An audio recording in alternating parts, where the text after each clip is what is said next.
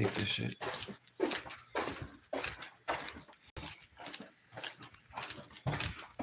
It's a shame, get it, glue, whatever. Oh shit. What happened?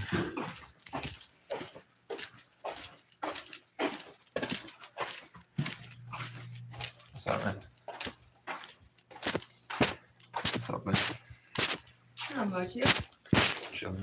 My power went out. Again? Yeah. And I need a key card. I need to get a second. And then, what's going on outside? What? What's the lights for? Ambulance. Ambulance? We good? We got it. We're all right. All right. Figure it out. Yeah, I'm still smoking cigarettes. I have no remorse for some of this stuff. Can I have the cigarettes? Funny. I'll go ahead. She won't stop. Not our fault. Nothing we can do for her if she don't stop smoking cigarettes. One after another. Yep. Always. Death wish. She sure does. If she don't want to quit, it's her own fault, man. I quit 17 years ago. It's easy. There's not easy. She does not want to. Oh, but I know I do. And I did it. If I can do it, if I could stop smoking the C word, if I could stop smoking, drinking, and smoking cigarettes all at once, anybody can stop. Oh, yeah. But they have to want to. You got the one to do it. We do dinner. Chicken nuggets? Chicken nuggets, you got them coming? No. Oh, you. I got no money. Spent it on Chinese food when I got here. I'm trying to get you know what a pull-up and dip station is? What? It's like it's not like the pull-up bar that you put on the wall. It's the one that's on the ground. It's got the dip station for this. I got one at Planet Fitness, but that's bigger. I'm trying to get a smaller one. And it fits in the room. I don't know if I'd be able to. It's I have one that you put your feet on and you pull up. You pull up. Would that work? maybe. It's like the I'll bands. get it from Ronnie because Ronnie ain't using it. All right. It's Put like your bands. feet on it, and then you can pull it any way you want. I'll try You it. know what I mean? He Yeah. can't pull it at all. You know Somebody's the best way you could do it, young man? Yeah. Push-ups. I'm doing push-ups. I'm trying. Boring, so I've been in the office like 3 times. Exactly. I don't know. What room? 132. You know where that is. Or do you? I'll find it. You know I deliver some mail there too? Just kidding. 132. I've never seen a person living in 132. Me either. Never. Never come out of the room. How they get money? I don't know. I don't know what it Really? is. Never seen their face. Do you know their name? I don't know if you could tell me I that. can't tell you. I Yeah. have to kill you. I'll go back out and make sure she's all right. She's all right. She's in the back of the ambulance with them. They're probably doing her treatment right there. She needs to stop smoking. She's Yeah, got a I need to nebulizer know she does 6 times a I day. know one thing. I don't have none, but I've been trying my best since I don't have it. Yeah. But Well- when that urge comes down, I got to have one. If I don't get it, oh well. I'll live for the urge. I come would quit again. way before I want me to die. Oh, I quit by buying a big bag of tobacco and then the rollies. Mm. And then whenever I got the craving, I just did it because I had enough, that abundance. no, I'm in there with young one. I was figuring. Yeah, well, Push you further you know, away. let me tell you something. I don't care I what gotta you give do. myself credit. Today I did what, 7 hours. Total of 7 hours today. 'Cause you Without slept one? 7 Huh? hours. No, I was going. I was going this I'm just morning. giving you shit. You always give me shit. I know. I don't know why. That's okay. You deserve it. I Sometimes. love you. Love you long time. Or love you far away. Long time. Oh, not long time. That's a Korean for you. Huh? Love you 10 minutes. What's your name, man? I'm Casey. Casey? He's like, OG or Al? Nice to meet you, man. Same, man. so whenever I get a car, Right. okay, I got $30 or $1,000 saved up for a car right now. Mhm. And They're 5:30 on Thursdays. They have dinner at the church. Yeah. That just came and delivered food, and Yeah. you missed it. You What got happened? dinner? Like a van pulled up with food? No. People, did somebody knock on your door? No. Told you she didn't knock on everybody's door. You got a meal? No. She did I not got knock on- food, though. You too, sir. Have a good I day. got chicken upstairs. I'm just saying, she didn't knock on everybody's I door. got plenty of food right now. She knocked on people's doors You that she take wanted to. Yeah. I got you. Appreciate it. What's my beef? Where's the beef? Go ahead, ring my bell. Ring my bell. I'm going to have a cigarette. Yeah, you go have a cigarette. Come on here. Come have a cigarette. Go have a cigarette with him. Let's cancel for him. Can I get one? Well, you got one, bro. You got one. All right. You sure? You want to see it? No, I'm good. Hey, you know, they almost took the top off. The top of this, look here? Well, we'll see. We'll see what the damage is on. Oh. I'll go out and see if there's any cracks in it. If it is, I gotta write it down anyways. Yeah. I gotta write something down real quick. They hit the building. We're gonna get a new roof out there for free, watch. What? The ambulance thing? Shh, don't go after me. I want them to go away first. They're going for the smokes too. Huh? They're gonna go smoke next door. Are you read up the girl that lives here, Mhm. that works here, one day on Sundays? Mhm. She's drunk. No drinking in the building. So we gave her a warning. What happened? She came over here and asked me for a key, and she's like talking to me, and that's all you can smell Mhm. is alcohol. Yep. It's gross. She can read. She's not illiterate. She continues to smoke in her room and drink. I can't stand her. And she back taught me twice, once in front of Ken. And she works here? And she works here on Sundays. Pink hair. I don't know. I know I met the girl that She was just down here. Pink hair. I didn't see her. Getting older. Came after. All right. Anyways, what time is it? What time did I give her a key? It's 5:30. I gave her, I didn't write it down yet. Shit. It's black. Look at 5 o'clock. Lost my glasses. Nobody turned them in. I'm gonna use these fucking things. Date 2/12. Did you tell them that my power's out? I damn it. Shit. So I'm a little behind, sorry. You're good. Room 235. Oh, that's a card. Okay, is your microwave on the same one as your refrigerator? The same wall.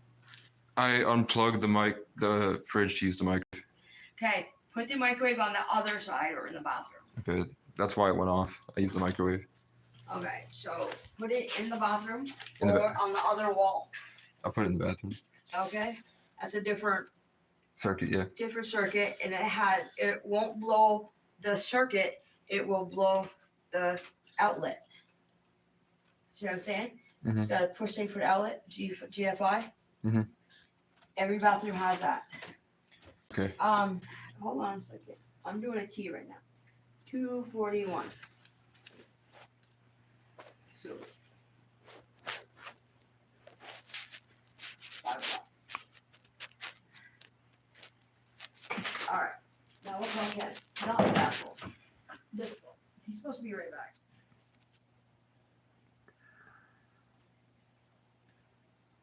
Hey, you did just text me, didn't you? Yeah, dude. 524. I'll write that down. 524. Nobody else came down yet. I thought my neighbor did. No. Room 2. Whoops. 235. Issue. From the Moore.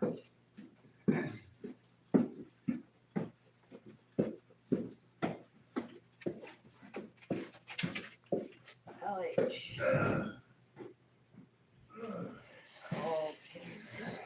Jumping Jiminy. Okay. All right. I have food. Okay. I will get you some food. I just have to heat up What do you have? chicken. I have chicken nuggets upstairs. It's better than that. It's chicken. If you got it, I'll take it. If you got it to give, I'll take it. You know what I'm saying? What's up, man?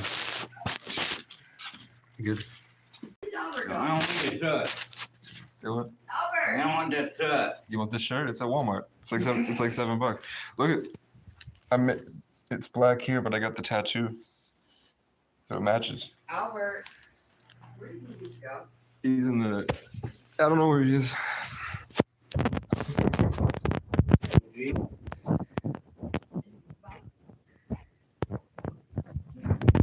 There he is.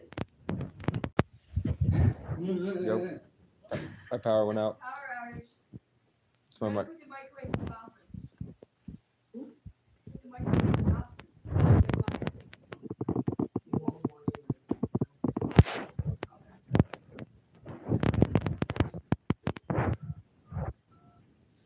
He did that.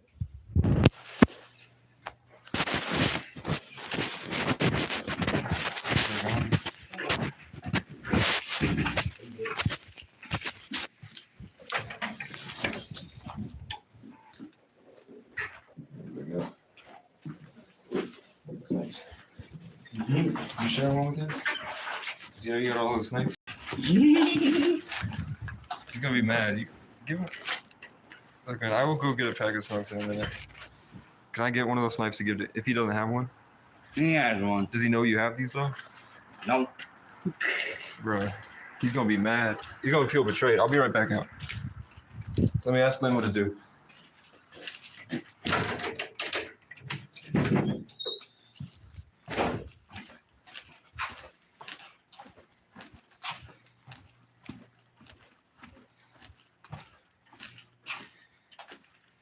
He's gone to reset it, I think. Do I need to be in my room or anything? No. Okay. Are you gonna reset his? I'm going, Okay, thank you. Okay. I'll be, wait. wait over there. I have the key card if you make me a new I one. don't need to. Okay. No, you do it first. All right.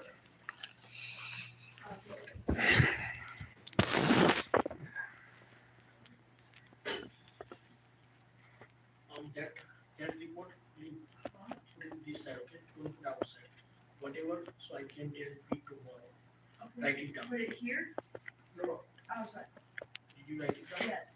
Just put it over there, so tomorrow Okay. when I I see. usually put it next to the key. Is that okay? What is it? The issues in rooms. Yeah, so just leave it here. Yes, I do. I usually put it right here. Next to the So I key. can tell. It's like sort of fear. Yeah, I know don't what use I'm that saying? one out there. Everybody else does. Hey, Ken, the lights Yep. are not working. You know again. what I'm doing. Okay, Thank you. you already know? Thank you. Okay. Does he want me here for something, or can I go out and smoke a cigarette? All right.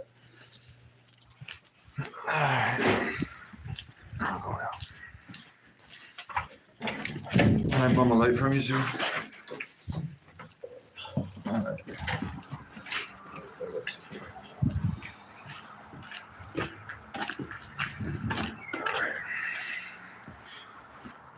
You guys like Ken? Is it just that his English is bad, or What's that? It's okay.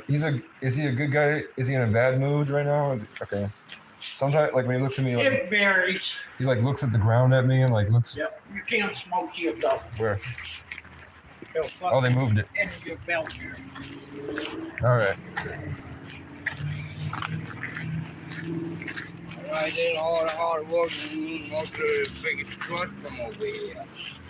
What's that? Yo. Most of the truck, all that roof stuff over here. The foot I was doing like this with my foot. I'm moving it.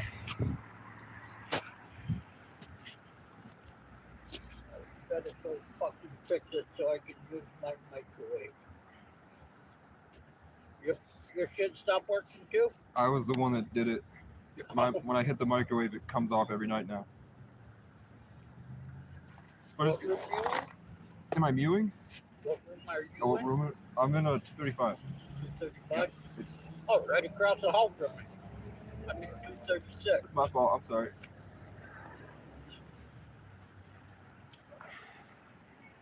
It's nice.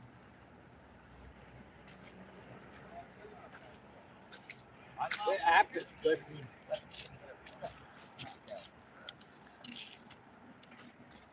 You don't stop pulling your fucking bullshit drama. Dude, Lexi. Oh no. Yeah, she had one of her fucking friends. Mickey was sitting at the fucking bus stop minding her own business, coloring on my fucking tablet. One of Lexi's friends come up and fucking hit it out of Mickey's fucking hand and the fucking screen shattered. I'm like, that's not even my fucking tablet. That's the tablet that the state is letting me fucking use. Now I have to pull out the money out of my fucking ass and pay for it. This place is full of fucking junk lately. This is my first cigarette in a while. Yeah. I got the head rush. Right. Yeah. I'm trying to fucking quit. It ain't working here. It's gonna give me a migraine, bro. Yeah. All right, it's cold. I'm Casey, bro. Sebastian. Conversation.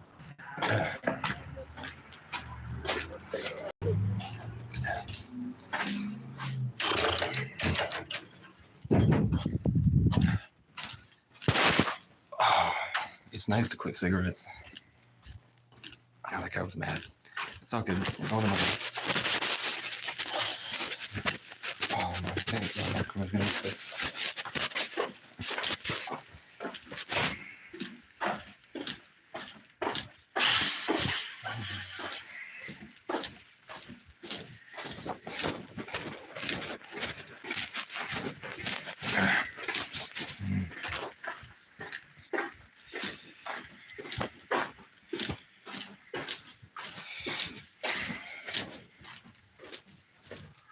Sebastian.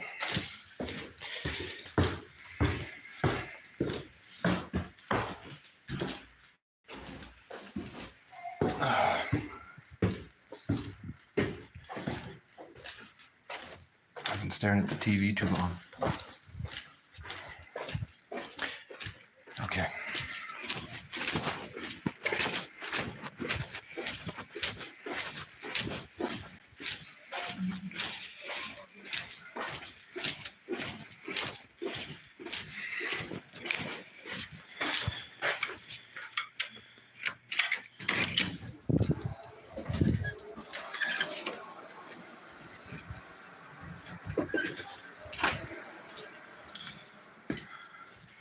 They broke his tablet, man.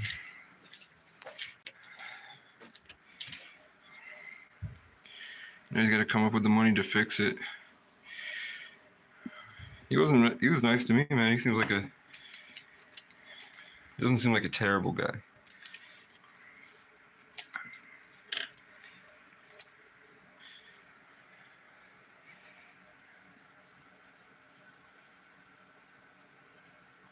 That was nice. Oh.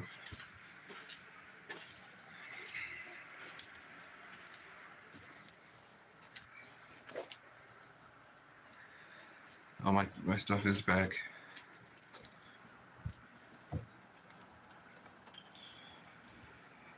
Fuck. It's all good. My accountability level just rose.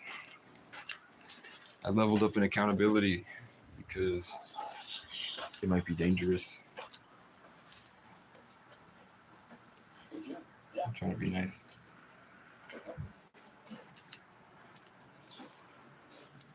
Let's move my...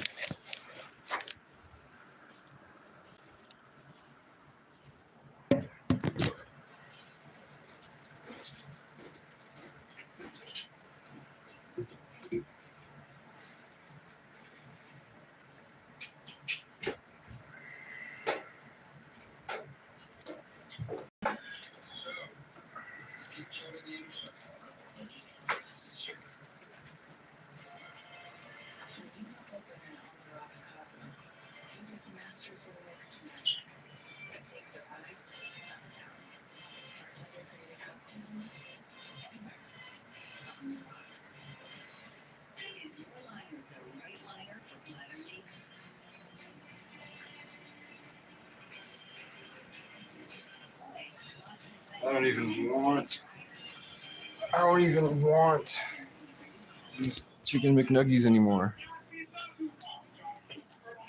Oh, God, shit.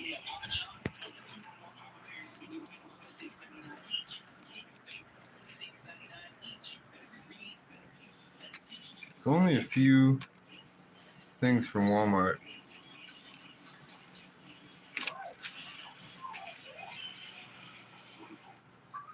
Good morning, start with the goodness of Cheerios. And try your Cheerios protein. Whatever. Cheerios? You think it's expensive? I got that head rush from the cigarette. Oil and gel formula, and for up to 9 weeks of fade-defying color. Oh, God.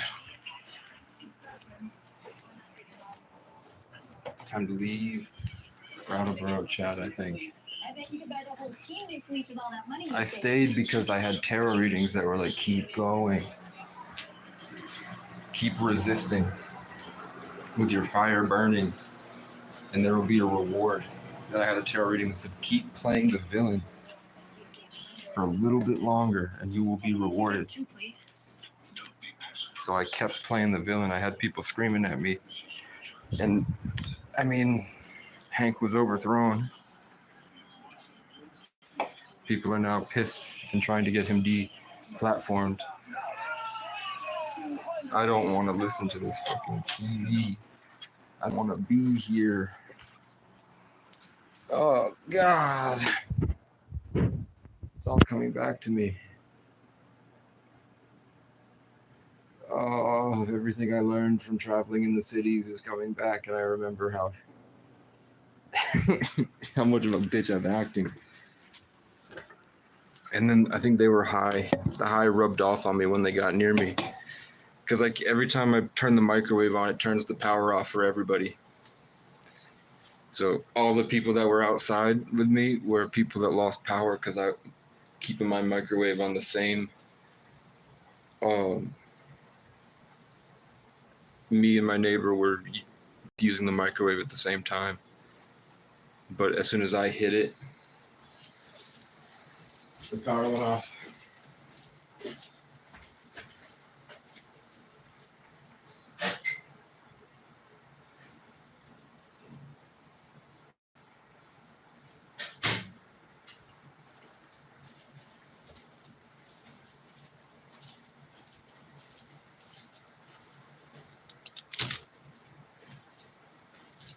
Fuck you.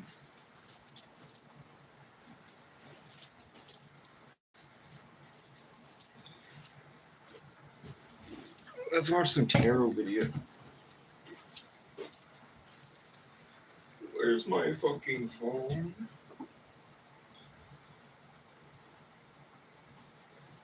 She's so fine, there's no telling where money went. She's so fine, there's no other way to go. Simply irresistible. Simply irresistible.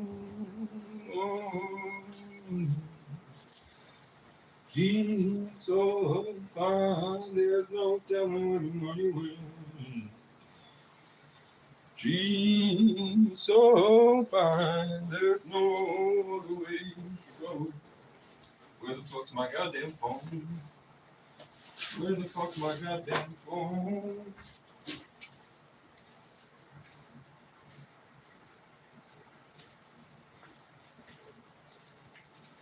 I wanna watch tarot videos. Every time I'm around Ken, he always tells me what to do. Did you see that? He was like, go sit there, go there, go there. So then I got up and I'm like, you need a key. If you're trying to make me a key card, I don't need it. I got one. He was like, no. I was like, okay. Stop fucking telling me what to do, Ken. What's wrong with you?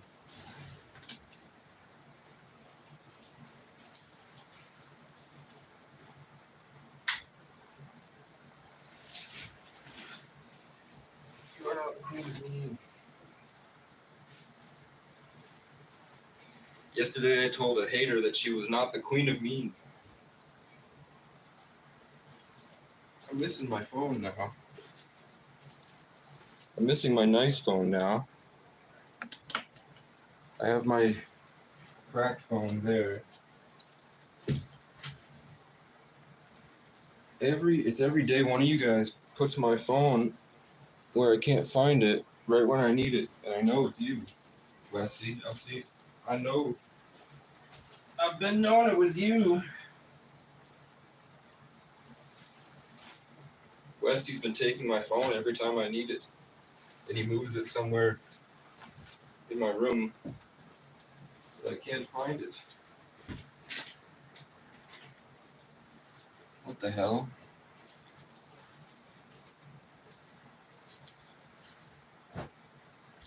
Casey checks for his phone. God, every time I sit here, I have a panic attack. What's going on? It's like I have PTSD or something. I still have to do 25 push-ups.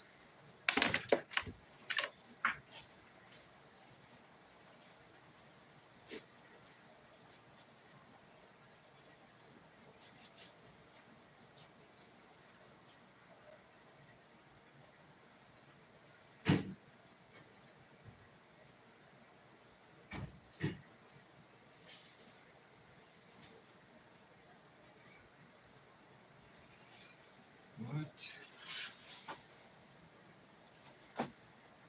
What? Okay, let's clean. Let's fucking clean then.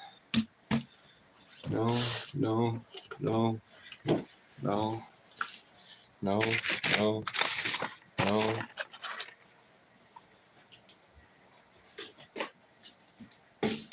No.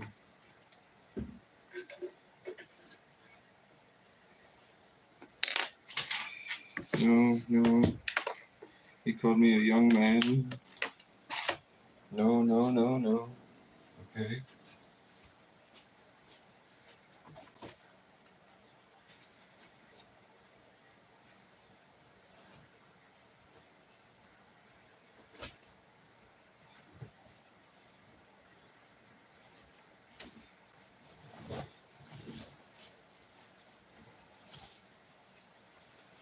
Prepare for battle.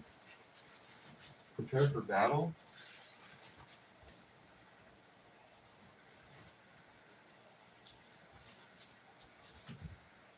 Oh God, what the hell? What'd y'all do with my phone? I knew it was you, Westy. I knew you took my phone. You and Larry took it last night.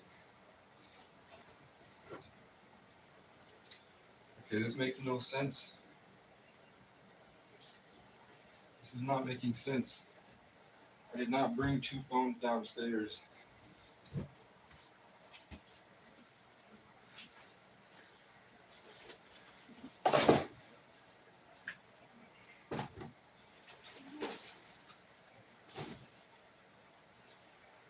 And I've been washing my hair, so now my hair is not so scraggly that it sticks up behind my head. When I was debating whether or not I should bring the guy his stuff, I'm gonna throw up. Let's continue stuffing my face with what? Black cherry chipotle barbecue. I don't need to drink. I don't need to eat this.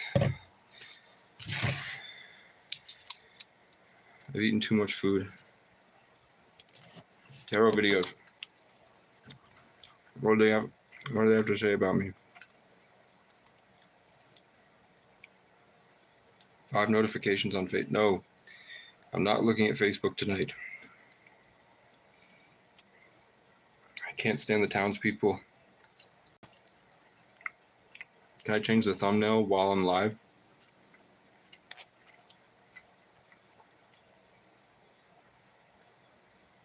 Yeah, I can. Okay. I will change the thumbnail. Then I will go. I don't want to go outside. I don't want to walk around.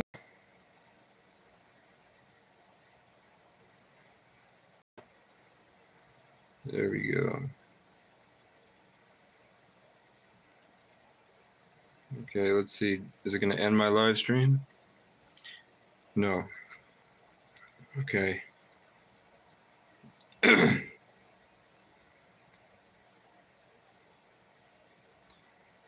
am getting comments.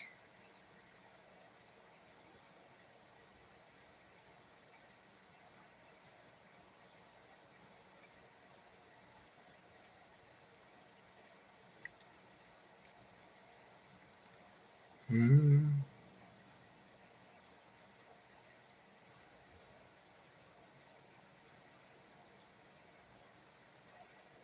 Good riddance.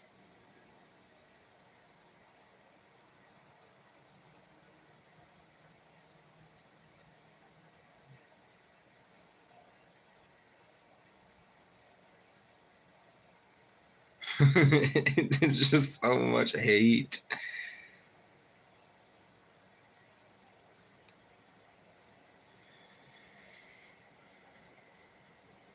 They need a taste of their own medicine.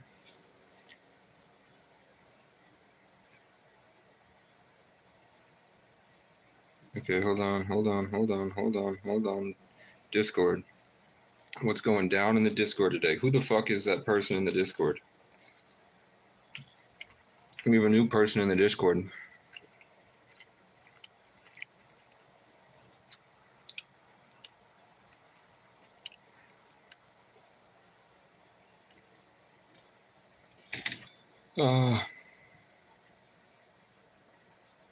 I sent Jigglypuff a friend request. What? Why don't I get those notifications on this phone?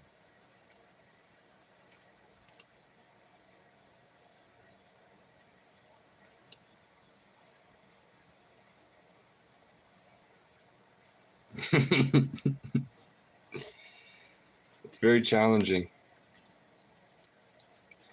to forgive people for things that they don't even know they did wrong,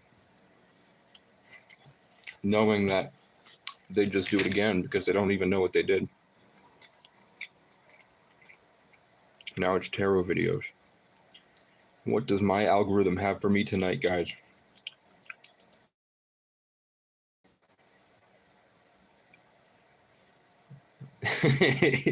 Billie Eilish posted a video that for the Grammys or whatever, saying that she had a lot of great sex last year.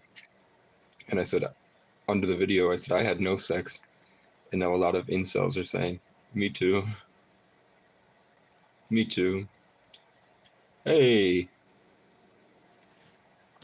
The first tarot reading, you know, I exposed my hater for lying about me last night, 9 hours ago.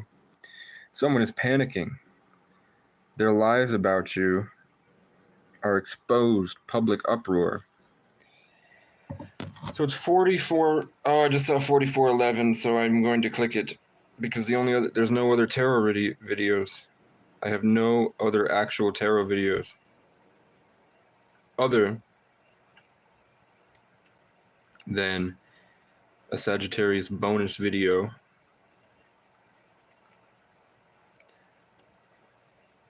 that says Sagittarius bonus. These haters may really have something to hate. So let's just listen to this and we'll call it out while we eat, and we'll see who pops in where and who does what and how. And I'm just going to ignore the fact that I feel some drawn tether to the new people I met today.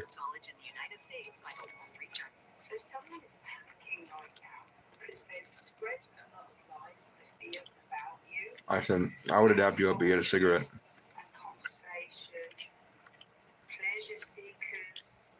I'm an autistic robot, man. Wait a second.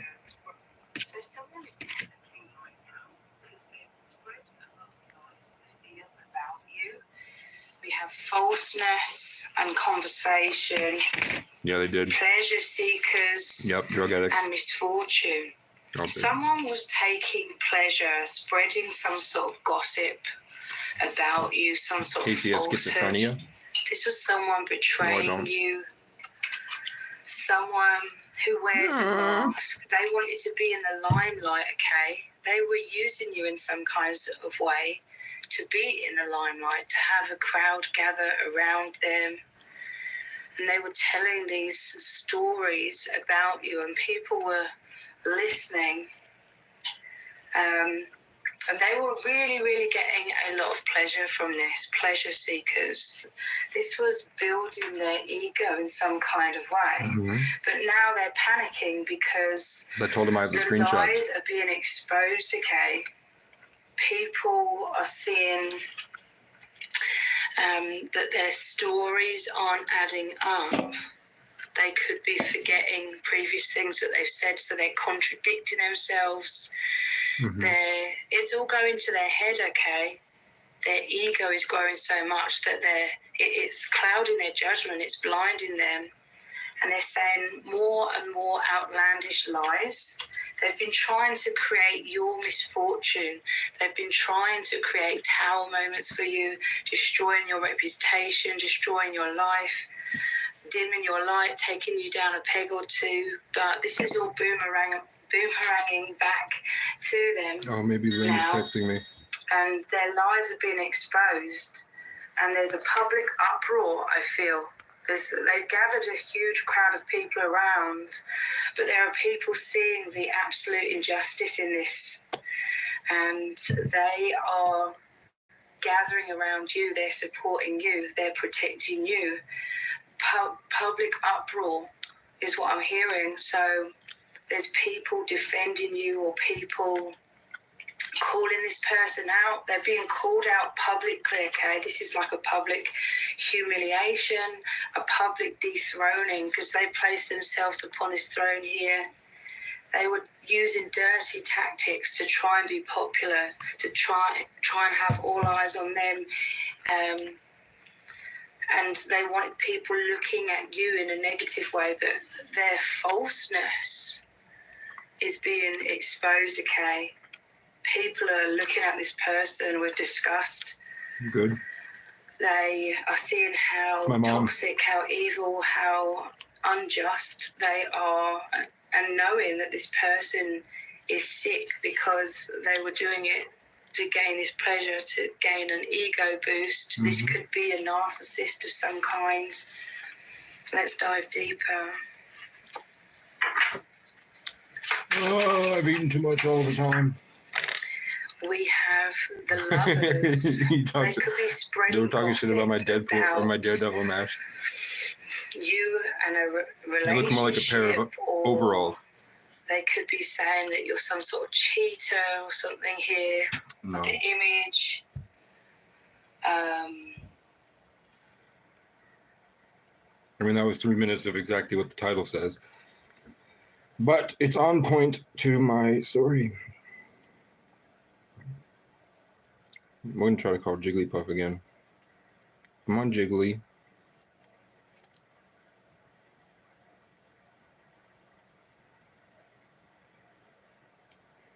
Jigglypuff, Jigglypuff.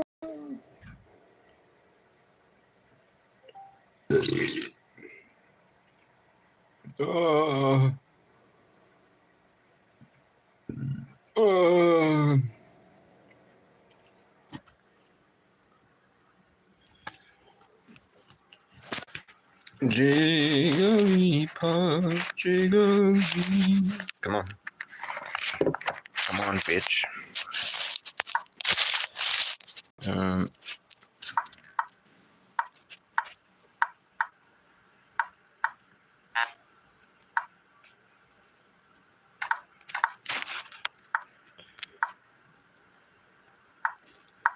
Double dragon that bitch.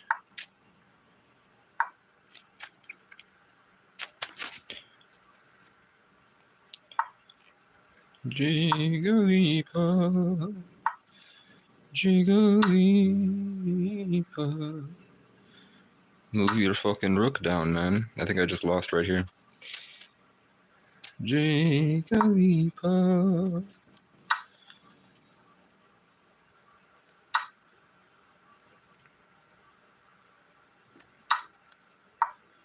Nah, fuck you.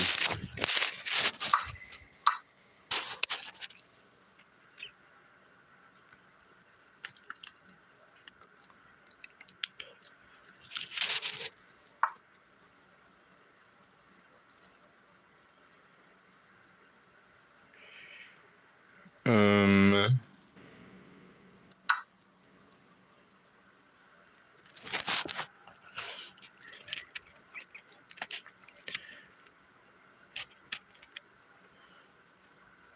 you gonna do, bitch?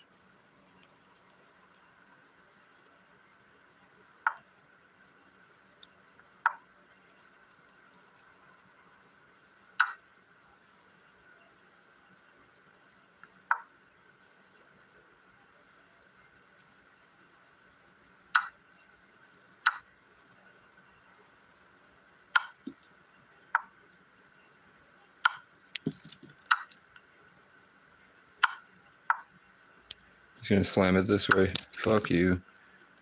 Fuck you.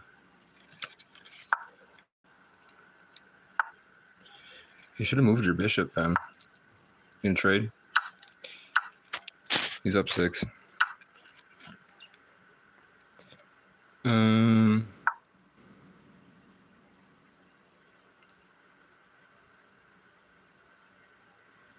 meant to move it 1 over, so I could fork him here.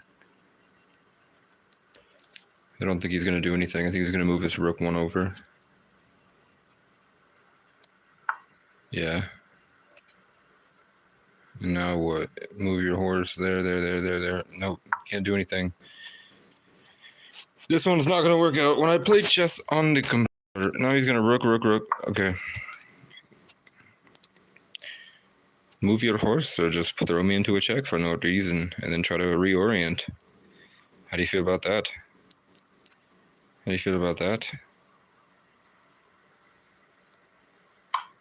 Yeah, okay, so now bam. Do nothing. You can't really do nothing with that horse. You're not really doing anything. Okay. I heard an ancestor or an alien or something say that you're not living up to your reputation. That's true. Well, what do they expect of me? They expect me to be a smackdown. They expect me to be a hood.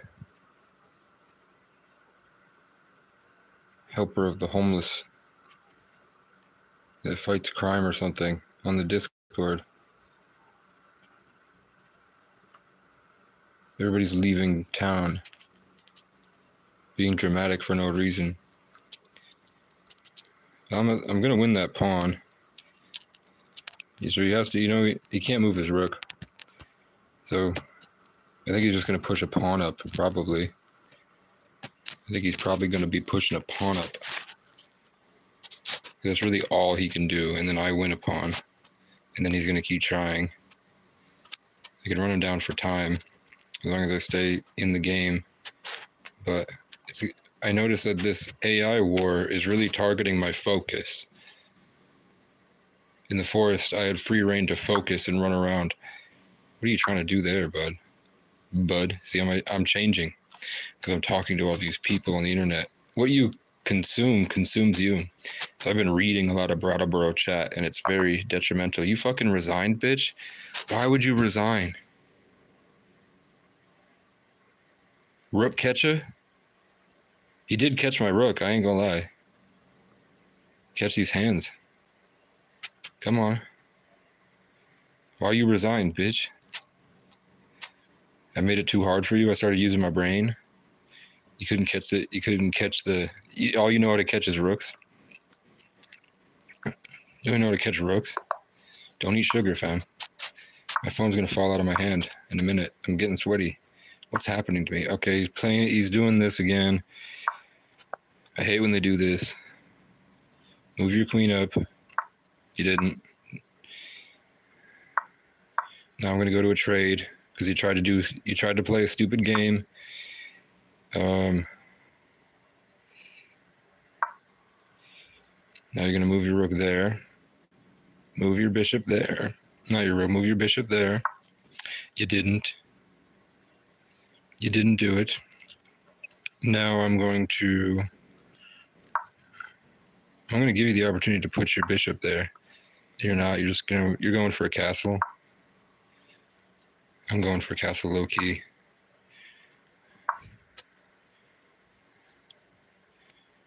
Low key. Low key, I'm black. Why is my brain like this?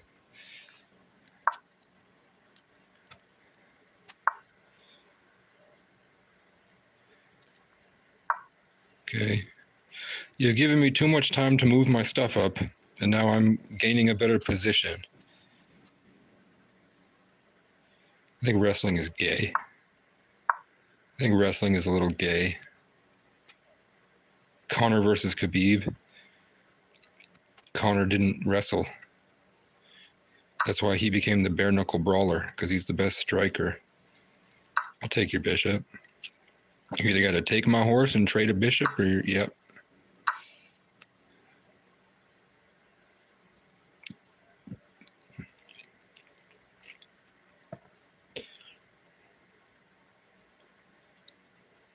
Take it. You got the bishop open. You got f4. You retard. Sorry, I said the R word. Sorry, guys. He didn't see bishop takes f4 and wins a pawn.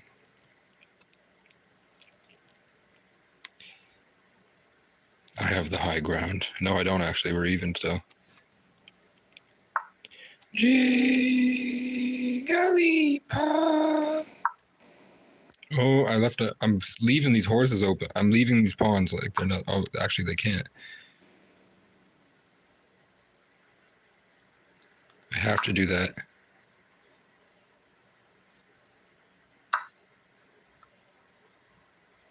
Now, I'm going to allow that d4 if he sees it. If he sees that d4, because then he can move his bishop in and go for my rook. But I put the pressure on b7. Can everybody see? Cool. He saw it. Now, he's going to move the bishop and try to go for my rook.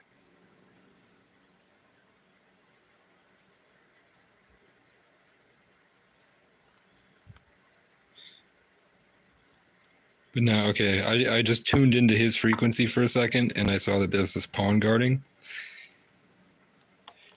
No pawn guarding. No, no, no pawn guarding. No, no, Mr. Griffin, no. Move your horse. Move your horse or your pawn. No. Move your rook or something. You can't really do anything. You allowed me to move my pawn structure too far. Now you can't do nothing. Oh, you saw what I told you were going to do. You did what I said you were going to do. And now I've trapped your bishop from ever going after me, rook. I think I might castle and go for your horse. Oh, no, Mr. Griffin. No, no, no, no.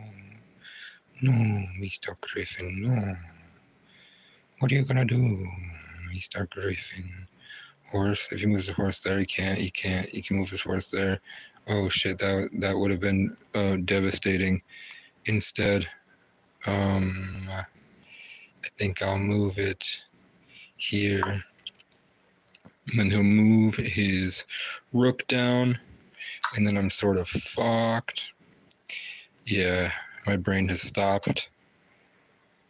No, Mr. Griffin, my brain has stopped. No. Okay, if I move here, yeah, my brain just doesn't work. If I move here, I don't have time. No, Mr. Griffin, no, no, no, Mr. Griffin, no. Yes, there we go. Yeah, I still fucked up. My brain stopped. I got jammed. Now I was going to go after my queen. Yeah, and I lost. My brain stopped. I literally got jammed. One of you fucked up my signal. It literally stopped working. It literally freaking stopped working or something. And there's nothing much I can do now.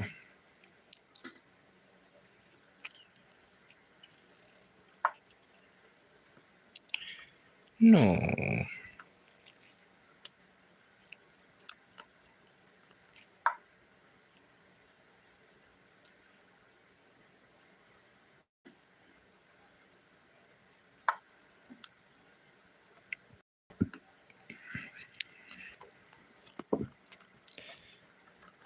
Yeah, there's literally nothing I can do. I'm trapped. He's gonna take that, and there's literally nothing I can do, you guys. And I can't even reorient. My brain stopped. My brain stopped. Move your queen or your rook. If you're smart, you use your queen. Okay, there you go.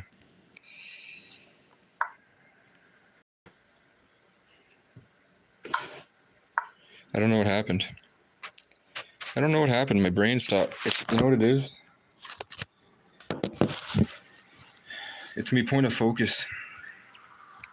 I think I need to be outside in the forest.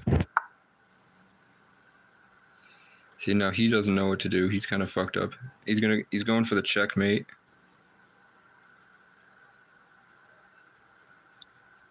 Let's put pressure on him.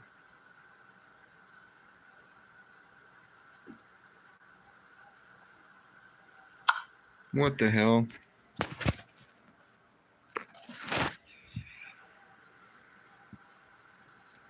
Okay, I lost. Somehow he got up 20. I don't know what the hell happened. We're gonna have to go through this. Okay. So my brain stopped. I don't know what happened. Halfway through, I couldn't see. Okay, Magnus Carlsen bot, which is not Magnus Carlsen at all.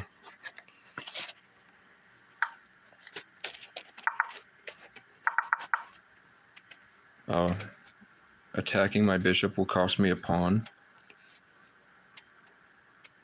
When I could have won the pawn, when I could have won a better position over here. Because he couldn't go anywhere already. So he trapped his bishop. So I didn't need to push his bishop for any reason. I was being too aggressive.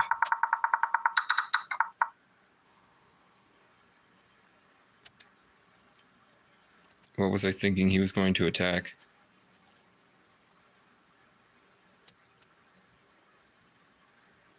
Nothing, I was going for a castle on the other side for no reason. Yeah, now they're like... Come on. They wanted me to castle, and that's where they're saying I fucked up. Okay, they said the only thing I actually did wrong is that I didn't castle when I should have, which forced me into this awkward position. That's not as bad as I thought it was.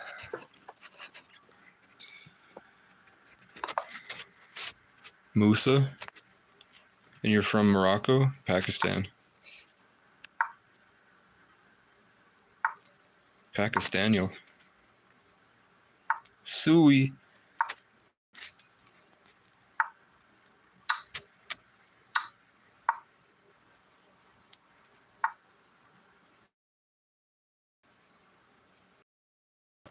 Cristiano Ronaldo.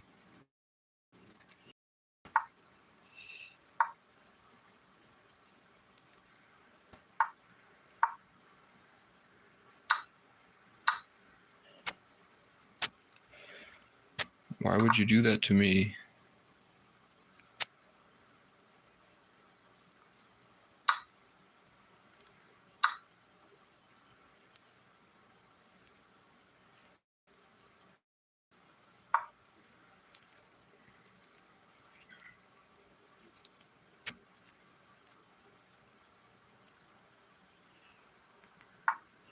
So my pawn structure is better on this side, so I'm going to go for the castle here. I don't think he's going to try to double file line this bitch.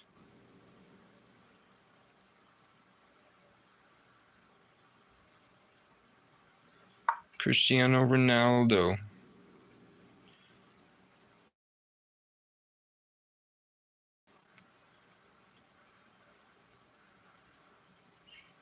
What are you trying to do, fam?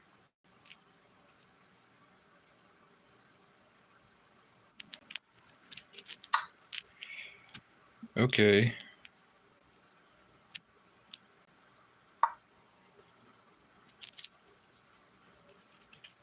What are you trying to do?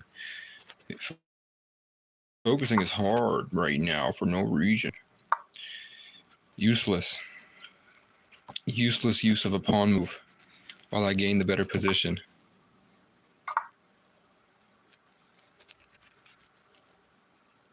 Don't speak on the family, Crody. It can get deeper than family, Crody. Don't poop in my pantry, Crody.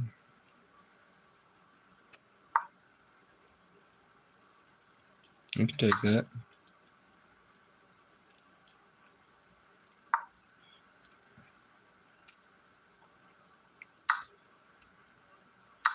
Just destroyed my pawn structure for no reason. What the fuck happened? Come on.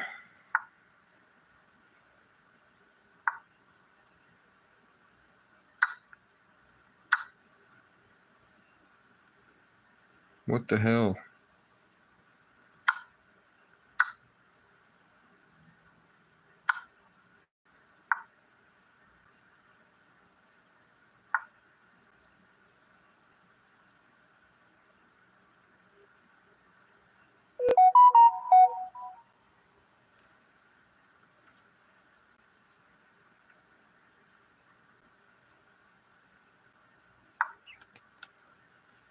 I just used my brain.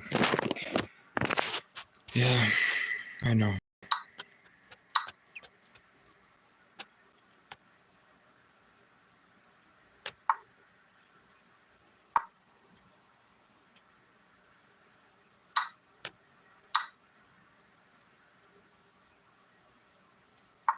No, yeah, you're just gonna go for my pawns.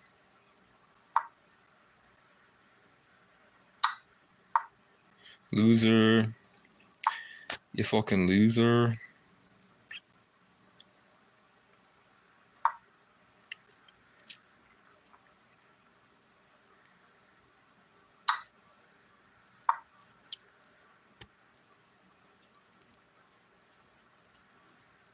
Weak. Weekend game. But he still won, so.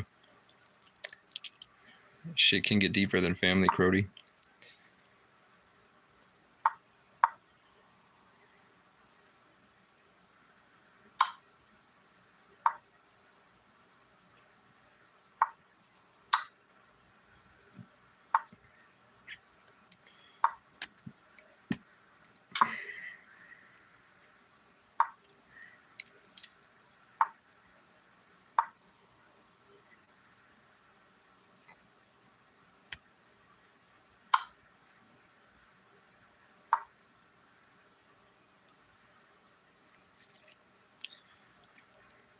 Why?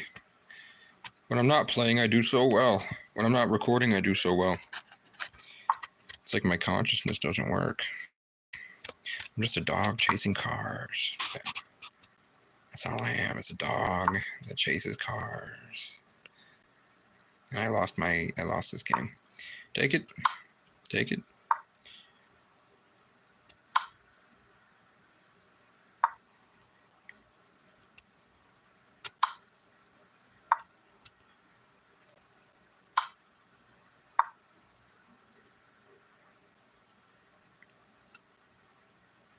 You're gonna push your pawn like a pussy. Come on.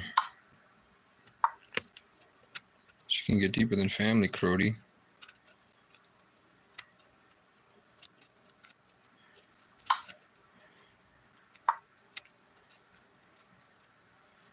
My delusional optimism must continue.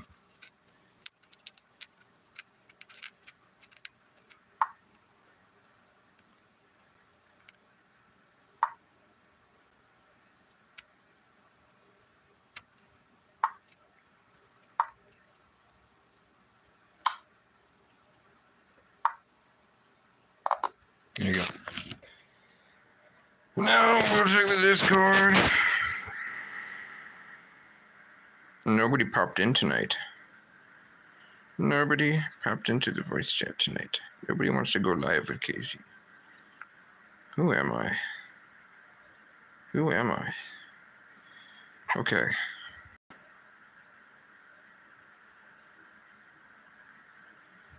Now, move on to Facebook and we'll just see all the garbage that people are spewing.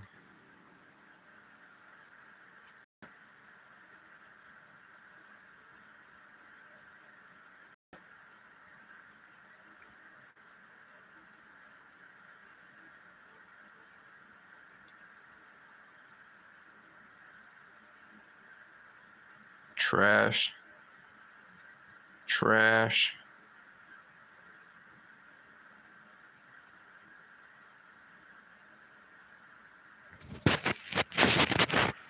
God.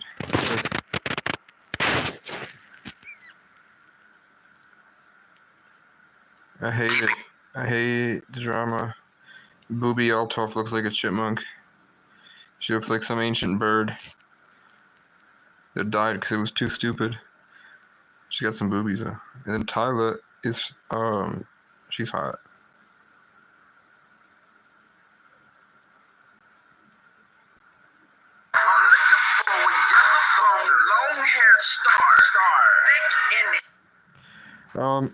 Tyla, I think that she's probably you can see her features make her look like a cat.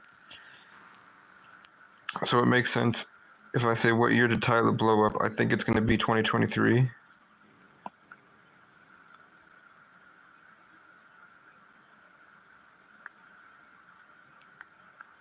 What was her song? Water? Like the year of the water cat? 2019. But water really got her. What year did Tyla go on Kai Cenat stream? She said We Friends though was on 2024. That's crazy. Wait, what month? Was it the end of the cat year?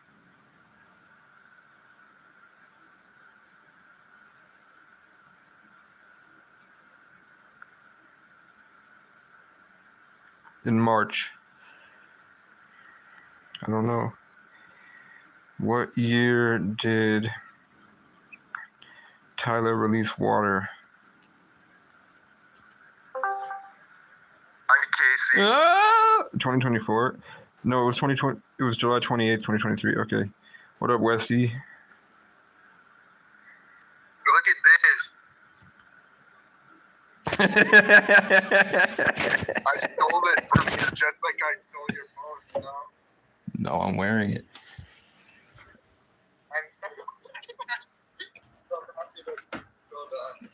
Alright. Bye-bye, Casey. Have a good stream. Alright. Later, bro. Alright. What the fuck? What the fuck?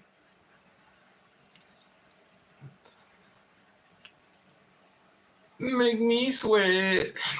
Make me harder. Make me lose my breath. Make me water. Wait. I put the wrong. Okay. I did the wrong thing.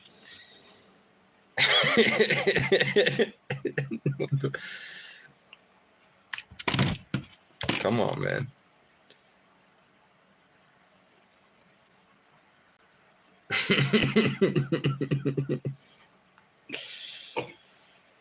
What's happening?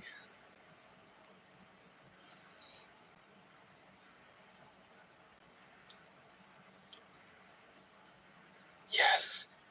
The mid women with the colored hair are now flooding my suggested friends list on Facebook.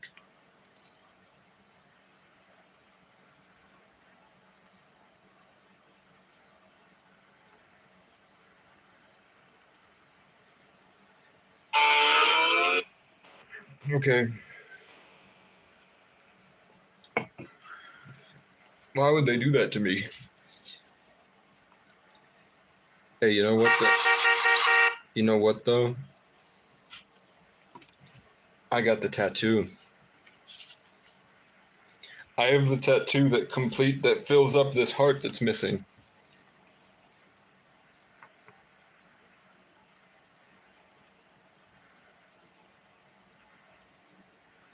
I have the tattoo. Westy didn't steal my phone. They really want to steal my phone. They lust after it. They lust after. Why did Westy buy the Walmart Luck of the Irish shirt? Why do you think Westy did that? It's pretty funny. I hope there's nothing schizophrenic. I only have a schizophrenic opinion about that. I'm going to say that. I'm only having schizophrenic thoughts.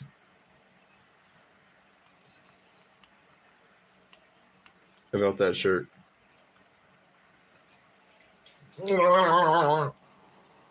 Westy has long hair too. I think Chet, I need to make an apology. I'm sorry. I don't use my brain often. And these live streams usually tank. I'm sorry, I just lost 2 chess games for no reason. Watch, I'll win one for you. I'll win one.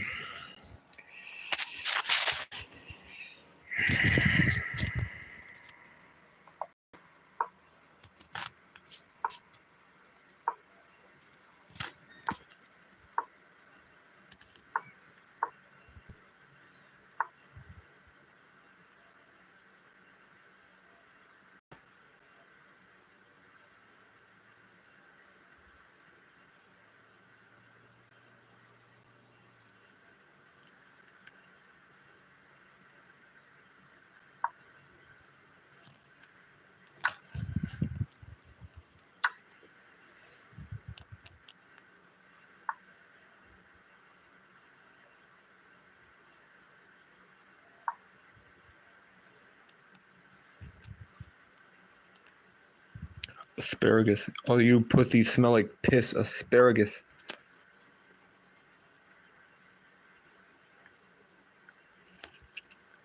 I heard the last song he dropped. That shit was garbage and barely conscious. I meticulously crafted an image and people bought it. I got soldiers waiting for the signal, Maine to Colorado, when I'm about to take a trip out to Oahu. She's so fine, there's no telling where the money went. She's so fine, there's no other way to go. She's so fine, there's no telling where the money went.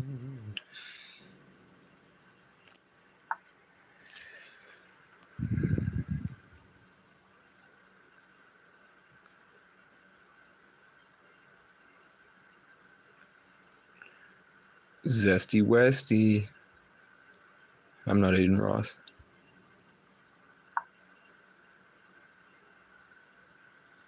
Move your fucking bishop.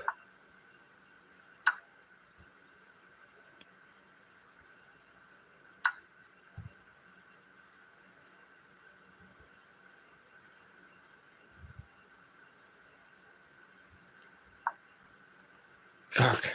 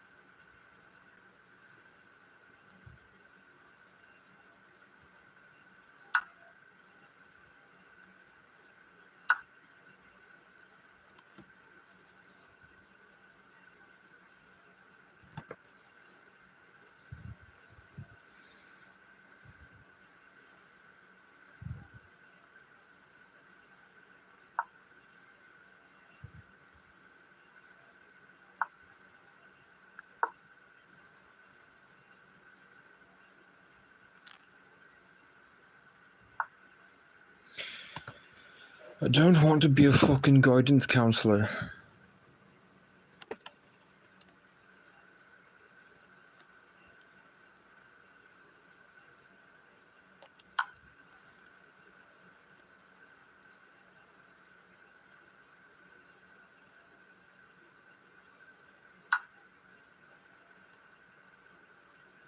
I think I just fucked up.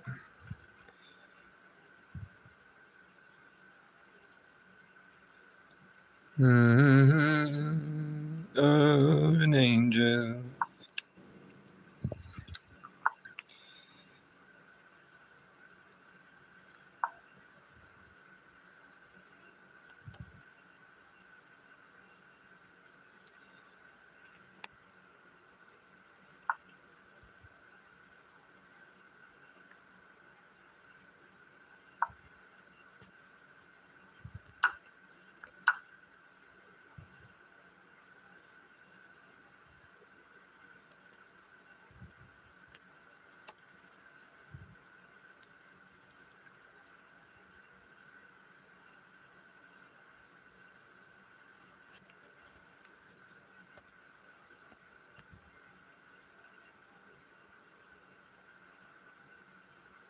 I need to recuperate and remaster myself. You know what I'm saying? I think I gave too much.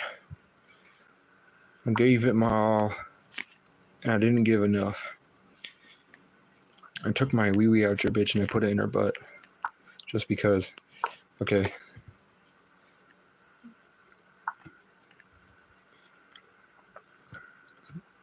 Move your fucking horse, bitch. For no reason.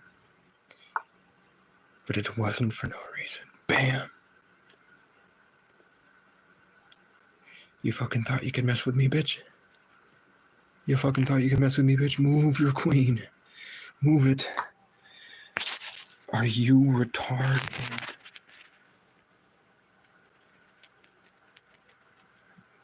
Now. I don't see a problem with this.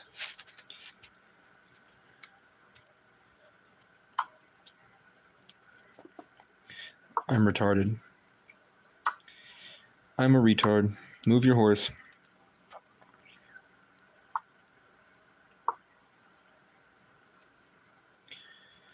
Push your rook.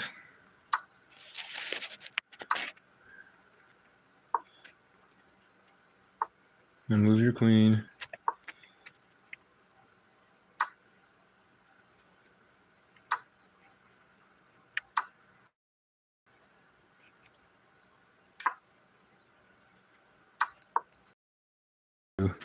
How does this happen? When the live stream is off, I've won every single game I've played off stream. I swear to God. I've played like 30 games between these two phones, and I've won every single one of them. As soon as this live stream turns on, and Westy goes and buys my shirt. I wish you bought my fucking merch, Westy, but that would have cost $40 instead of $7. I hope he stole it. Fuck Walmart. That's the real Irish thing to do.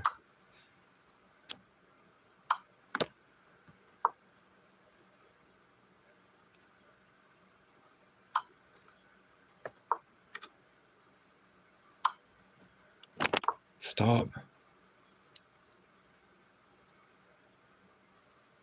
Fucking stop.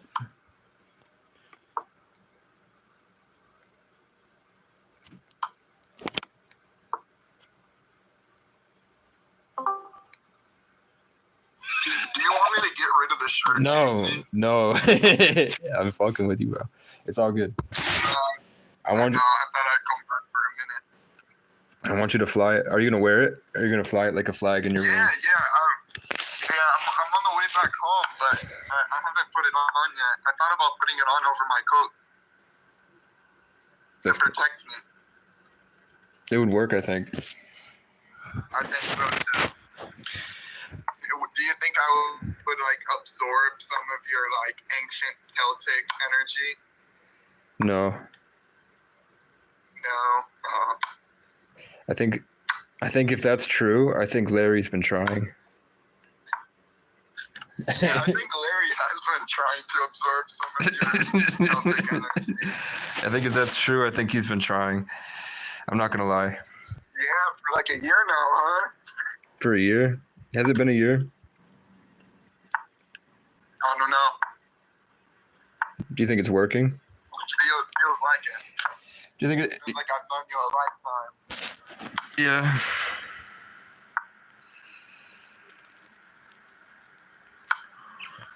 Well, I'm losing at chess, so maybe something's happening. Have you ever played chess, Casey? Have I ever played chess? Yeah.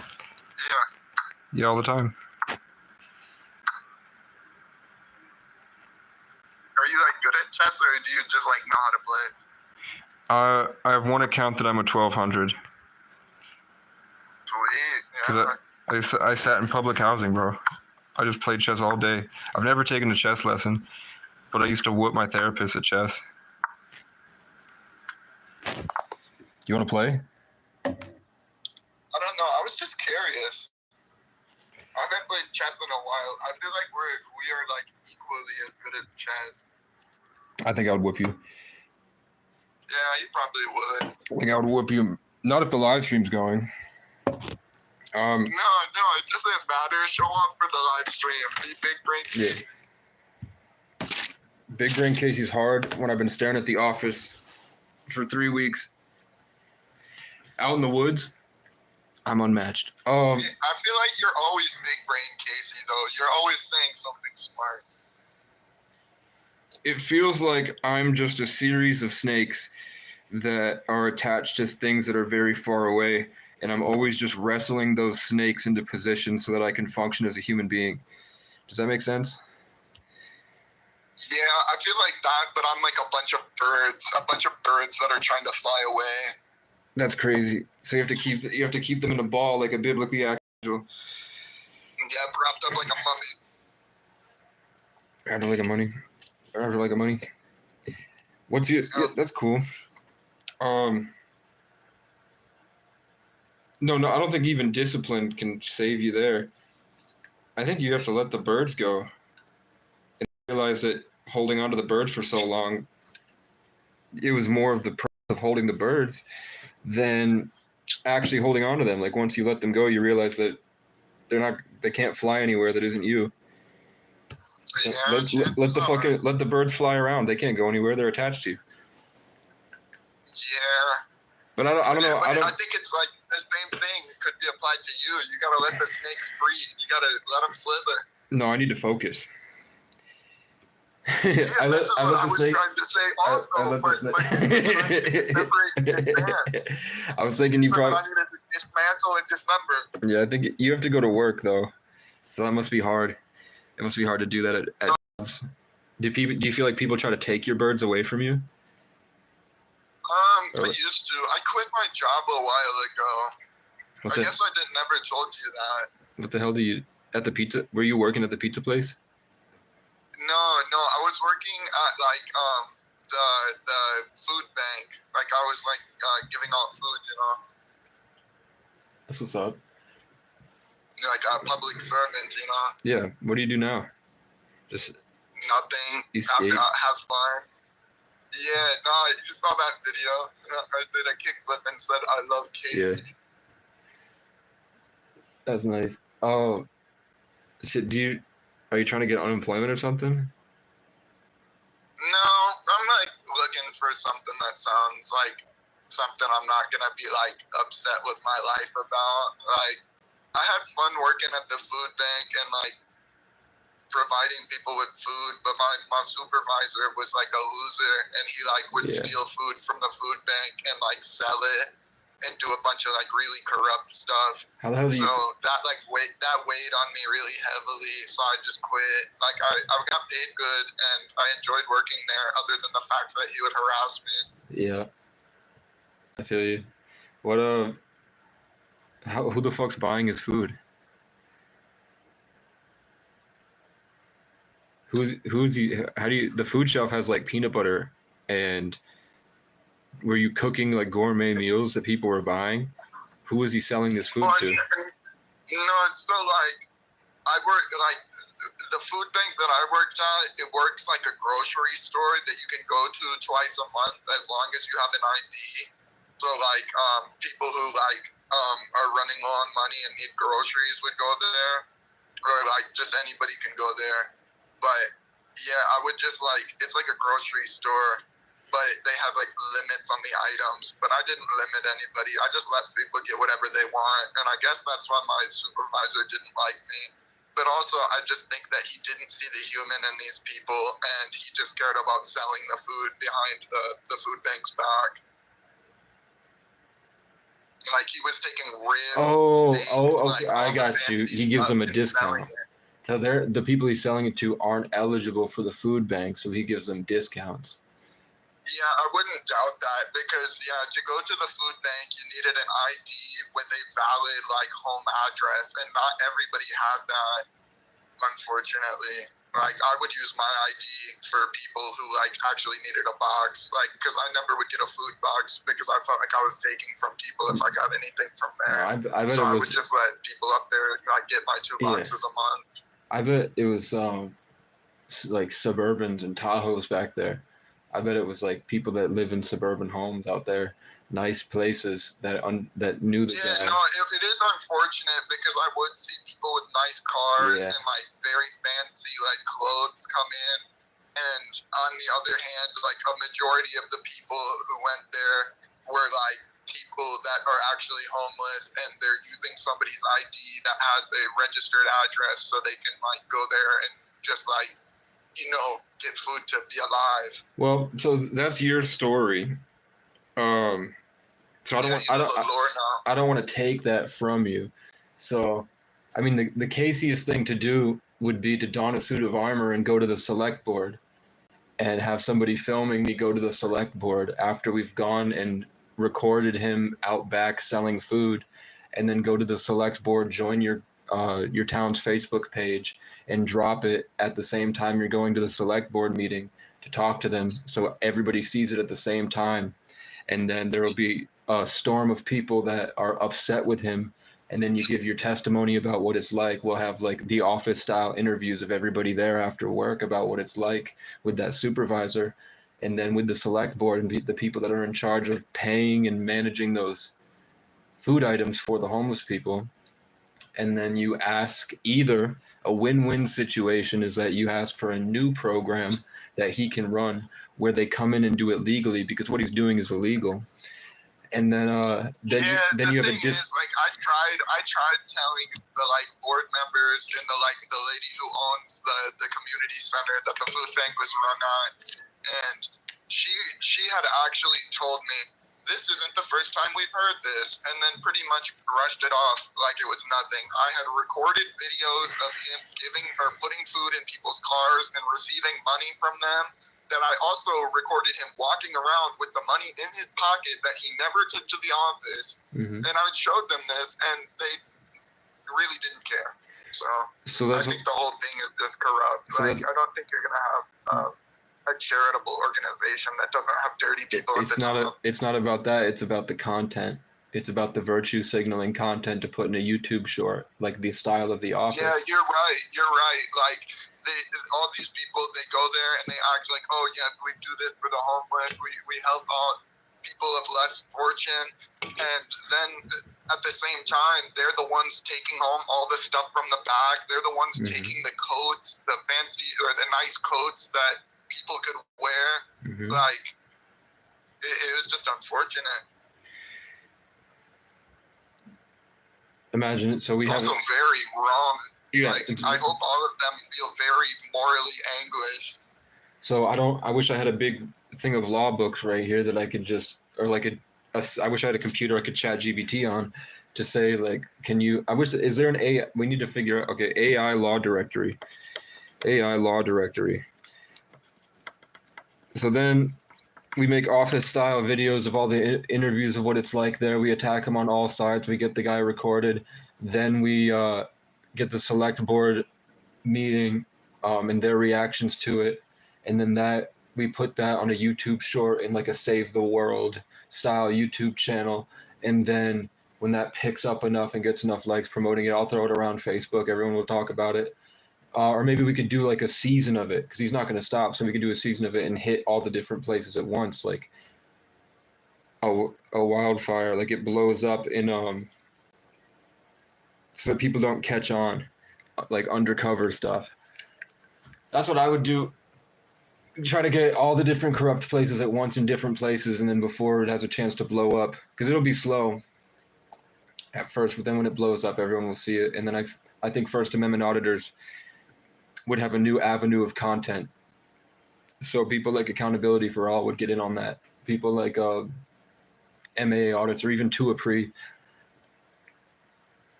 You know what I'm saying? It's like First Amendment. Yeah, It's I First know Amendment. Tuapre. I like that guy. It's First Amendment espionage. Yeah, I like audits. I do too. I want to put on a suit of I armor. think it's very entertaining and informing to watch to Dude. show how uninformed the general public is. Can you imagine if you go into the post office like Tuapre and you're fucking with people, and then but like the page, like there's maybe a Boone or something, is there, and he's like, you know, in the movies where, like I told you yesterday, where the guy comes, or you know, the way they did it. Remember Endgame and Infinity War, where before Thanos showed up, there was that guy, that like skinny Squidward looking guy that was like, "My king will be here soon. Just wait till your day of reckoning." Talking about you. Yeah, the day, and then I come in a full suit of armor with the rest of the crew, and we all have cameras. Yes. So there's like a black armor with the crown on, and then a bunch of King people. of the Northeast. Yeah, and then everybody's there with the suits of armor, and we all have cameras, and they're all different characters every time. I'm just Meinstrusen of Dusseldorf. I'm just Meinstrusen of Dusseldorf. What are you talking You've about? been to Dusseldorf? I'm just Meinstrusen of Dusseldorf, and the cop's like, "What the fuck?" And I'm like, "Don't worry. He's in the Matrix. He's speaking in code." Aren't we all in the Matrix? He's speaking in In code. some form. Aren't we all Keanu Reeves? He's speaking in code so that I used to say I wanted to do like going into Walmart and waiting for them to freak out, and then we could go to my ops Walmart at some point if we had like a traveling band on motorcycles. And when they go, they go, "Why is he filming?" And I say, "He's not filming. You can see him." What side of town is the Ops Walmart on? It's there's only one side of town. It's Old Town, Maine, which is very far far away. So it's Yeah, we'll have to ride there on horseback. no with on a motorcycle. It's 80 miles per gallon. Oh, I forgot you said motorcycles. Right? On a motorcycle, it's 80 miles per gallon. That's why biker gangs are biker gangs, because for $20 you can get halfway across the country on a motorcycle. Even if the gas prices are terrible, on a motorcycle with a backpack, and you can even put. I've seen people that have like the motorcycles that they put for like $1,000. You can put a dog bed on the back, and you can have your dog, like a giant murderous Cane Corso dog, on the back of the motorcycle with you, and I'll have a bag of dog, a tent on the big bag, and I could just ride around the country with a bag of dog and a motorcycle and a gun and camping supplies. How fucking cool would that be? And then I could just pull up at places. That would be sick. Right? Because then with a $20 donation, I could go all the way to where you guys are, and then another $20, plus I could DoorDash, plus I could sell merch. Yeah. How do we feel about you're seeing the shirt now? Do you think that they patented this design, or we could just take the same? I think you can't really patent a Celtic cross. How do we feel about Celtic cross merch? Oh, we can just resell it. We'll buy them all from Walmart and then sell them on your website or something. We'll make you a website. That would be a good donation. We'd have to. What could we add? Yeah, we'll just go to Walmart and buy like 100 of each size. I mean, I've got nothing right now. I mean, I've got enough to sell a couple. I don't know if anybody would buy them, because they're seeing them at their local Walmart. But maybe like, I wish I could take this Luck of the Irish off the top of it and replace it with something. I wish I could print over this Luck of the Irish and put. But I'm thinking it'd be cool to have a green, instead to have the same type of design, but with the big green heart. And I don't think I would embroider it. There's something to these graphic tees. We just need to Sorry, you Do go. a hype. Hype. I don't think people would buy a shirt they can sell at Walmart. They can get at Walmart for $7. I think they would just donate. Like if they were gonna buy merch, we'd have to make it. And I don't. Does Larry have? Do any of you guys have the ability to actually screen print on clothes? Wait,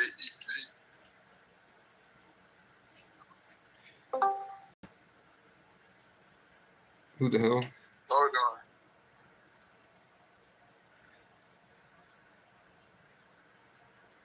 on. I know Larry has an embroidery and a 3D printer.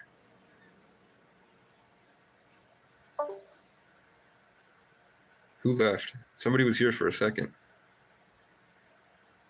Up case. What up? What's happening? Is that Westy? Or where? It's better, Ethan. It's what the fuck? What's up, better Ethan? What's up, Case? How you been today, man? I'm chilling, man. How you doing? I'm doing good. Doing good. I don't know what happened to Westy. Maybe he'll be back. Westy is looking into which one of you guys has the ability to screen print clothes. Westy. Really, any of us, but probably Larry. Larry would be your guy to go to. Westy said Larry has been trying to steal my ancient Celtic energy. Nah, man, Larry just wants the best for you. We all do. All right. Westy just went and picked up this Walmart shirt that I've been wearing. This green Celtic cross. He went to Walmart and bought it. That's pretty badass. Right?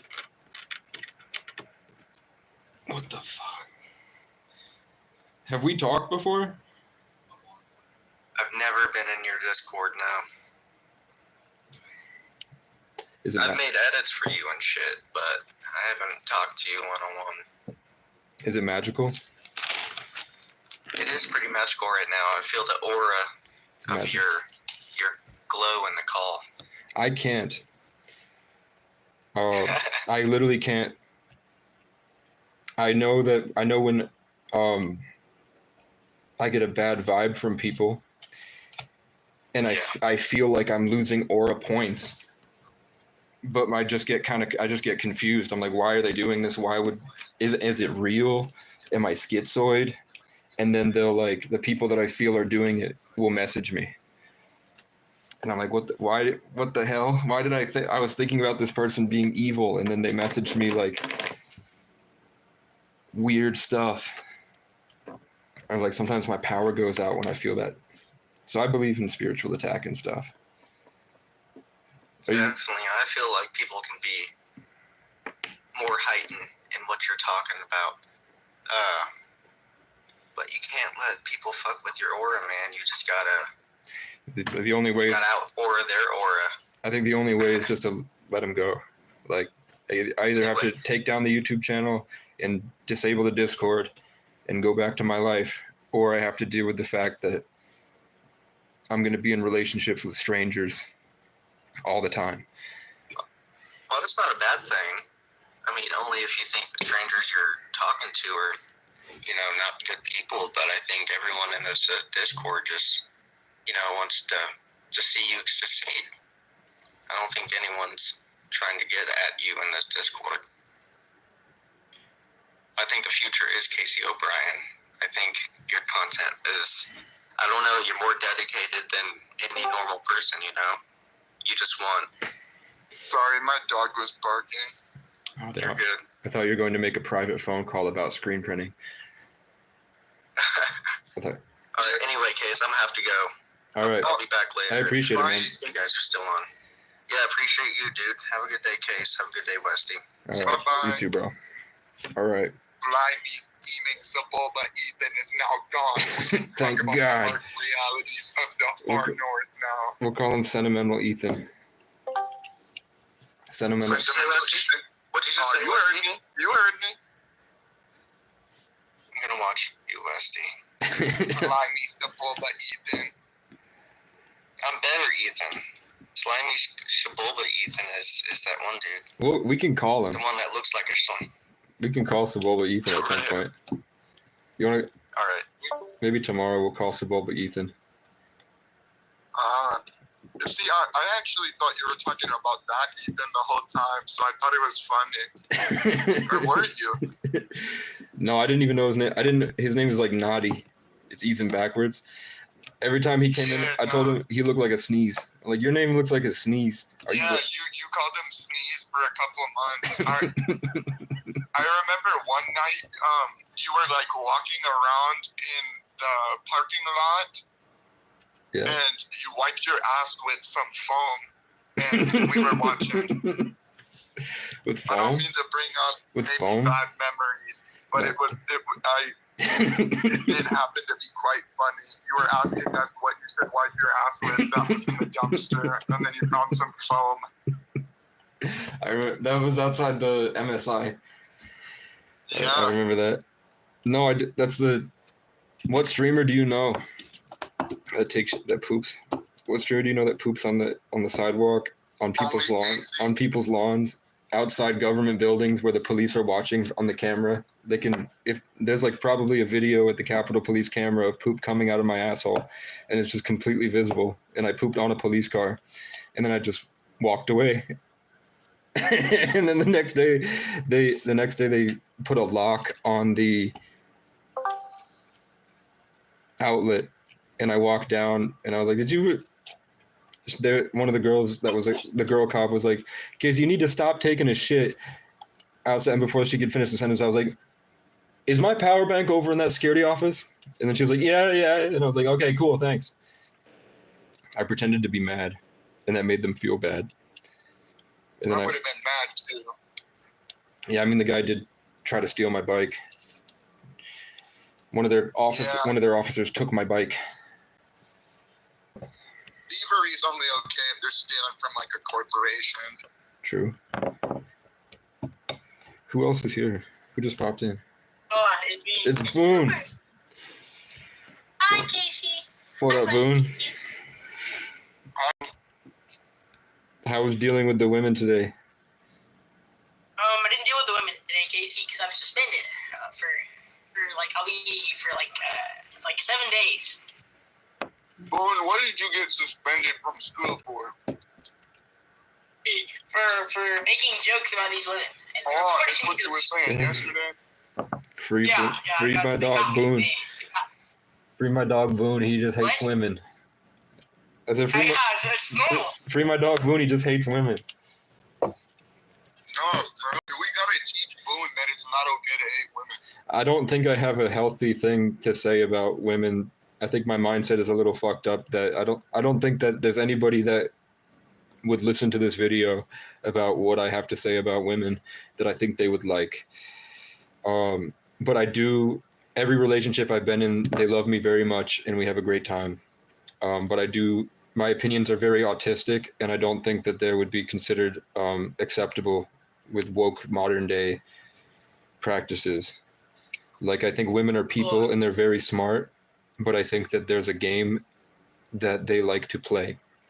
And I think That's true. yeah, No, that's definitely true. like you have to be a normal person. You know what I'm saying? You have to be like a cool guy that has his head on his shoulders. And then you have to live a normal life, and you have to treat them like people. And then once you can recognize that they're people, then you can start to play into like monkey dog games. You know what I'm saying? And I think you're 14, but I think girls in Women. where do you live in a city, Boone? I forgot. I live in like a cellar. You live in a cellar? Yeah, I suppose lives in the city. I Suburb? live in suburb sector area. Yeah. Okay. You sound like Lacey and Aiden Ross a little bit when you speak. Like the only Sound people like Aiden Ross. the only people of your culture that I've seen that I can get a grasp of how it is like Lacey and Aiden. I'm not saying you're like Lacey and Aiden, but the way that you're I talking. don't know who Lacey is. Lacey's like a streamer that publicly he said he sold his soul, and now he's making videos with It's Cinna. wild. Right? He said crazy times we're living in. That guy went on camera and he was basically crying and said, "Hey, I've been doing rituals with Aiden Ross, and they put me in a red room, and they came out with blood on their mouths, and they made me drink blood, and then I opened my bank account and I had $2 million." And then he bought whether he was lying or not, he bought a mansion pretty much the next week, and then he went live every couple weeks. There would be a clip dropping that he would just tell the camera, "I'm going to a ritual." So that scares me away from wanting to continue being a streamer, but I figured someone needs to do it. No, you're not like them, Casey. I know, but You're above them. You're better. I know, but if there's 100 people in this chat and I start talking about how to heal your mind with fasting and sunlight, I think I might get some like Nipsey Hussle Dr. Savy treatment, where you mysteriously go I missing. can heal my mind how? Fasting. When you stop eating sugar. Yeah. So basically, a lot of you ever have like really impulsive thoughts to eat, and then when you don't eat, you start to feel anxiety. Yeah, all the time, pretty much. Are you fat as hell, Boone? I'm not gonna lie. You play. Yeah, You play. I'm a little chubby. All right, you play football. I'm a little chubby. There's nothing wrong with that. But basically, is that Well, I think you need to be chubby. You need that security blanket just in case you back on the streets again. yeah, I need to be able to hit people. I need to be able to throw myself on people.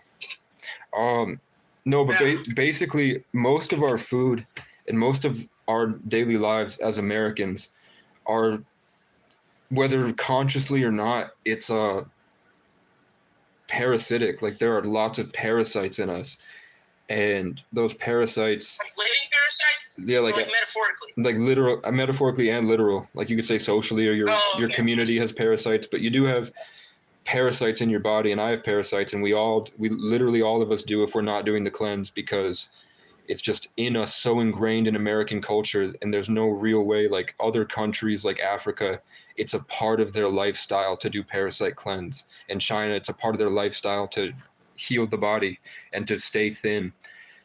In America, we just let loose. So a lot of human emotion in America, like all this drama and everybody's crazy. One big part of that is that there's things in our body, whether they're very small, like cellular, or they're actual like worms, literal worms. And what they do is they know how to go through your body, and they press on your brain, and they drive you to need food. And then they go back down, and then they dig out parts of your tissue, and then they put in a little sack, and then they start to steal nutrients from you and put it in the sack. And then when it grows and there's a bunch of stuff in there, then they put their eggs in there and their kids, and then the parasite kids grow in that little sack, and then now you have tons more. And when you have, so let's say I have a thought right now that I'm going to commit to stop eating, and then you get this anxiousness and this panic, they're pissing. The parasites now know, because it's part of just their programming or whatever reason, they know that when they piss, so all of them will start to piss, and you'll get a migraine, you'll get shakes, you'll get anxious, things will be weird, you'll start to lash out, and you just start like emitting this sort of a signal to people that makes them a little bit uncomfortable. And that's because there are things. Say what? You're sure the reason they're uncomfortable is because of the diet, like because they're pissing in you? Lots of videos on it now. I've seen lots of like people that do public speaking that go up and host actual events. I'll find the video and put it in the community tab when I do. That there's just a lot of parasites and stuff that drive your body to do certain things. So like you might not realize your impulsive decisions might be things that are in your body that are guiding you a certain way because they know how to stimulate your nervous system.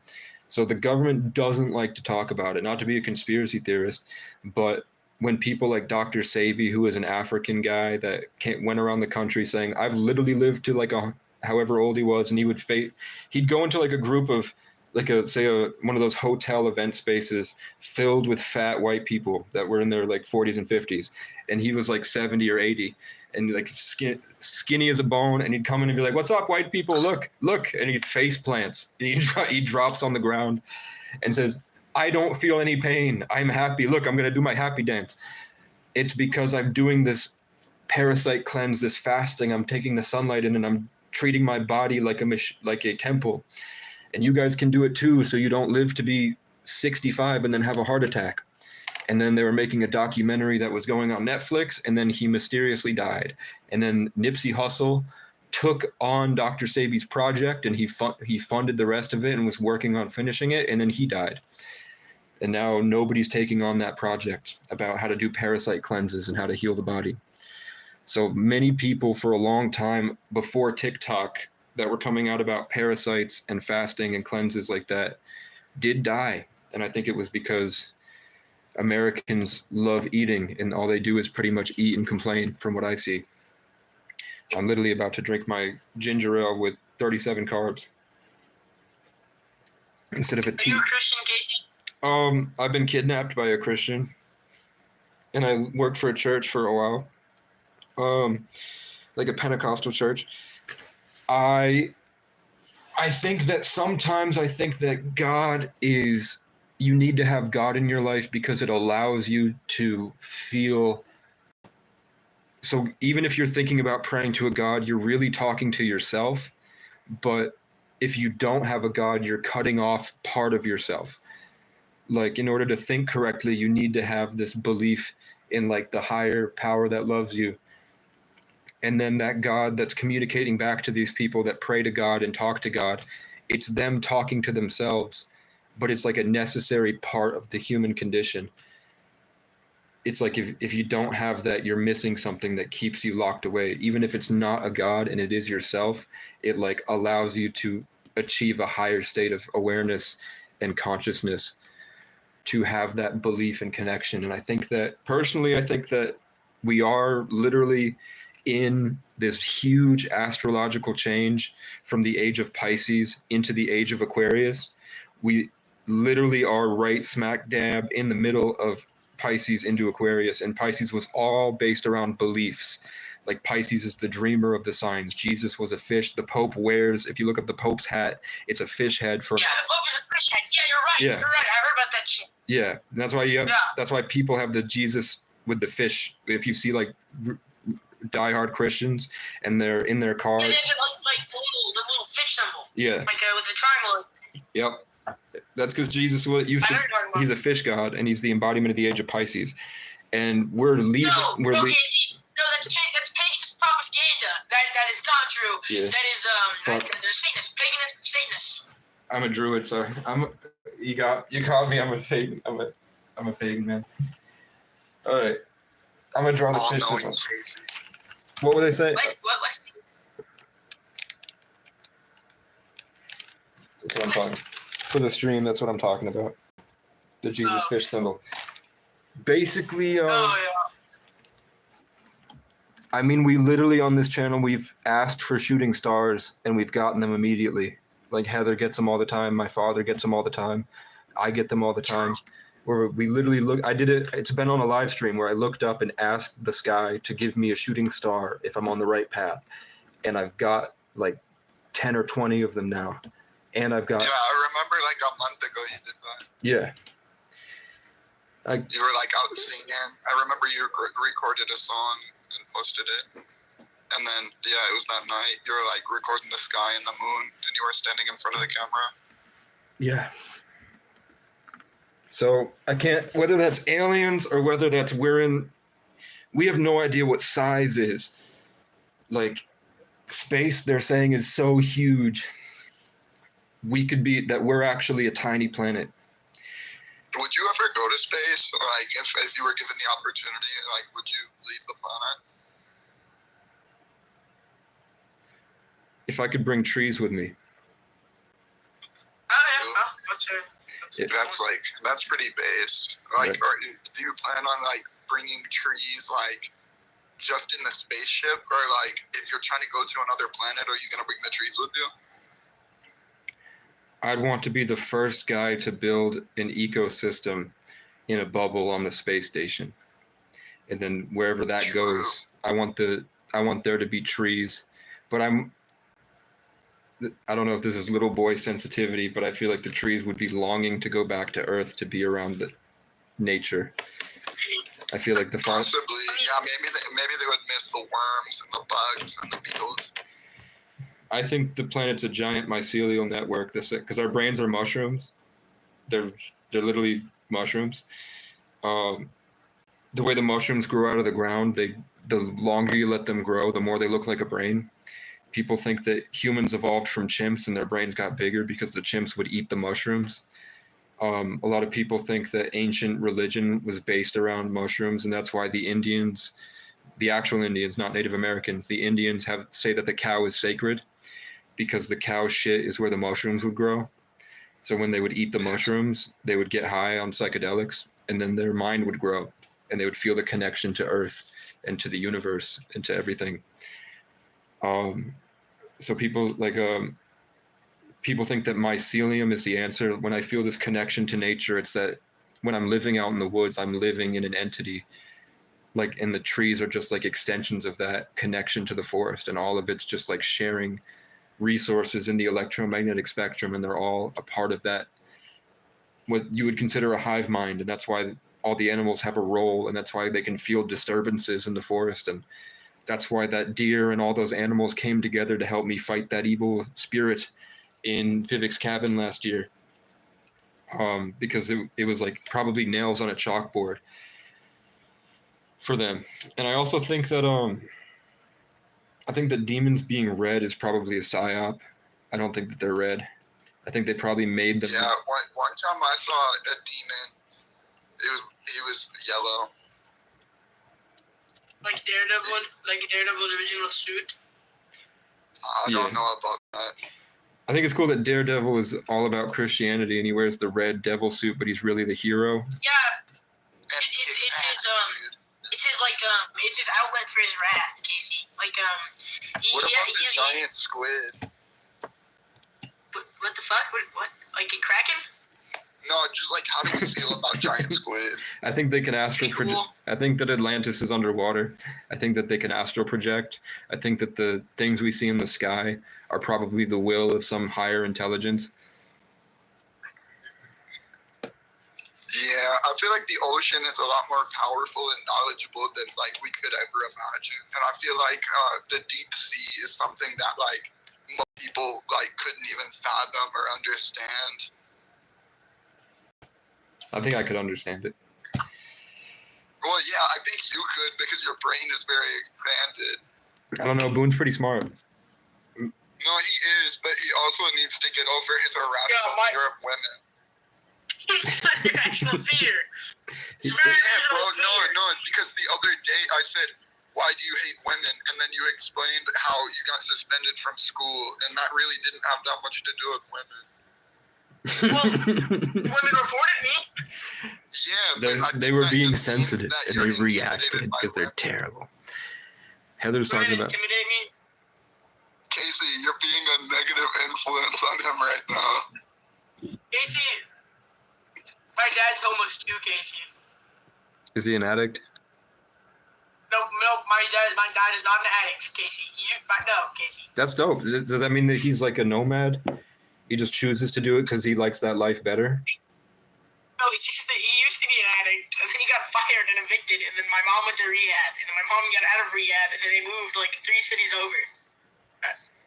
So, But they're in the you and my dad, you know, they're in the suburbs though. I think you.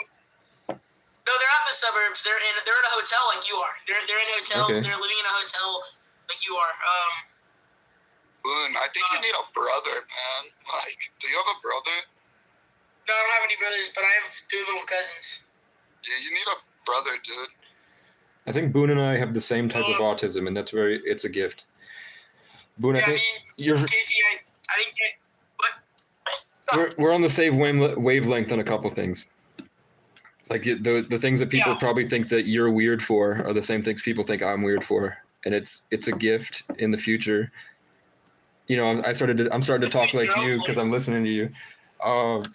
It's not bad. I would just say get buff, and then there's a good chance you'll be a leader. Like I think you're one of the people. You probably had to raise your parents, right? You probably had to take care of yourself, and you were independent at a really young age. No. Nope. No, I wouldn't say no. No, this is a very recent thing. I've lived with my grandma for the majority of my life, and then I started living with my parents, and then this happened, and then Where are you at now? that happened, Casey. What? I sent an invite to somebody chill that's not gonna like be like Ted Bean. Ted Bean You know, Ted Casey. Bean sucked. I hated Ted Bean. Yeah, Ted Bean was messed up. was sick, he just like, you could really tell that he had hatred for African American people. He's just a troll. And it was just like, it threw the whole vibe off. Like, we were having fun until he like came in and like expressed his feelings on race. I think Westy, you probably feel things very vividly. Yeah, Would you say that? I'm pretty sympathetic, and I whenever I look at things, I'll just like put myself in somebody else's shoes, regardless of where I'm at, and like try to see something from the other side, you know? Yeah.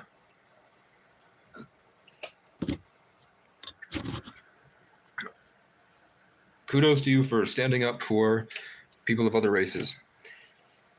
I mean, it doesn't matter the race, man. I feel like anybody deserves like an ally. I mean, depending on what you're fighting for, of course, but most of the time people are fighting the good battle and they don't have anyone on their side, so.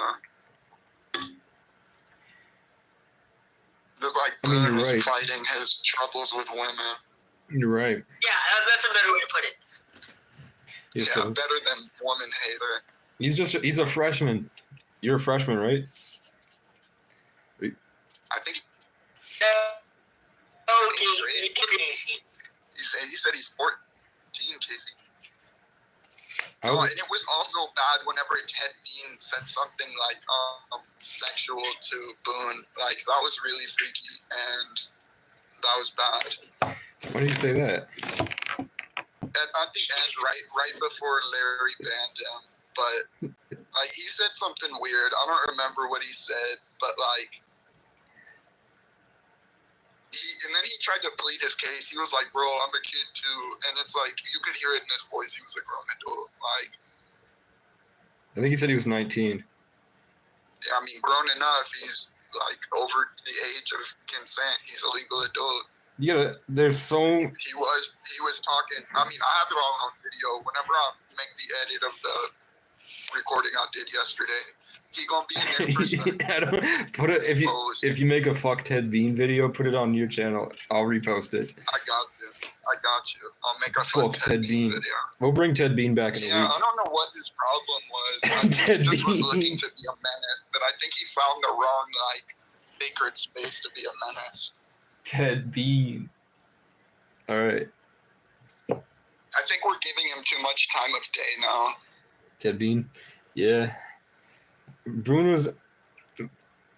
If Boone be onto things and Westy, you pop in and just talk over him. I'm not gonna lie. Boone was talking about Daredevil's Wrath, and I don't remember how we got back to Ted Bean. I don't know if you can hear him. Sometimes he says things in Westy, you talk over him. It's okay. It was an accident. All right. I think Boone muted himself. Yeah, he's on mute. I'm gonna hop out of here though. Enjoy your stream, Casey. All right, word. Who was the guy you added? Quinn Hauser? What up?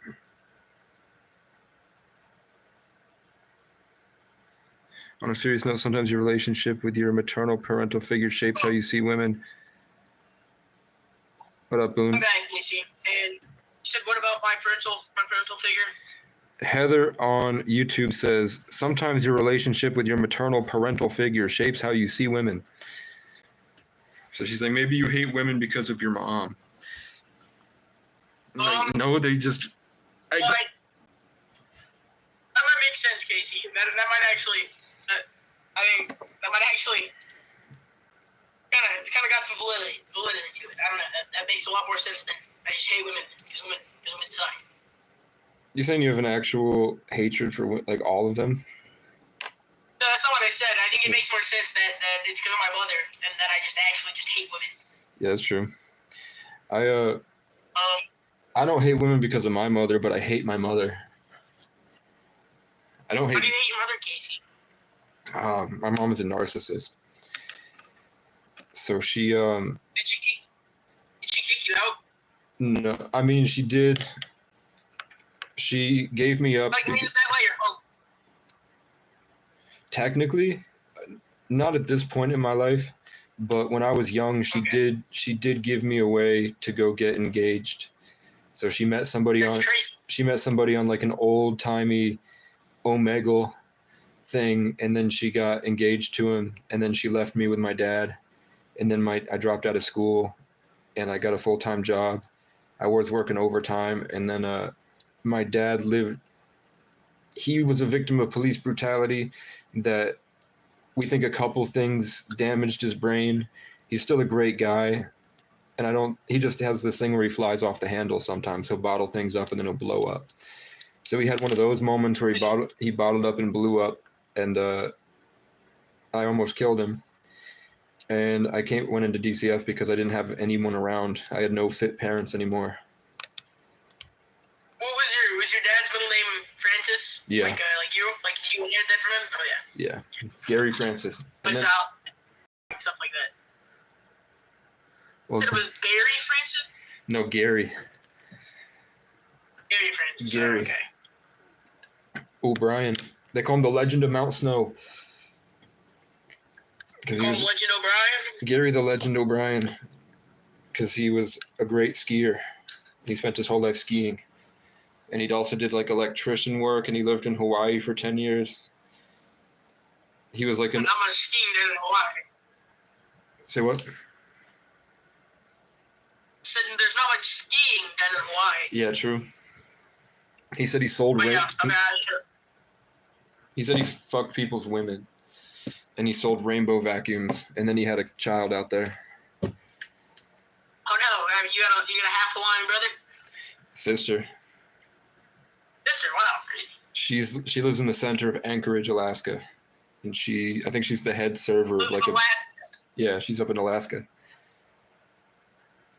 She's out there with the polar bears up in but she's in a city, so the polar bears are wearing like Hawaiian shirts and shit and drinking Coca-Cola. Yeah, she's a Hawaiian polar bear that drinks Coca-Cola, and I think she was an addict, and now she's not. But she has black children. Unrelated to the addict. Black children. I have full light skin or pretty much dark skinned nieces. They're not black. They're not that light skin. Coincidentally, so it must have been a very dark. Yeah, they're like. You have black nieces, like. Was it someone who some white person in your family got together with a black person? Do you have black people in your family? I don't know if I have black people in my family. I do now because I have nieces, but my sister's white. She's Irish, so she's white, pale, and then and then she got with a very, very dark skinned guy, and it's not the same without Westy. I liked it. I didn't like Westy would talk over you, and that's all right because he really had things to say. It was funny, but I was like, I didn't know if you felt bad. Did you feel like you? No, I don't care. All right, cool. I have what's called serotonin deficiency, I think. So that's not good, Casey. Yeah, that's the problem. I might start. Well, do you know who's? Say what? What was that, Casey? I was saying nothing at all, bro. Do you know who Sam Hyde is? Sam Hyde, yeah. You know what Sam Hyde is? Yeah. You should apply for Fish. You should apply for Fish Tank. I think that you'd make a good addition there. Like I think you'd be a good character. I also think Sam Hyde would give you lots of cash. I think so too. How would I apply to it? We're looking up how to apply to Fish Tank Live. Hold on. Do you get voted out? No, you do challenges, right? And if Is Bert still going on it?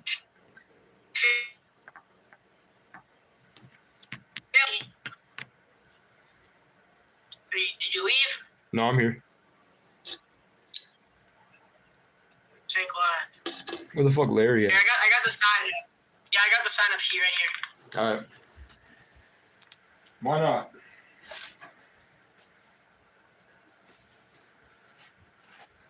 Included. Get it. Oh, I have to sign up. Okay. Yeah, I said it at the end.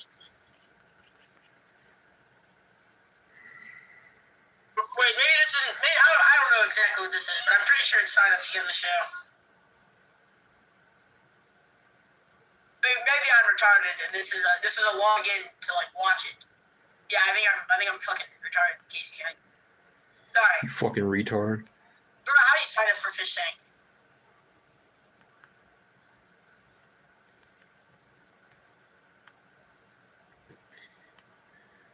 Chess.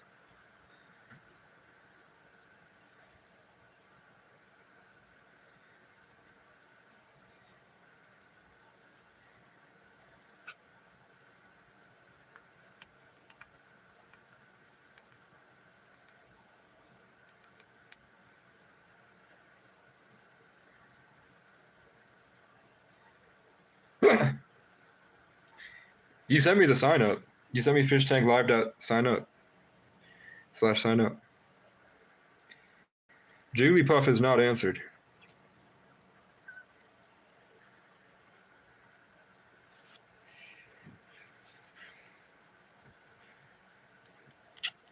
He's so fun. Am I still here? Yeah. Okay. I do need a tripod.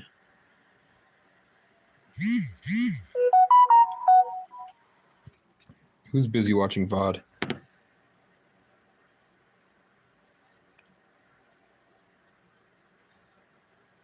King of the North.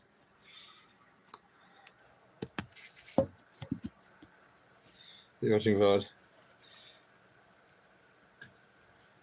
If anybody wants. Okay, Casey. Sorry, my internet is fucking up. Oh, you're good. That sign up sheet. I'm sorry, I'm retarded, Casey. That's a sign up sheet like to like make an account, not to fucking sign up for the show. My bad. Is Fish Tank not on YouTube? Fish Tank is on YouTube, but it's not live streaming constantly on YouTube. Like Fish Tank is a 24-hour live stream like house, and there's people but they take clips and compress it into consumable episodes, right? And it's on YouTube. Fish Tank Live. Don't just look up Fish Tank. Look up Fish Tank Live, Sam Hyde, that type of thing. Because when you look at Fish Tank, it gives like Fish Tank videos of actual fish tanks. Do they be hooking up on there?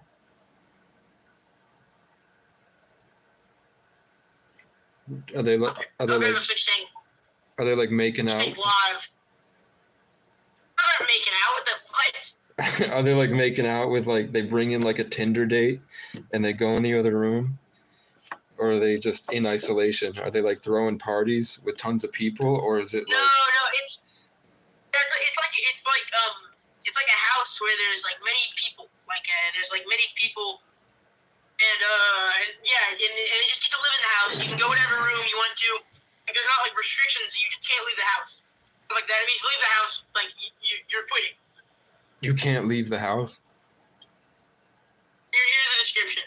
Fish Tank is a 24/7 reality show where contestants are locked in a fully monitored smart house, terrorized by the audience. It's always on. People watching on the site can pay to interact with the show and contestants via text-to-speech and SFX and fish toys. I don't know what a fish toy is. Fish toy? Yeah, I have no idea what a fish toy is. Discord link. They have a Discord link? And Bert Bronx is in there. Oh, it's in there.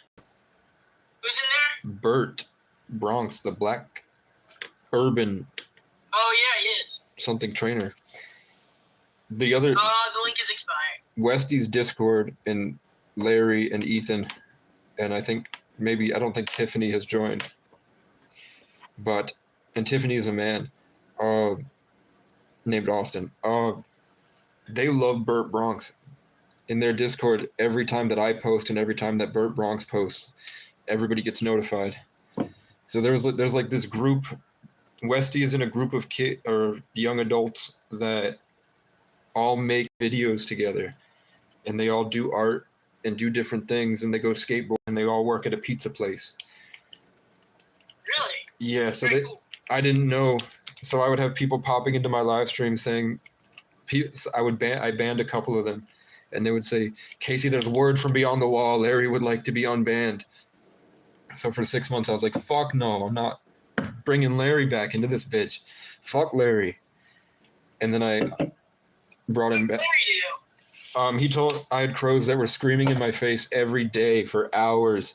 The crows would just sit above my head when I was living out in the woods, and they would just scream at me, and they wouldn't stop until I felt dead inside, and then they would leave. So I had to like fight just to hold on to my peace of mind, because they wouldn't stop until I lost my peace. So it's like I would wake up the same way that you wake up in bed and you feel comfortable and excited and you can like think about what you're gonna do that day. If I started to think about what I'm going to do that day, it would be like scratching on a chalkboard for the crows for some reason, and they would come scream at me all day. And they would follow me around town and scream at me, because crows don't see the world the way that people do. So they can just fly over a building onto the next city street, and that's like just going into the other room for them. So it doesn't matter. The crows didn't mind following me like a mile down the road, screaming at me.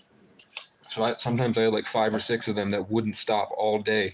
So like half of Casey Francis O'Brien's content is me making videos about the crows won't fucking stop. Make it stop. So Larry said, actually the crows are very intelligent, and if you do that, and I was like, I don't care. I don't give a fuck about these crows. And then I kept him removed for months. And then I got Larry back, and now turns out Larry built a whole Discord around making art, and every time I went live, they would talk about me in the Discord, and I had like actual fans that liked me and want me to do good and support me the journey. So I made Larry's like good at Discording, so I made him the Hand of the King because it was his birthday. For Larry's birthday, I made him the Hand of the King. Have you seen Game of Thrones? Oh no, I've never seen Game of Thrones. I've heard about it though. The books are a lot better than the show. Hold on, I gotta use the restroom. I'll be back. You good? I am sitting here at a desk with a card. The card is for my next court date.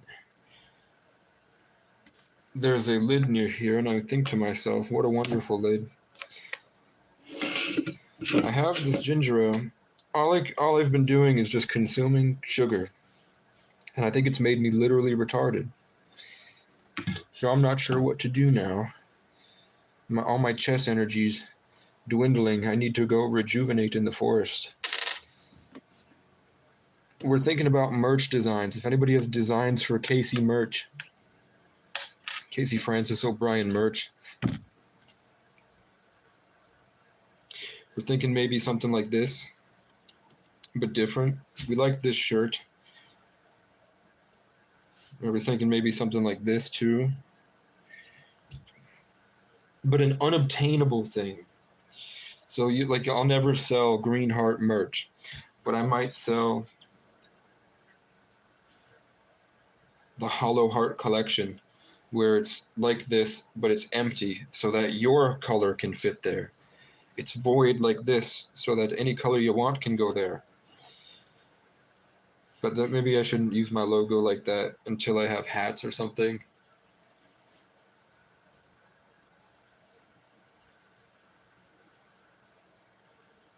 I think there's a big convergence in my hometown's group. I don't like that they said,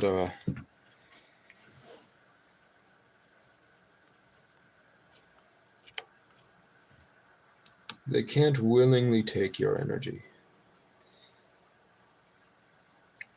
You have to give it away. And I think that there is divine karmic retribution.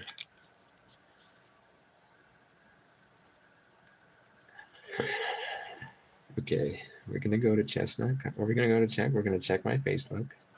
I already checked the Discord, and Westy added somebody.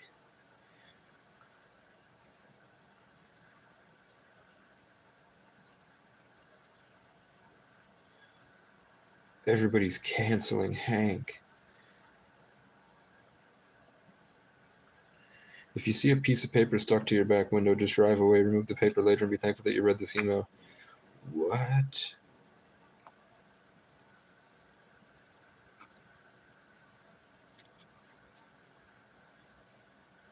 Oh shit.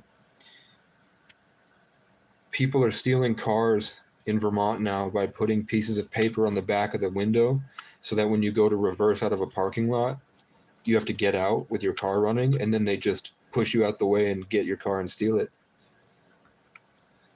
Probably drive it to Maine or something.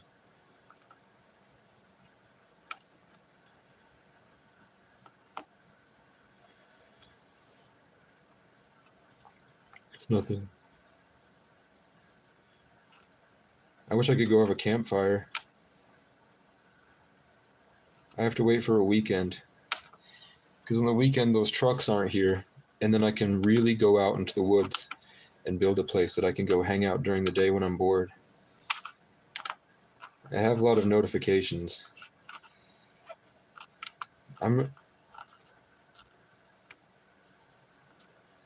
It's time to evolve. People are flooding in, probably with just hate and drama.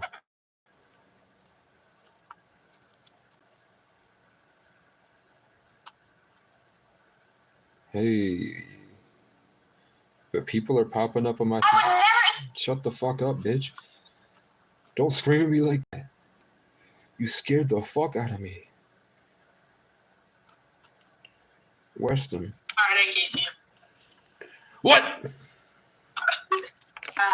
you been since I left, Casey? I've been void and empty and missing all of the Discord people. I was scrolling through Facebook of trying to avoid drama. I need a video. I want to play video games. What video games do you play?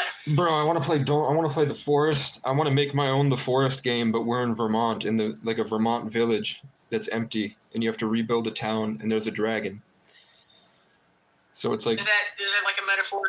What you're doing?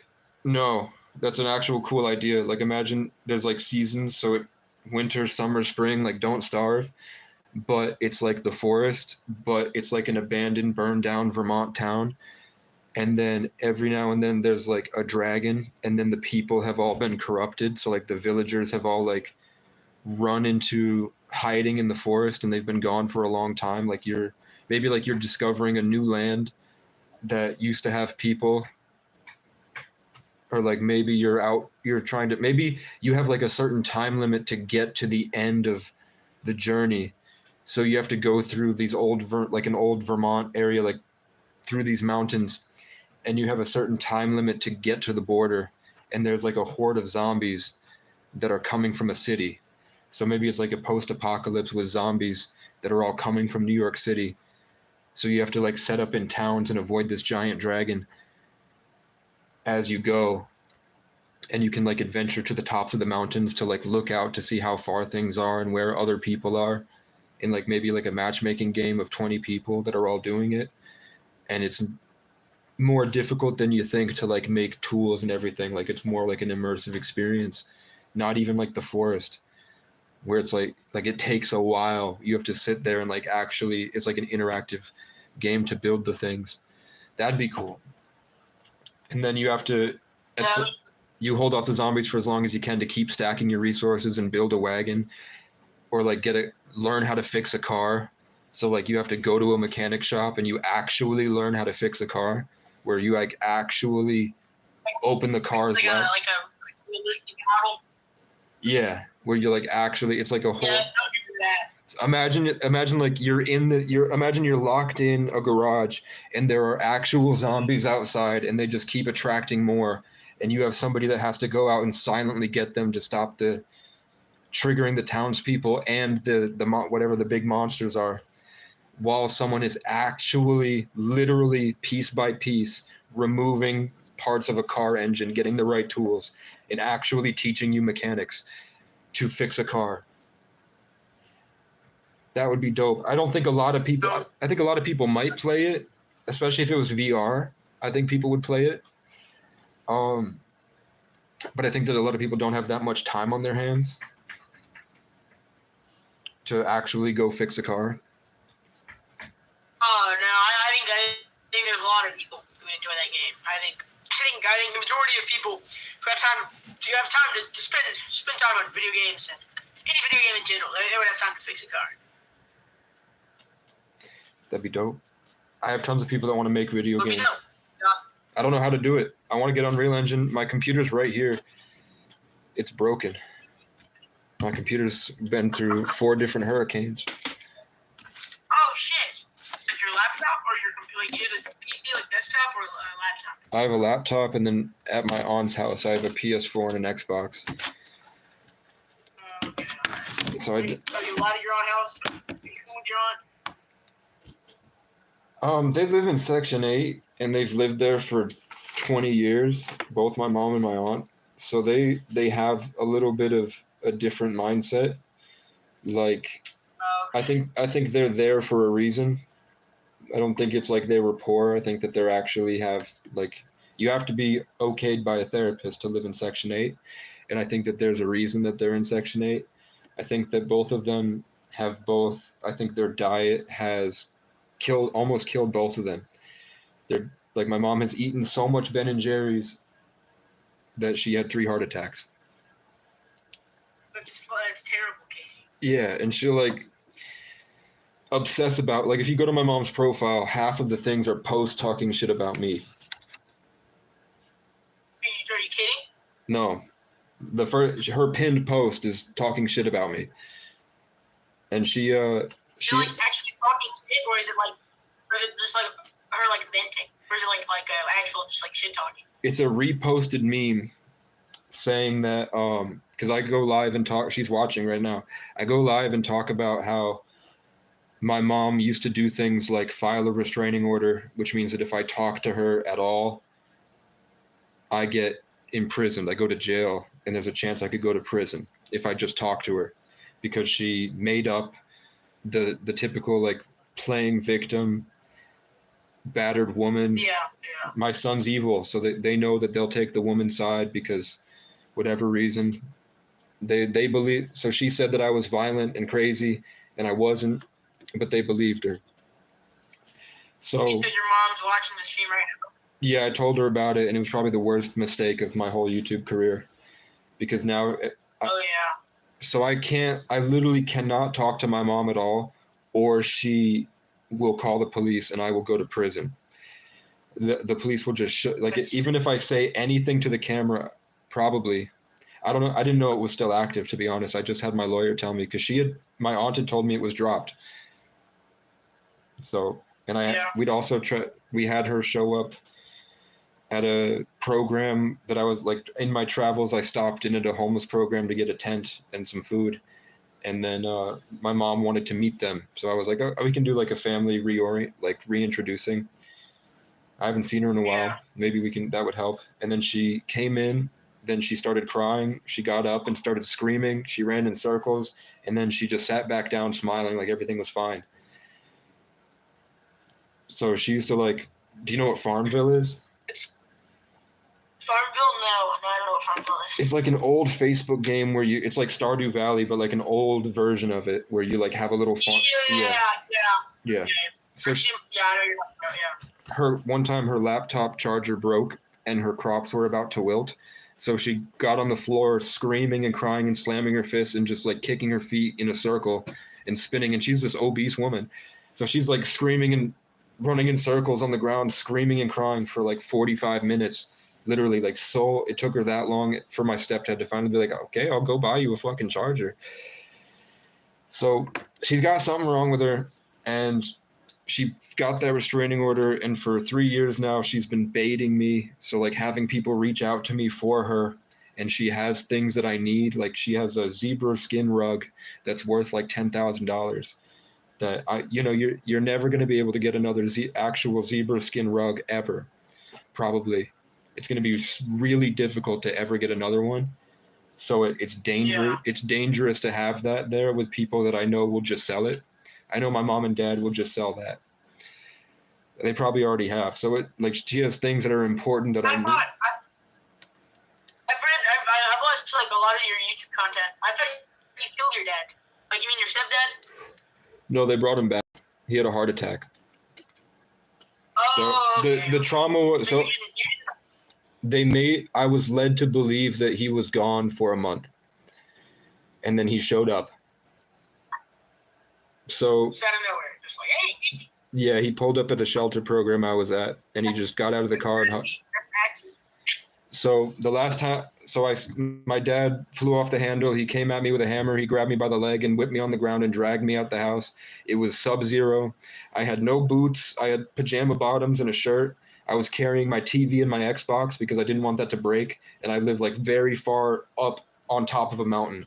So I had to walk a mile, and my dad was almost hitting me with the car, like swerving past me, slamming on the gas, like trying, like he would play chicken, like, am I going to kill my son? And then at the very end, he would turn it. And I had to do that. I had him doing that to me for a mile. And then I made it into a house, and my fingers were purple and I couldn't move them. It was an old guy in like a nice home with cancer, and he couldn't speak. He was hooked up to this machine. So I'm going to have to answer this.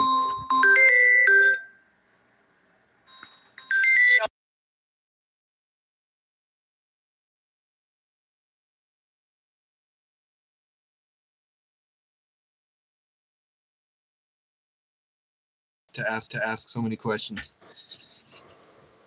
Street people hate when you ask them questions because that causes them to like have to produce fruit. What was I saying? Oh yeah, so he had a heart attack and the hospital took him, and nobody told me he survived. The program made me think that he was dead. So my mom never called me. My dad didn't call me. Nobody told me he was going to be okay. So I thought that he died. The last I saw of him, he couldn't speak that night, and they carted him off in a wheelchair. And the program, I figured, because I kept asking, and the fact that when I would tell them, is he alive? Is he okay? And they would get like a sunken face and they wouldn't answer me. So I stopped asking and I just assumed. So I dealt with it, that that I was the reason that he died.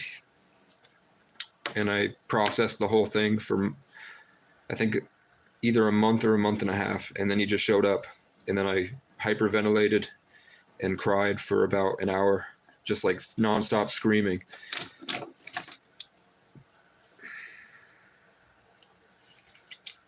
For a long time. I've also choked my father out, and one time I dragged him on what he did to me when I was 13, I did to him. Because we were locked in a car and it was getting bad. And then we got a mutual affray, which is where they charged us both for assault. She said she's going to be back in 15 minutes. She's got a cigarette for me, but I'm going to have to roll it. What time is it? 17. She's going to get high. She's on break getting high.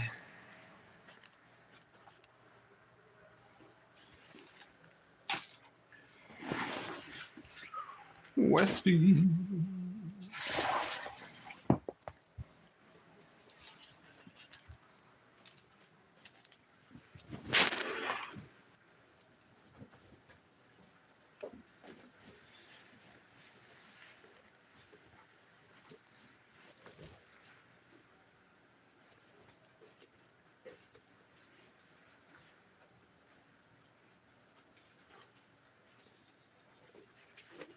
Magical?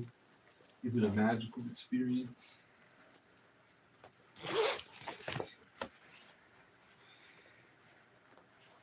She's so fine, there's no telling where the money went. She's so fine, there's no other way to go.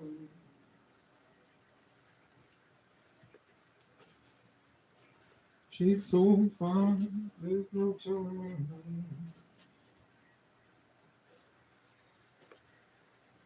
Okay. Is my phone dead or something?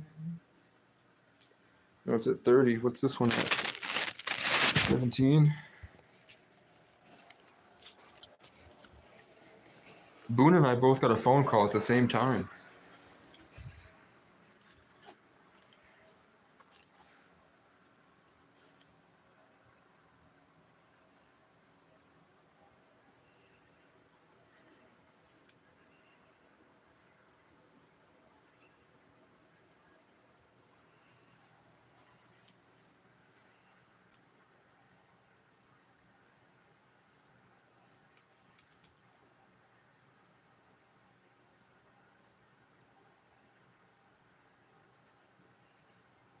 I get the maggot.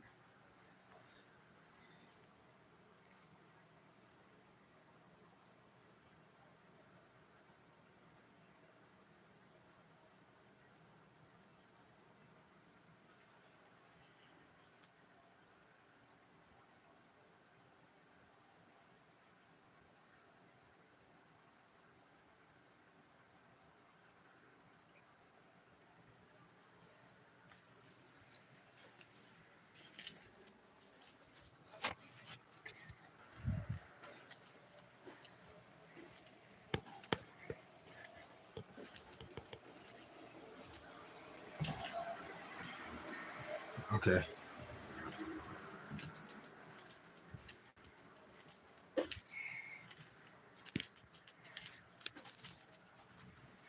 I'm feeling a little empty.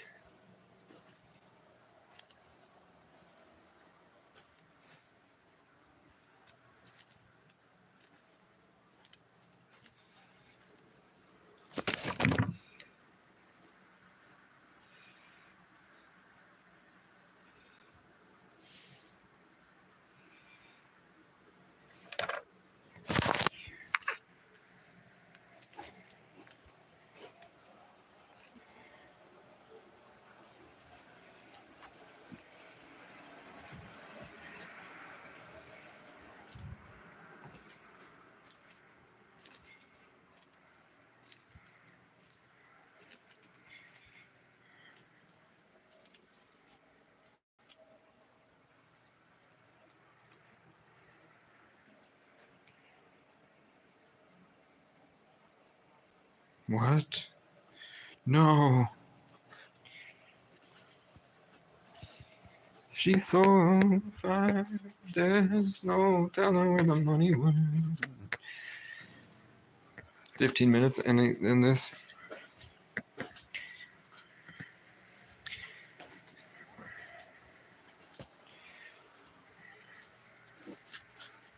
I can't believe that they secretly flew out Gotham Chess and hid him in the hotel for a week just for this moment that I didn't even notice.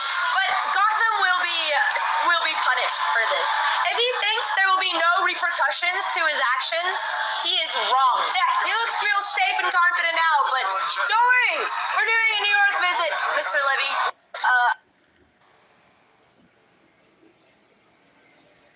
Gotham Chess.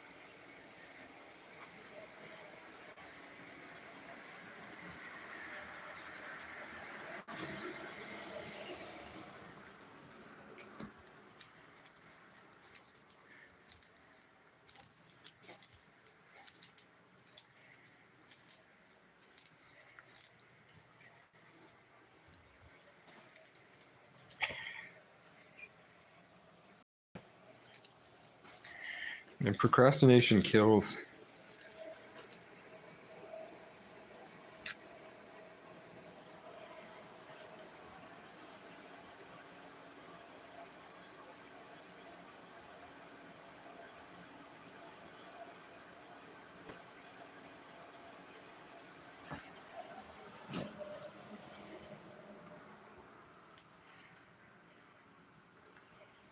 No.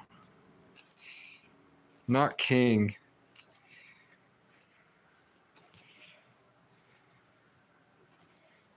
I would chat GBT that if Heather's still here. I like the black. Is Heather here?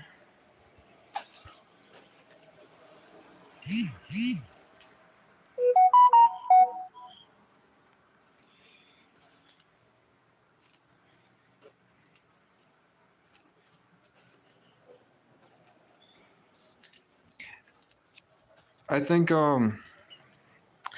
if you put a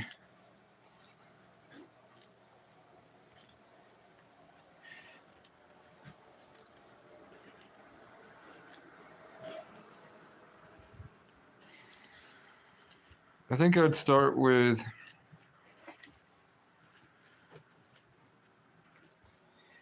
an AI image of me sitting on a throne out in like a dark, spooky forest with a big, like those old, like if you look at the old Star Wars movie posters or the movie covers where they're all kind of, they're stacked up on top of each other. You know what I'm saying? Where there's one guy standing, then one person behind them, then one person behind them. But instead of like that, it would be like me with like a bear behind me over my shoulder and a crow on my arm and like a black panther coming around the other side looking up. That would be cool. And then I think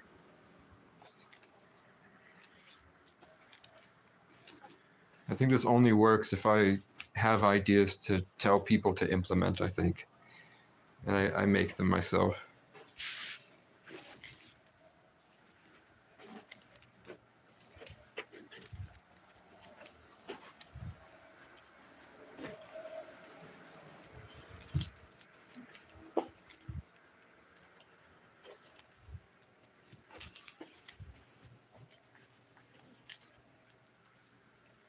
I have to watch everything. Maybe put timestamps.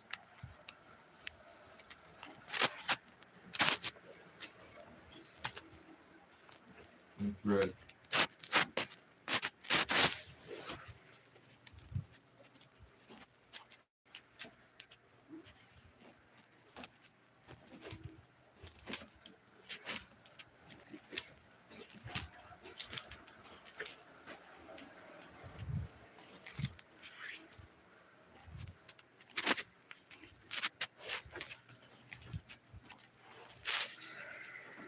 Okay, Casey. I'm sorry, I'm back. What's up?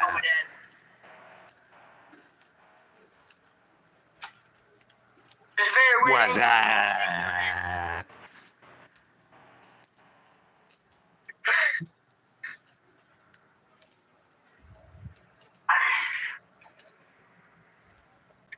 I just said. What's up?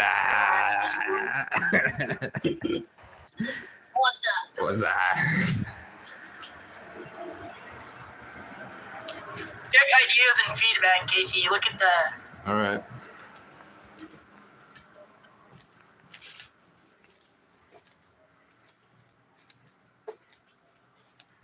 Did you drop? Boone didn't drop anything in ideas and feedback. No, I didn't. I was talking to her about it. I don't like it. I don't know how I feel about the green heart on people's clothes. I like it better just only on my arm. We were thinking like a movie poster on a graphic T-shirt, but it's black and red with me and some crows and a bear and a black panther. And then we also have a poster, and I have a couple other things I'm working on. I think I was telling you about my dad. Basically, the program that I was in didn't tell me he was alive, and they made it seem like he was dead. Like when I would ask if he's okay, they would purposefully ignore me. And they would all seem very sunken about it. And it was just unusual that I would like press them and they wouldn't tell me. And they wouldn't even say, I can't tell you. They would just ignore it. So maybe they also thought he might have been dead. because nobody really heard anything.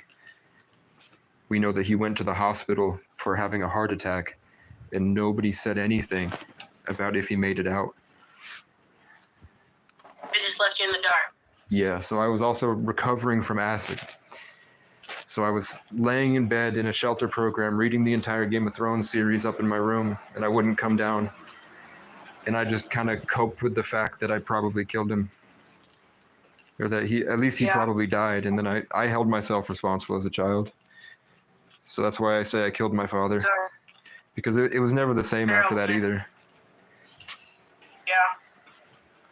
But now I say the police killed my father. It's their fault. Yeah. Might as well be. Do you have a merch design?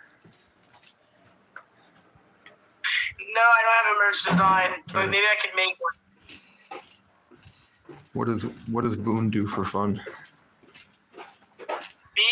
Yeah. Well, I play this game. I play this silly little online game. I'm pretty good at it, but it's very like small. There's like 4 players on average. It's not a very big game. That's pretty much what I do for fun. That's what's 'Cause I up. like to take my dogs on walks. That's what's up. What do you like to do for fun, Casey? I just Do you eat. stream? I just eat. Or is that? I eat protein pasta and I complain.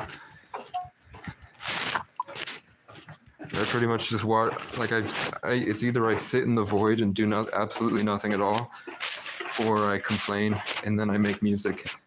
I think I'm showing up at the exact same time that Lynn is showing up.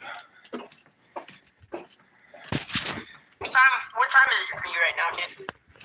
It's 8:13.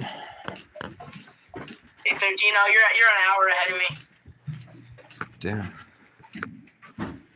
What's up? What's up? Oh, shoot. All right. How you doing? Good. Where are you going? 227. 227. What's the best way to get there? That hallway. First staircase, and then it's. You know where it is? All the way down, I think. Yeah, you've been here before. I think so. You're good. I'm I'll 235. be right back. So it's before. It's not the last hallway. It's before it. I'll be right back, Casey. All right. I forgot I was going to do one. I don't know. Oh, okay. Okay, Sounds good. thank you, dear. Yep. What's up, B? What's up, man? She said she's getting me tobacco and a roll. Huh? Do you know how to roll cigarettes? Yeah. She's getting tobacco and paper. I don't know how much though. If you want, I'll get you one. If you can roll it. Give me some tobacco. All right. Here's more paper, though. I got more tobacco. I just rolled this one. Oh, did you give some to Lynn? No, she gave me some. Oh, she gave me some too. Why you got 2 phones? One's broke. One's I do YouTube. Sometimes I record. I used to do. You know what audits are? It's like audits. No. It's like when cops are bothering people, and then you go up and record them, and then they're mad, and you're like, it's legal. And then if they do something wrong, you call their boss. And if they hurt you, you get a lot of money. So I was tired Get of a job. I was tired of fucking with Get me. a job. I know, I'm trying. Go to McDonald's. They're hiring. I've been thinking about McDonald's too. They're hiring. $17 an hour? Yeah. 15. Damn, $17 an hour? It's my nephew. Yeah, they're paying 17. Oh my God, where you at?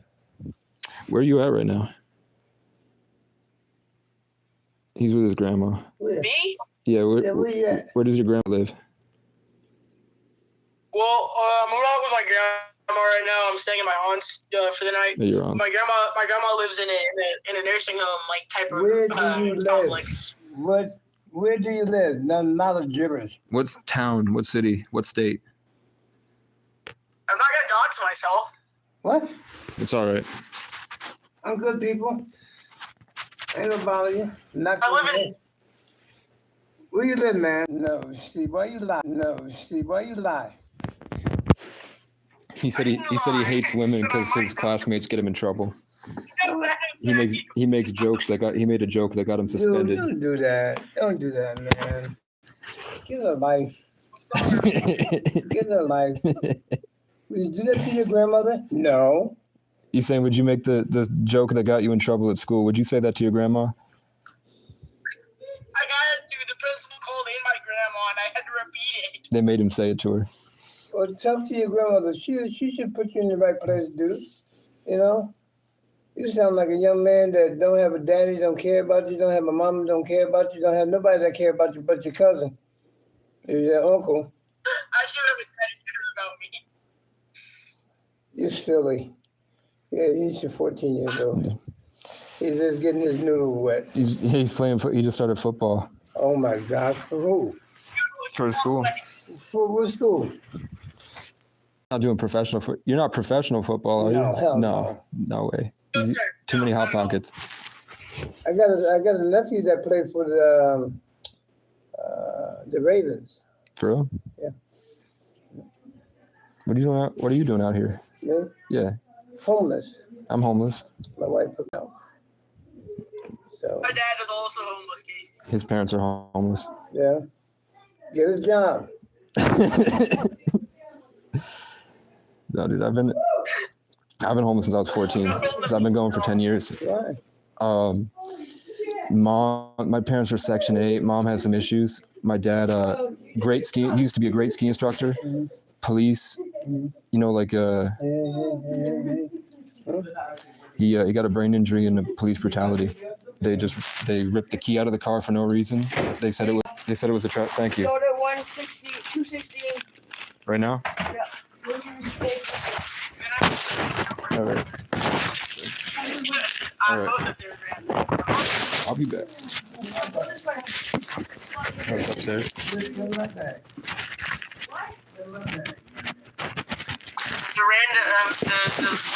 The sweet old lady's grandson, I think, maybe nephew, niece. I don't know. It's not me. You're my nephew. I'm Casey's nephew. Sweet. What's that bag? What's inside that bag? You got some pot, Casey? No tobacco. Looking at 260. Oh, okay.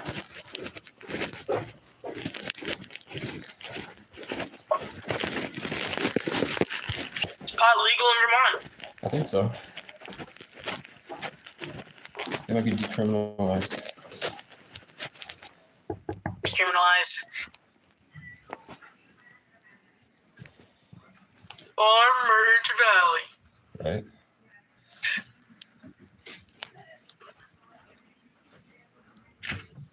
Yo, what's up, man? Lynn said you might have papers. Can I get some papers? For my cigarettes.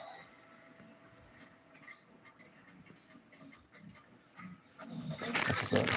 You want some? Answer you want some. You got some? What do you need? Thank you. I'll take whatever you give me.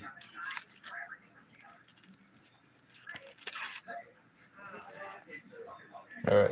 Thank you, man. Have a good night.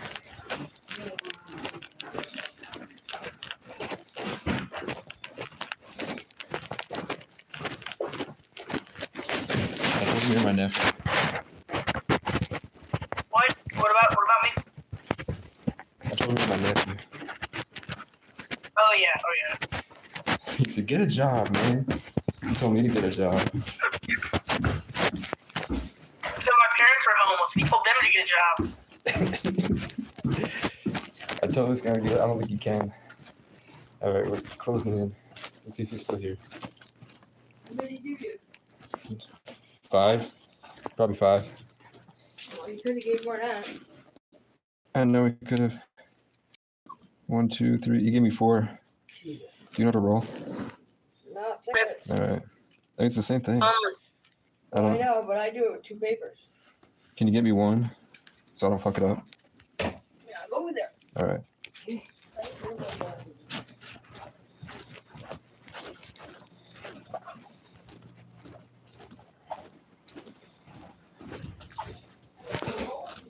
in my car. It's in my storage. How much is it? What, rolling? Is it like the pullback one? Or like the full? Oh, it's like one of the. I know what you mean. We can sit here, but we can do this. I'll do it in 2 papers. All right. Now that it's back, I can go get. I have tubes and stuff up in Morrisville. Oh. I have a tent set up in Morrisville.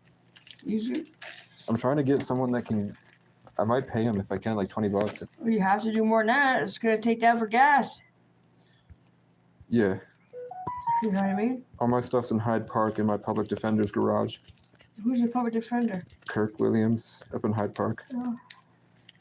He's a good guy. He yelled at everybody about what the police did to me. He like got up and yelled in the courtroom. You should call the governor. Governor, did I tell you about the governor? Yeah, I did. I don't say that to be smartass.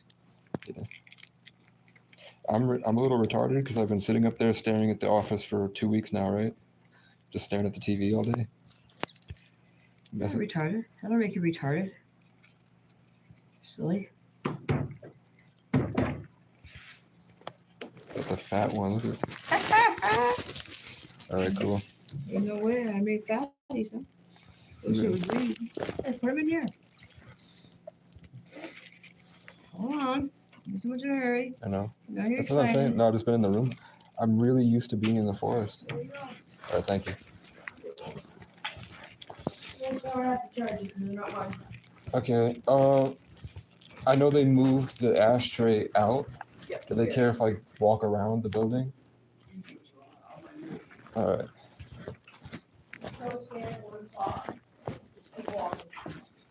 Okay. I mean, this guy's out here. I might hang out with him. The same guy told me to get a job. Yeah, you should. What's up, man? I need a worker's permit. Say what? You know how to roll? She rolled me this one. Look at this. Permit. Yeah, that's a big one. And then rolled me this one. Oh, thank you. What's it? 2 papers, 1 paper. 2. 2. It's really a big one. Big paper, I got. Big papers. I got 2 more. 2 more. So, you by yourself? Yeah. You live by yourself. You getting a GA or something? Say what? You getting GA? General Assistant? No, I don't know what that is. I get food stamps. They give you cash too. For real? Yeah. Talk to your person that give you the food stamp. Yeah. Talk to them. That's the boss, I think. You like Vermont? Hmm? You like Yeah, Vermont? I've been up here 40 years. Or do you? You know, from Connecticut. That smart ass nephew of yours, man. You better slow down or he's gonna get his ass in a lot of trouble. I just met him. He's not my real nephew. He's my nephew. He's like, I talked to him on, it's like a group chat on the internet. Okay. Cool. He's all right. Mhm. They're helping me design clothes right now. Yeah. So I go to like the thrift store, pick up clothes. We're working on getting them out there. They're gonna go to thrift stores and make designs. Really? Yeah, there's like 10 of us now. What kind of design? I don't know yet. I'm thinking, They're designed for God. yeah, I did. We have a. So I used to take Greyhounds. When I was 19, I worked in the music industry. I was a producer. How old are you? I'm 25. When I was 19, I moved to Ohio, and I worked for 21 Pilots. Mm-hmm. I used to work in studios with them. I talked to Mac Miller once, Yeah. but they want you on drugs. They wouldn't really make me, but if I didn't do acid, they wouldn't give me the opportunities. You know what I'm saying? No, you don't need no drugs, man. So I stopped. I'm a old, retired addict. Yeah. My favorite is cocaine. Mhm. But my favorite is cocaine. Yeah. But my favorite is cocaine. Let me stop. But I did it all, man. It's not worth it. Don't wreck your body. Yeah. Turn your life to God. He'll take care of you. I do. You know? I've got crazy stories, man. Being out there alone and traveling. Yeah. Like God, when you're isolated like this, Mhm. God really comes through. Oh, It yeah. gives you that unique life. But you gotta give it back to him. Yeah, I'm realizing that. You gotta sit down and pray. You gotta tell him.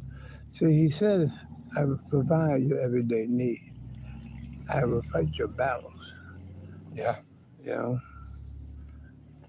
know? And knock, and door should be open. Seek, and it should be, you should find. I get that the closer I am to God, the more people will like spit, like kick at me. I've had cops just rip me out of cars before, and I'm like, I have this huge connection. I feel That's the devil. Yeah. You know? Sucks. All you have to do is say, Lord, help me. Jesus. Don't be afraid to call his name. Yeah. You know, he'd be right there. He'd be right there. Yep. I'm telling you, he's wonderful. He's wonderful. Do you know where I could get a Bible? 'Cause I'm just sitting up there. I might as well read it. I'm going to a church tomorrow. You want to come? Maybe. What time are you going? I'll have the guy come pick me up at 4. The guy that bought the food here. All right. This church. I want to check it out. It's not my church, but I just want to belong to a church. I just want to go to a church. I want to get a Bible. You know? And they have a Bible, probably. Why not? Matter of fact, they have a supper tomorrow, 5 o'clock. I'll go. Why not? So I'll call him, tell him that I got a little brother. No, I got a young son. Yeah, my baby boy is 22. Just turned 22. You know? He's up here? Yeah, he's in Vermont. Him and his mama. I heard you over troubled water. Yeah. I'll make it. Me and God will make it. Trust me. No, man. You design, if you put a design out, you know, God is all love, a cross. Some of the rappers, Christian rappers, man, you see their clothing? Go check out some of their clothing. You know? I have one of the people is they run a. So I went to West Virginia. You know what Pentecostal churches are? Mm-hmm. Like they speak in tongues. Mm-hmm. I went down to West Virginia to get a car for my dad because I got money in Dogecoin back when it blew up at 22. Mm-hmm. Got my dad a car. It was a beater, so I didn't buy it. I was gonna take the Greyhound home. My cab driver locked the door, and he said he was like an old cat from Miami, and he worked in churches his whole life. So he was like, bro, I know you're special. I saw you in a dream before you got there. Wow. You're coming with me. So he took me to the top of this big hill at Walmart, and he called 2 people named Brian, and their families were just there, and they're both big. They work for a big church. And I lived with a guy named Brian at the top of Mount Hope, and their family they had let it gone to crap. They were hoarding, so they were all living in one little living room in a big house, and everywhere, like they had a room full of 40 cats. I just talked to them every day about like clean the house, do one little 10 feet of space every day, clean it up. Let me get some of that. Yeah, at the end of it, they got a cab company. After a month, they got a cab company. They got a restaurant, and then they quit that, and he became a truck driver. And then he started his own landscaping company, and he named it after me. So he has a big KC on his thing. He calls it Kingdom Cuts. So I have them. They're looking into their best Bible verses, and we're gonna make them into clothes and sell them down in West Virginia. Cool. Tell them up here. You're here for a reason. Yeah. You know, just like I'm here for a reason. I'm here, literally here for a reason. It's because there's a lot of people that need prayer. They need God. And the more you pray for God, people, God will bless you. You know? I think these are the best. I had strangers come to me, man. Had no money, man. Give me money. Turn around, after they give me money, they go. I look up to the sky. Thank you, Lord. They would buy food or whatever it may be, you know. It's tremendous. Go, Kitty. All right. I'm going back in here, man. All right, I'll come down at like 3:30, see if I see you. 3:30 what? 3:30 tomorrow for the 4 o'clock. About 4. I'm going to call him. Yeah, 3:30 meet. You got your phone work? Yeah. You want my number? You call me? Sure. I'm going back in. All right. Casey, right? Yeah. Some people don't like to hear you talk about God. Yeah. All right. Yeah. I'm just trying to figure out I've got a lot of dreams. I want to make a lot of big things happen, and I've been through enough. Like I've been traveling for a long time. That's fine. Yeah. The Lord didn't give me the dreams. What do they mean? What do you want me to do? All right. You know, but get the McDonald's job. Go get the McDonald's job. You know the old Stella guitars? Yeah. I'm trying to get an old Stella. 'Cause I got a couple albums I wrote. That's what I'm trying to do. Yeah. Do your own music.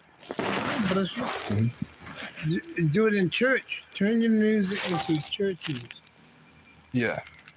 It'll go further. Mhm. Yeah. Come on, you almost finished with that. I'll go in there. All right. I'll see you tomorrow. Huh? I'll see you tomorrow. Give me my number, man. Let's call. All right. Get me the number, you call me. I'm up to about 3 or 4 o'clock in the morning now. I ain't doing nothing but sit watching TV, go to sleep, get up, watch TV again. You know? Yeah. I've been doing the same thing. Yeah. 802. Come on. Hold up. Okay. 802. 249. 249. 7416. All right. Al or OG. You know, this Al/OG. Okay. All right.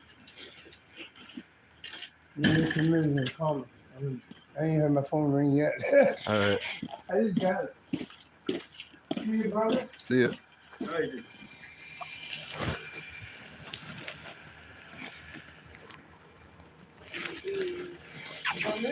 Not yet. I haven't finished this. I'm looking for the cat. Oh, over there. They want me to smoke this. I'm gonna finish this.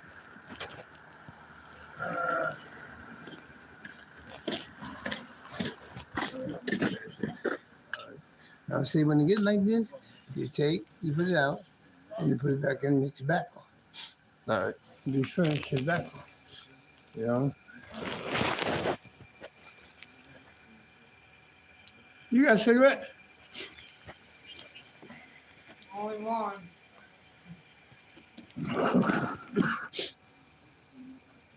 A lot of tobacco in that. Mhm. You gotta put it out. Get your little container or put it in the bag that you got. Just add in there. You always have tobacco. Hey, honey. Oh, it's already making your cause of bleeding. Huh?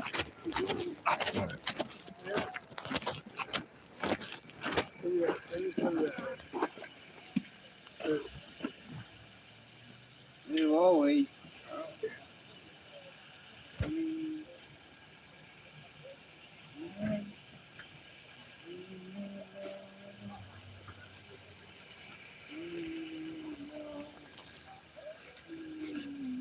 What are you doing?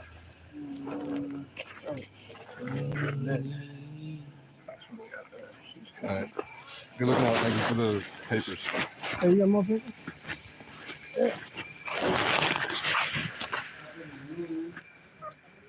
All right.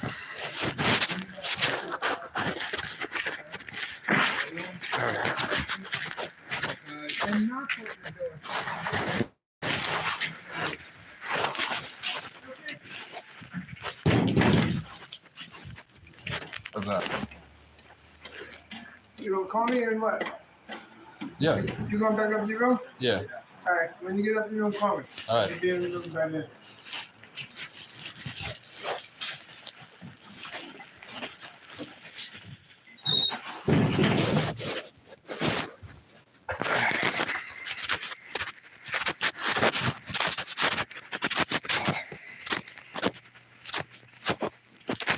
I'm going to church.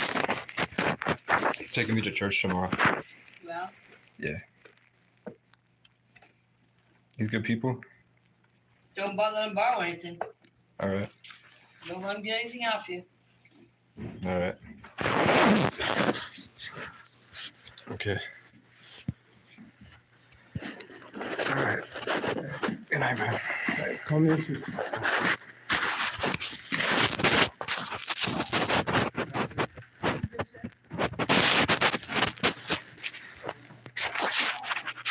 What the hell? I ain't calling him in a few. Fuck you mean?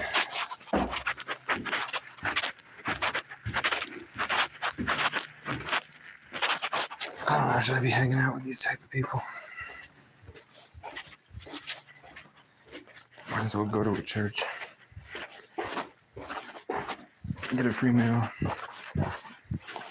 It's content.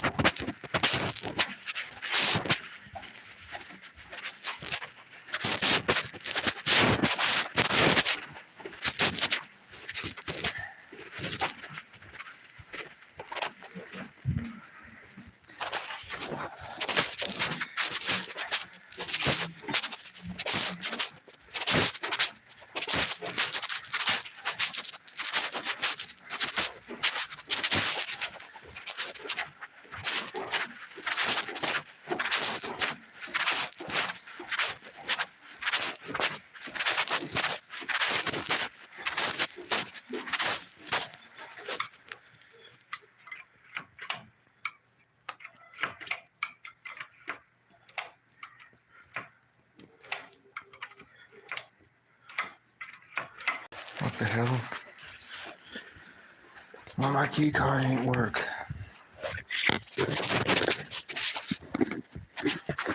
What's going on, man?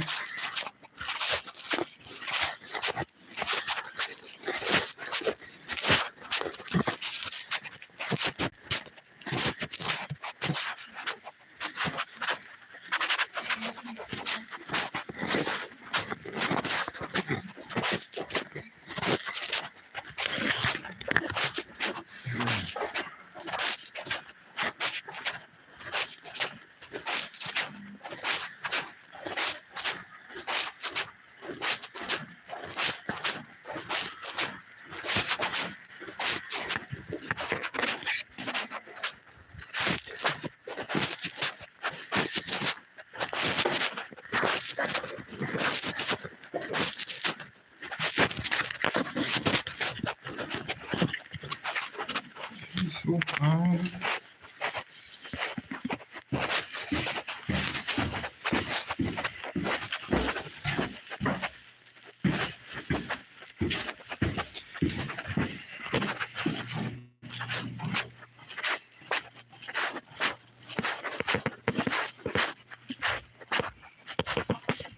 Yo, key card didn't work. Is it because it's cold out or something? It might be. And you got your phone in the same hand. Or did Yeah, you? don't put your phone. Okay. Yeah, I'll give you an envelope. All right. I usually put it in my wallet. Just Yeah, leave just it leave in the envelope. Yeah. Put it in Okay. your wallet. Just Okay. protect your key. 235. Yes. How many days? 2 or 3 days. Okay. Can I get some papers? You can. All Go right. on Thank you. papers. I just gave Alpha.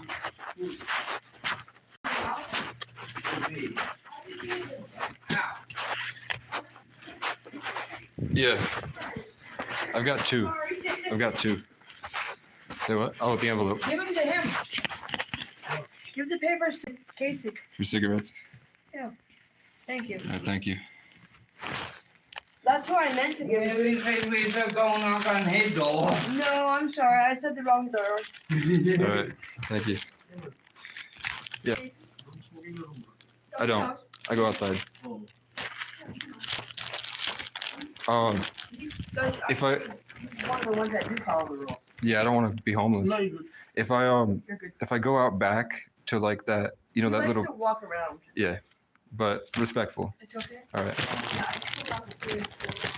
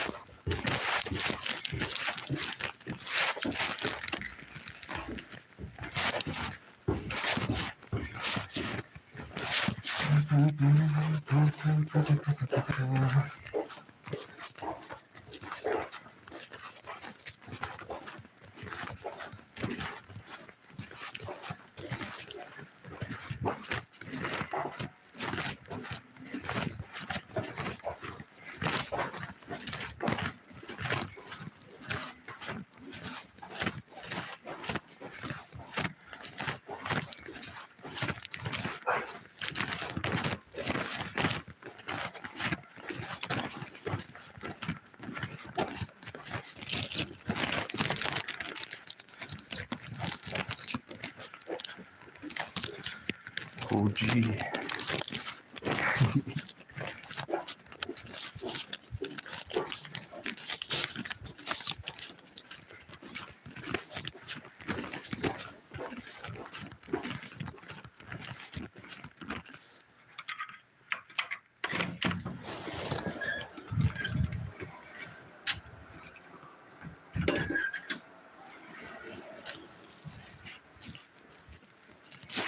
Okay. Everything feels different now.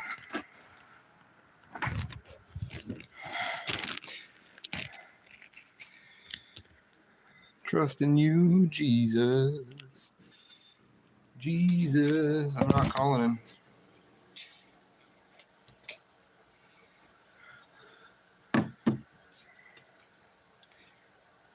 You should get a job, man.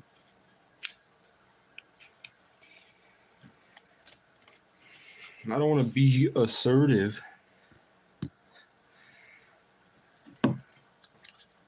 Because I know I don't hold on to nothing.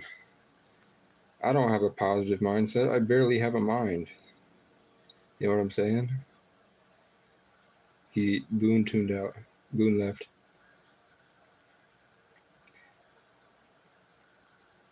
Boone did not want to hang out with the OG. He said, get a job, man. Did you, did I get it? Was the camera angle good for that? I'm not trying to put him on blast or anything. I was thinking like a compilation, and then you could show the people here. All right. It's tough. That was 2021 Casey. 2021 Casey is kind of out of it always. Trying to be respectful and take in knowledge, even though I know. Move your bishop back, bitch. All right.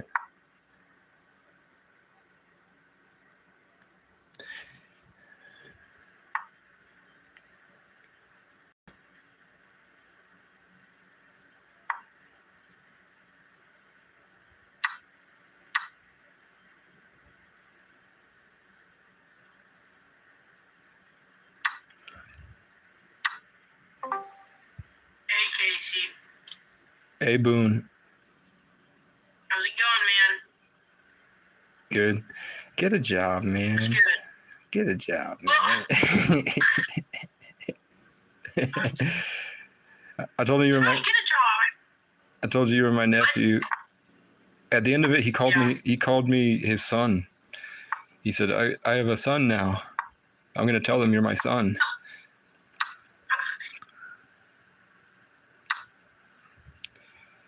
She. Well, would you accept him as your dad? No. He. That guy wanted something from everybody he spoke to. I'm sure he's a good guy, but every conversation he had while I was next to him, he was asking them for something. Yeah, he's a bum. He is a bit of a bum. So those guys, they're good to have because they are good people, but it's not like they're not going to try to play the game with you a little bit. Yeah, trying to pull a fast one on you. I understand. Not even pull a fast one on you, just try to get you more emotionally invested than they are actually emotionally invested. But he is a recovering addict that loves Jesus, and he is going to a church. So he invited me. He invited me to his church for the first time. So you think you're gonna go? Yeah, I'm not doing anything. Why not? I don't see why not. I'm not doing anything at all tomorrow around 3:30 anyway. Yeah, it's around 3. Yeah, it's at 4 o'clock. Oh, okay. I'm getting picked up.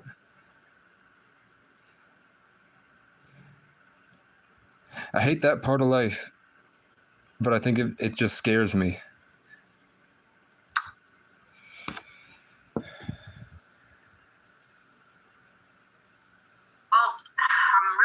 trouble getting a hold of my. I'm trying to get a hold of somebody. I'm really troubling. I'm really struggling here.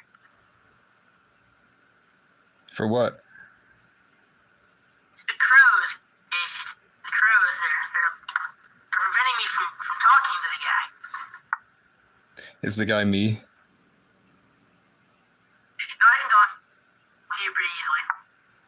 Okay. This guy's about to take my rook because I can't think. The crows are preventing me from... It's not the crows now, it's the people here. Here, The people in this the building. crows have transformed. The crows have injected themselves into the people there. I don't think it might be the crows. It might be the same. I think it's definitely the same thing, but I group them as cops, creeps, cunts, crows, and crackheads. So it's not the crows anymore, it's the crackheads and the creeps. And then on the internet, it's the cunts.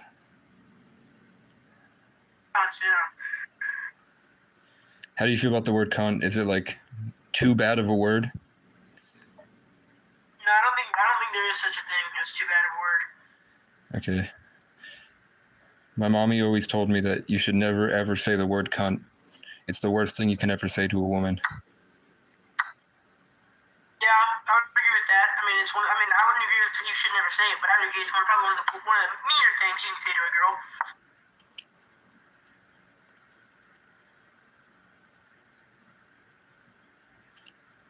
I'm just gonna resign. I have to wait for my mind to be working. Who is this guy you're trying to get a hold of? My dealer. Good deal. Okay.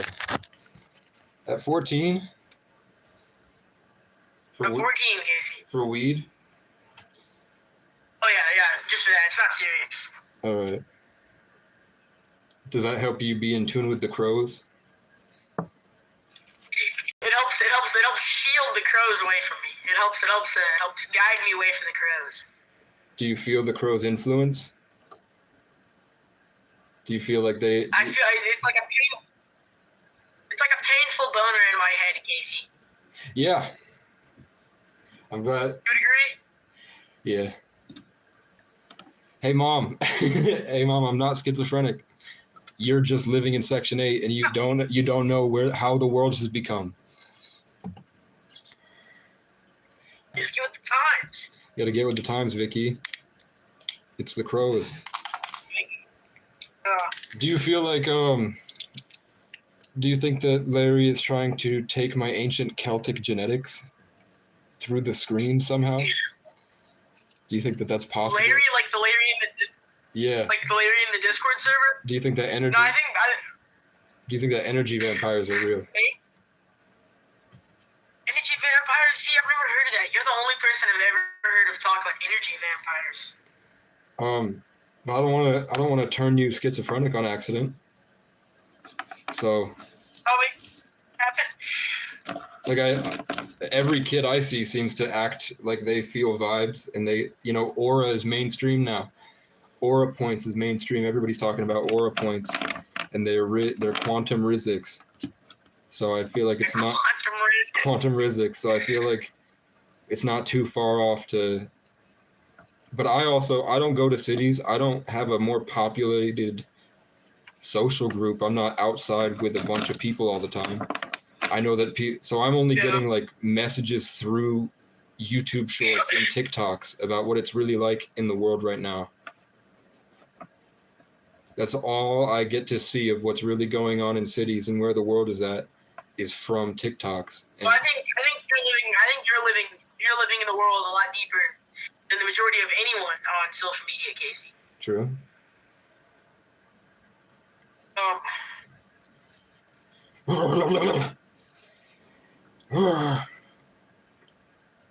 I want to smoke weed, but I don't like the world that puts me in. I'd rather do battle with the crows than try to figure out. Battle with the crows. It's like a pacifier. It's like a baby's pacifier. Not having weed? Yeah, the weed is like a pacifier. Oh. I'm really struck. I mean, It's the opposite for me. Like I think I'm high. Yeah? I'm high all the time. I'm like, I did acid at such a young age that became part of my mind. Like it never was a detriment to me, in a sense that like I was always perma-tripping and stuck in like a schizophrenic delusion, because I was young and I was very smart. I had a very high IQ. So when I did acid, it just helped me, and I just played Minecraft. I spent most of my childhood playing Minecraft and building. I literally did build Legos alone on top of a mountain by myself in the woods. So I think that it helped me a lot, and then I think trauma has just messed me up from. Well, I think it's a spirit. I'm not gonna lie. I think it's a spiritual war. I think it's a war. You know anything about Snapchat, Gacy? No. Me neither. And that's why this is very difficult. It seems like a lot of kids. Okay, I got it. I really needed to figure out how to get to his messages. I had him added, but I couldn't figure out how to enter his messages. But now I got it. Damn. We don't know anything about Snapchat, and that's where it all goes down. That's where people are getting laid. Everybody, like most normal people, are having like 8 different conversations all day. Are you on social Snapchat? media? No, I'm not really on social media. I'm not really on Discord. No, I only use Snapchat to talk to people who I don't have, who I can't get their number. That's crazy. I'm on the internet, but no, I'm not on social media. No, I mean, YouTube is considered social media, so I guess I would be. It's weird. It's social media, but you have no idea who's watching. Yeah, bro. There's no privacy on YouTube. I don't know who's watching. I don't know.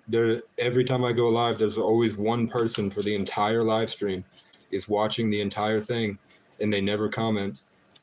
I don't know who it is. I'm assuming it's my mom, but it could be anybody. You never, as a YouTuber, you never have. I will never have any idea who my audience is.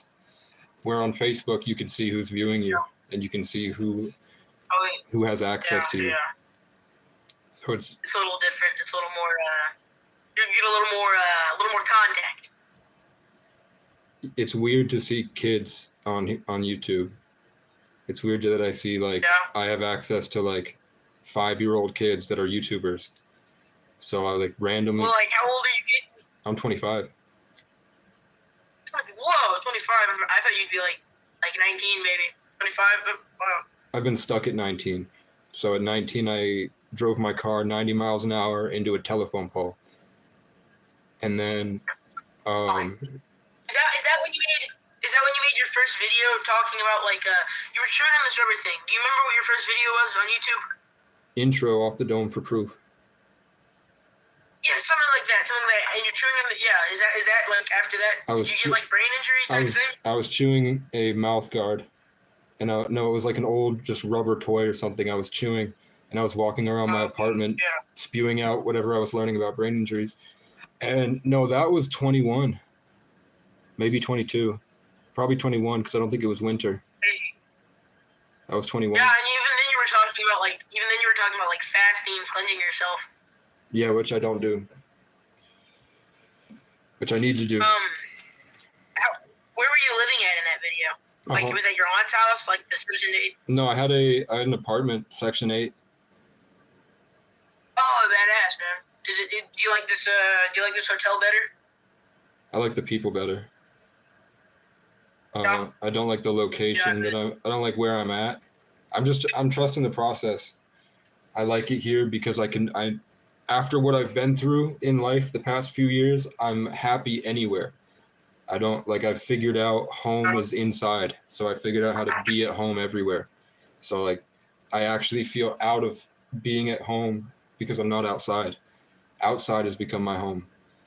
So I don't like the concept of an apartment building because it feels like a cage that sort of tethers me into a bunch of relationships I don't want to be a part of. I'd rather be outside, Yeah. even if it's lonely and weird and you become delusional. Like I'm sure you at 14 you've met people that are like homeless that live outside, that have been living outside for a long time, and they're not people that you would want. Yeah. You wouldn't really leave them with your kids. You wouldn't. They're kind of. Oh yeah, I know what you're talking Yeah, about. they don't. You wouldn't like. No girls are trying to hang out with them, and they all seem socially uncalibrated and different. I get now why they're different, and I don't want to go down that road. So I think that I'm going to need to organize and start reading in order to maintain my mind to come back to living a better life. But faith has gotten me here. That's why I'm going to church, even if I don't like Catholicism. Oh, I resigned this game and I had not missed once. I thought that I was losing, but in fact, I had made no wrong moves. It was just that post site. Yeah, post site. That self-doubt. Do you know that I'm gonna give you a secret, and I'm gonna mute this.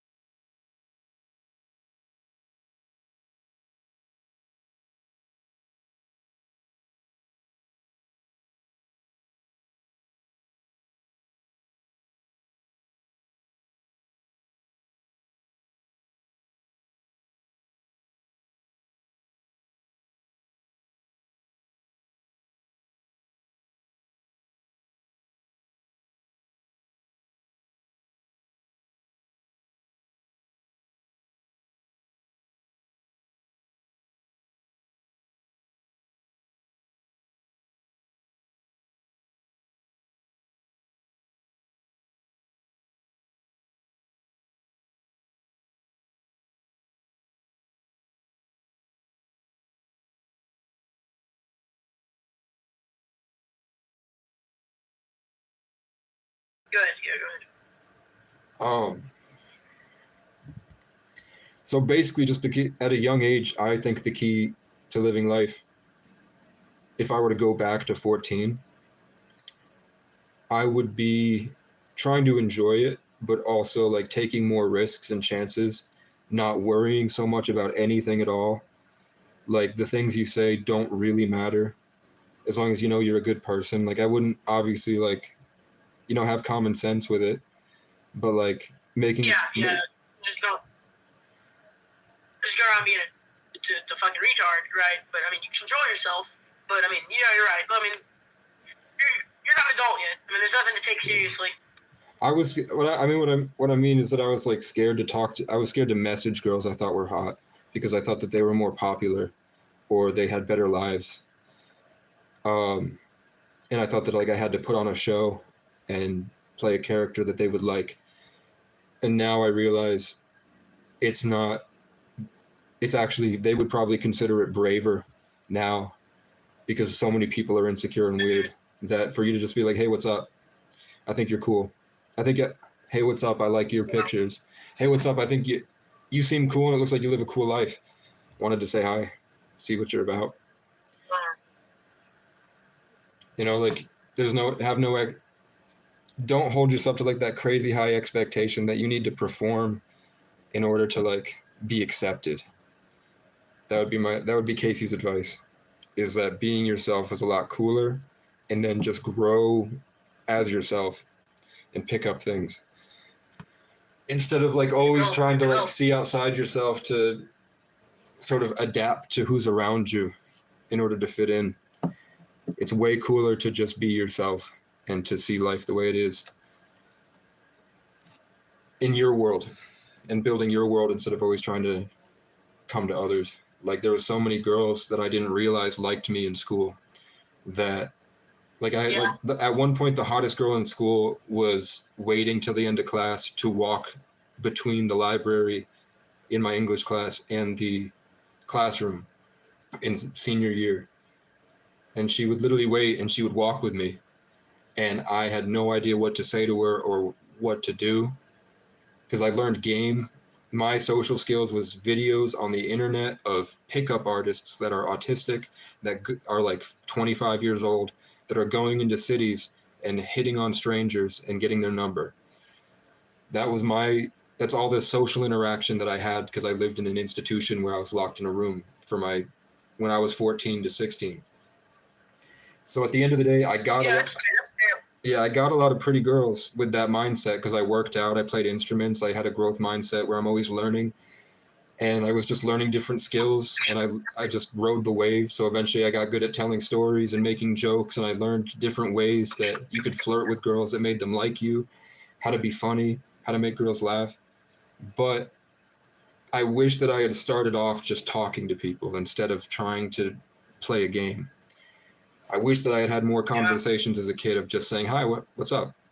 How are you guys doing? And just talking to people without any expectation. But the other way that I did things is the way that I got the bad bitches. I got no bad bitches by just saying, hi, what's up? How are you? I got bad bitches by being like, oh, what's your name? Oh, I'm Casey. How you doing? No, I saw you over there. I thought you were hot. I thought you were cute. I had to come say hi. Do you have are you single? She's like, no. I was like, well, I'm good. I'm about to go get smooth. I would talk to them more. So I'd be like, oh, how did I do it? Let me go back. Let me see the first interaction. So yeah, this is the autistic. This is going to be so crazy. When I would go talk to a girl, I'd have it in my head that you had to open and project your voice with an aura of humor, that you're self-amusing, and you know that you can have a good time no matter what the circumstances are. So you're always trying to find things that make you laugh. So I'd be like, if I'm trying to have a conversation with a girl, I could say anything like, man, that TV's small, and you know what else is small? No, I was like, don't you think that little dogs are fucking annoying? And she's like, what? And I'm like, yeah, every time I see a little dog, it just pisses me off, man. Because it looks like they should be in a handbag, and they're always uncomfortable that they're not in a handbag. You know what I'm saying? Like, look at that dog. Yeah, yeah. Look at that dog over there, and the dog like shaking, like it's yearning for the handbag, and she's not doing it. It's just like a waste of time. Putting that dog through that, and she'd be like, "What?" I was like, "You don't like? Do you like little dogs?" And she's like, "Yeah." I'm like, "Why the fuck do you like little dogs?" They're like, "They're cute." I'm like, "They're not cute. Look at that. That dog is so close to death. That dog is barely." Like how little? You mean like small, medium dogs, or like actually like tiny purse dogs? Like the Shih Tzus, like the not the Yeah. Jack Russell. You know, you like a rat terrier? Yeah, like just Jack Russell Terrier? yeah, the Benji dog. Have you seen Benji? No, so Jack Russell Terriers are too small? Yeah, I feel like that dog would the energy would intimidate me. It'd be too high energy and it'd be too high strung. Well, yeah, I have a Jack Russell Terrier, and he weighs like 58 pounds, something like that. He's a very heavy dog. I don't assume he'd be very pleasant to carry around in a handbag. Is your dog fat? No, he's not really that fat, but yeah, he's a little. No, not really. A 58-pound dog, like a regular dog, is like 70 pounds. A full-size black lab is 70 pounds. A Cane Corso is like 120 pounds. A German Shepherd is like 50 pounds. You gotta. If your dog is. How much?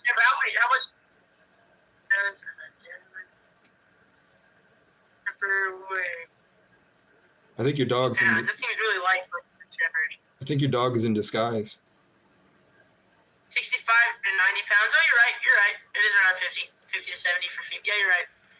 Yeah, my dog is overweight. The vet said to put him on a diet, but he's not like. My first girlfriend liked my profile picture more than she liked who I was in person. Poor Casey. Right? She ran away and locked herself in the bathroom, and I stood outside for like 5 minutes. Like, are you gonna come out of the bathroom? I didn't say anything to her. I just stood there. She was in the library. That's. I just thought, we're dating now. I can walk up to you unannounced, and you will like me. Because we're dating. Even if you weren't dating, you should still be able to like walk up to her without her flipping out. True. But I was also in the woods, where it's just. Oh shit! Oh. No, like that's where the school is. We were deep in the mountains. There was only my class was like 12 people. There was every grade had like 12 kids back then. So she was a grade above me. So. Is that the average Vermont school system? No, but they have those sprinkled in. Now they've moved into bigger schools, so then they've upgraded their bus system, and they have bigger schools that are farther away. So some kids have like 45-minute bus rides a day just to get to school. And they have there's tons of little mountain towns sprinkled in around through these valleys and hills, and the bus will go all the way through the mountains and pick them up and bring them all the way to school into a big school. So now the graduating classes in Twin Valley are like 45, 50. My graduating class in Brattleboro, which is on the highway, so it's a big town, that was about 200 kids. All right, is that better? You hear me? Yeah. All right, my internet was being funky. All right. But yeah, that was my first girlfriend, Felicia. And Felicia said, It was Felicia? I didn't say bye, Felicia. She said bye to me. Oh. She moved on. She already had a roster. As soon as Facebook was invented, women had rosters. There was another guy. Literally. There was another guy in line, and she didn't like me in person, so she moved on to the next guy that day. And then I think they had sex. I didn't have sex until I was 16. I'm pretty sure that the 12-year-old girl hooked up with a 14-year-old that day. That's wild. Yeah. That's not like that. That's not that bad, but it's still. I mean, they're both really young. I know the kids with dads gave him good advice. You're young. Do it. That concept was completely foreign to me.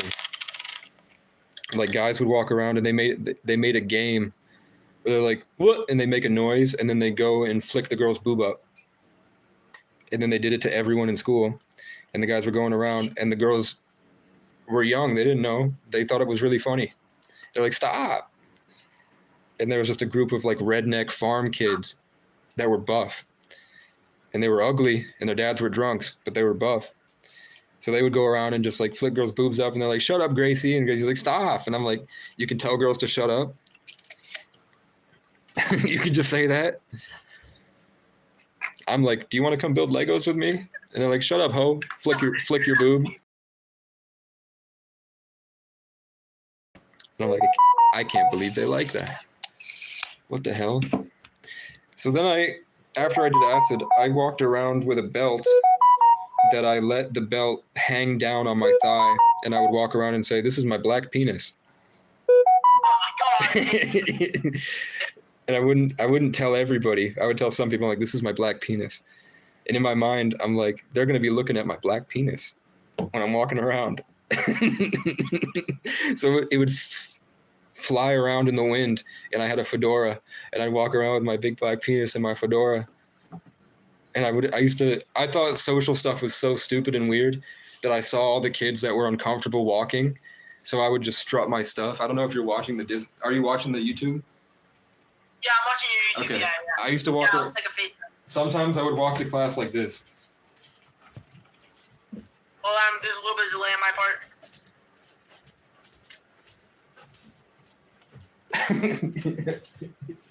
So I'd have the black penis swaying in the wind.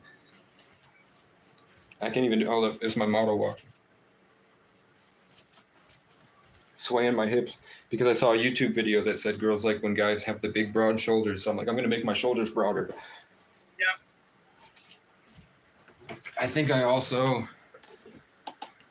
would watch John Mulaney's New in Town, and I'd watch it every single morning, and I'd go to school and I would just say his jokes to people and they would laugh. I would just recite stand-up jokes that I memorized overnight. And I'd start to make my own. What times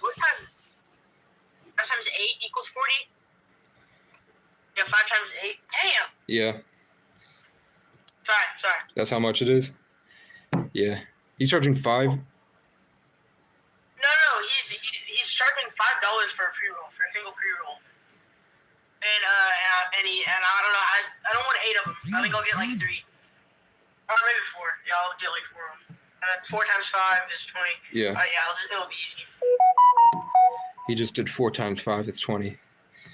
You're doing your 4 multiplication. times 5 is 20. I mean, are you in 8th grade? Yeah, I'm in 8th grade. But I'm in a special needs math class. You're playing football, you're in 8th grade, and you're smoking weed, and you're smart, bro. You are smart. You're not special needs. You are smart. No, I'm not special needs. I'm just in a special needs math class. Yeah. I have math illiteracy or something like that. That's crazy, dude. What the hell? My 8th grade was so different. What is school like? I'm gonna interview you. Well, school is pretty gay, honestly. I mean, I don't like a lot of the kids. I go there, and I try and be funny, and it works. I'm pretty funny, but then I get reported. I got reported and suspended. So they don't think I'm that funny, apparently. You're like a content creator, making jokes on the spot. Do you go to school? Well, I try to be like Sam Hyde.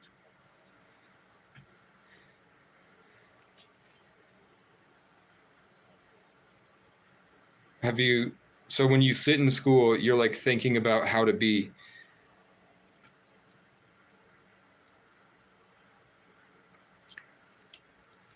Well, no, before I go to school, I sort of like sit and think about what I'm gonna do. Like there was this really scrawny kid named Charlie, and he got with this girl named Ruth, and Ruth gets man haircuts. And then I went around saying a whole bunch of stuff about how like Ruth is gonna ruin Charlie, and now Ruth is gonna like end up like strapping Charlie down and start pegging him and stuff like that. And then they got very angry.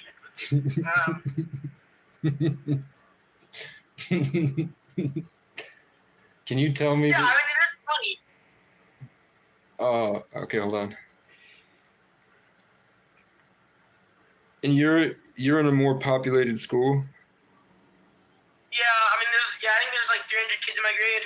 That's crazy.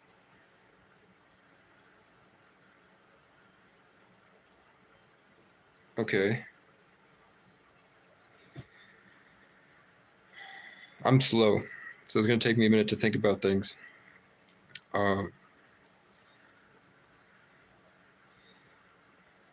So you have big classes. You don't have. Is there any like? Are the classrooms huge, and they're full of kids? No, they're not.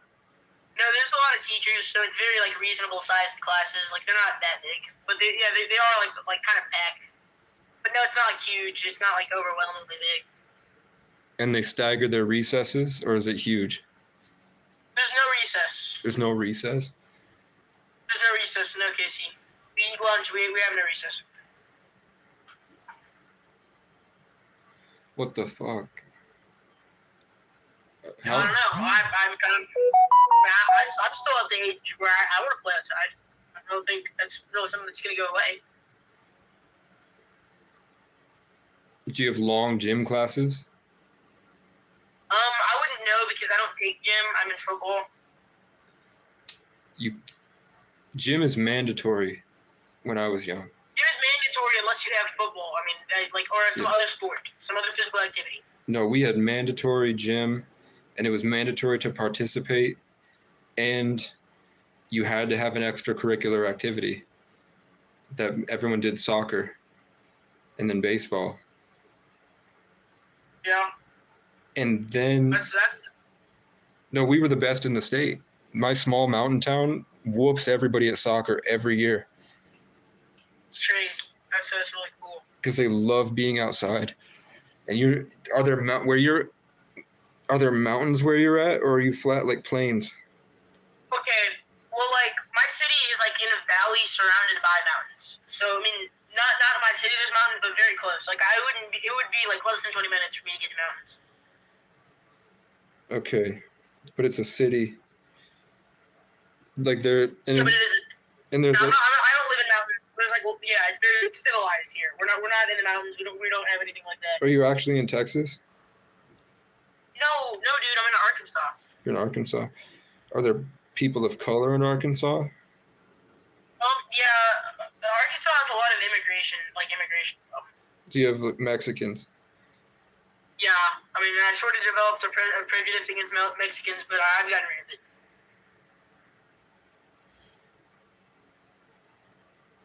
Yeah, we're like the philosophy about things and the beliefs on a grand scale, like that, like Republicans, Democrats, conservatives, that like way of thinking about things. I would consider myself conservative. It's not real.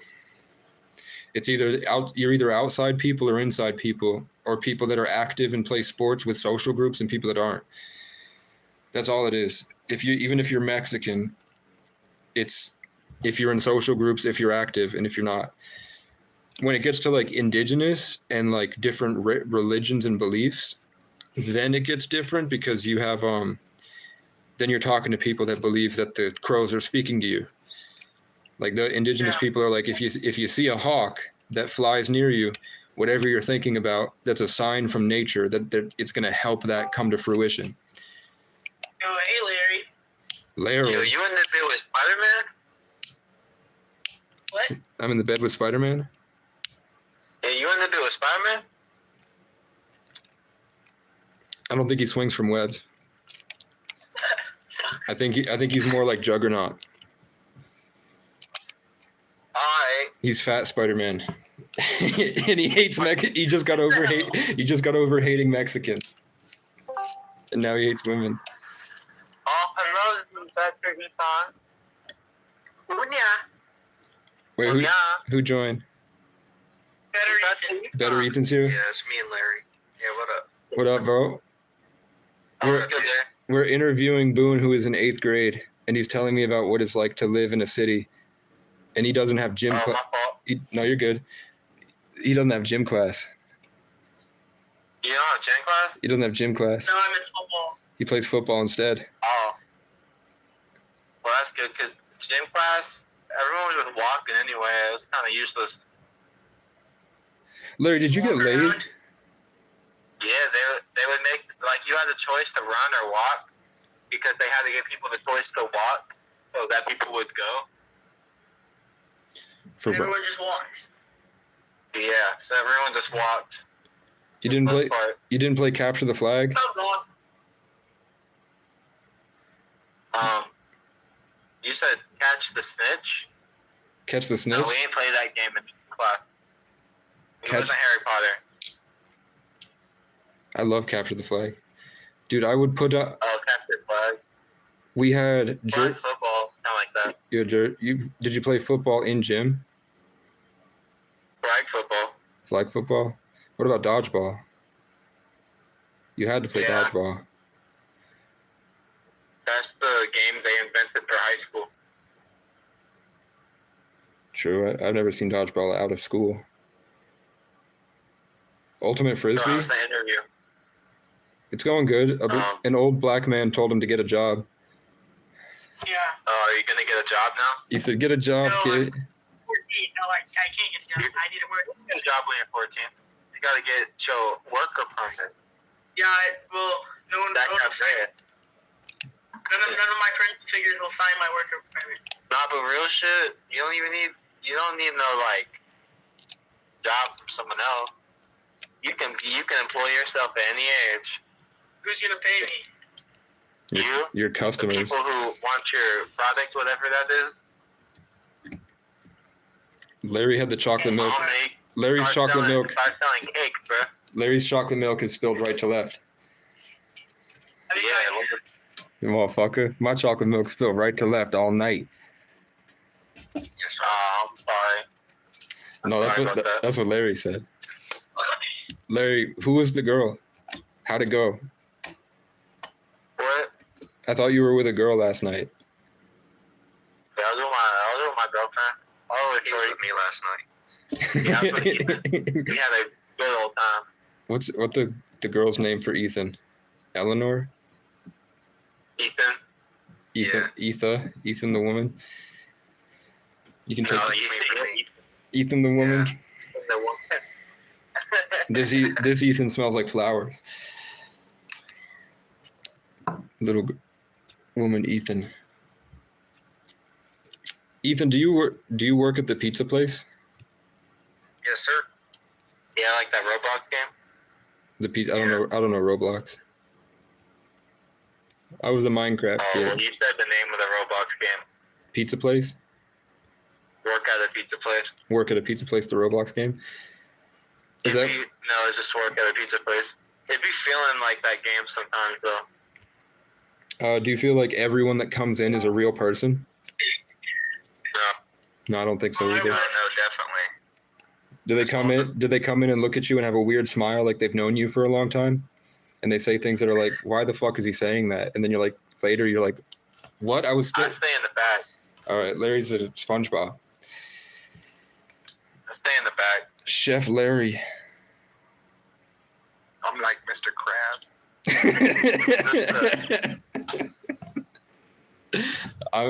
I'm trying to be Larry the Lobster, but I'm probably Patrick. No, you're definitely Larry. Like, you're giving Larry vibes all the time, bro. Larry the Lobster. You're always living like Larry. Living like Larry. For real. I'm trying to get. I don't know if I want a gym membership, bro. It'd be feeling like the Matrix. I don't want to do it. It'd be feeling like the Truman Show. I'd be a stranger came up to me today, and now I'm going to church with him tomorrow. Oh, that's cool. Yeah, that's badass. Right, and I also got a bunch of this tobacco. Who did their push-ups today? Oh, I did the push-ups this morning. Did you? Damn. Who said they were? I'm doing push-ups right now. I have to do. How many? I mean, I've already did it, but I'll do another 50. Damn, 50's crazy. This will be I'll it'll be do like 150 today. I've already done 100. Yeah, Heather was asking big numbers. All for the strength and vitality of Casey. Casey needs that strength and vitality, though. 4, 5, 6, 7. Yeah, he embraces it. 9, 10. We all need that strength and vitality, Ethan. 50. He'll give you strength and vitality. 19, 20. I'm trying to strengthen my vitality. 24, 25, 26, 27, 28, 29, 30, 31, 32, 33, 34, 35, 36, 37, 38, 39, 40. And then I do my victory 10. Is there whistles at Weston's house or something? I swear I heard whistles. No, I got Quinn. There's no whistles? I swear I heard whistles. No, I sent whistles home. Like a principal? No, he was sitting here and he was making the couch squeak, like he was like being restless, and then he just stood up and said, "All right, buddy, I'm gonna go get a vape," and then he just left. Who whistles? I know. I hope we can free our brothers from the poison air one day. Yeah, I'm trying to get off it as we speak, brother. Just quit. I'm trying, Kissy. Just do it. It's not easy. I know you have sympathy out of all. Why don't you just quit? Why don't you just quit, Larry? Yeah, if you really. What? Why don't you? I haven't hit no nicotine in the whole year. More than a year now. Round of applause. Yeah, good job, Larry. I thought that I quit, and then I became addicted to food. I stuffed my face so much I got fat. I thought that I was just going to quit cigarettes in here. And then I ended up just eating bowl after bowl after bowl of protein pasta. So I'm not going I feel like that is better than smoking, like, definitely. I definitely feel better. And then at the end of it, I was rewarded. Look at all this. Nobody's on the live I stream. forgot to cut my calzone down the middle. He splits his calzones down the middle. How do you split your calzone, Casey?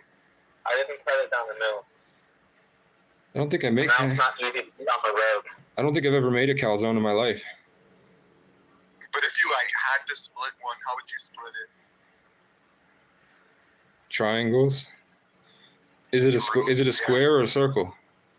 It's kind of like a rectangle. Yeah, our calzones are weird. It's like basically like a 12-inch pizza with the sides folded in, so it kind of makes like a rectangle. And then we cut in the middle, cut to the left and right and that, and then cut down it long ways. So it's like 4 individual slices. It's pretty good though. You gotta be able to hold it. Oh yeah, 8. I don't want to have to hold my calzone and worry about it falling off. But I don't want it to be so much. I'm gonna put on my Irish shirt so I can feel protected and be like a Celtic guy. Is that Ethan also has an Irish shirt?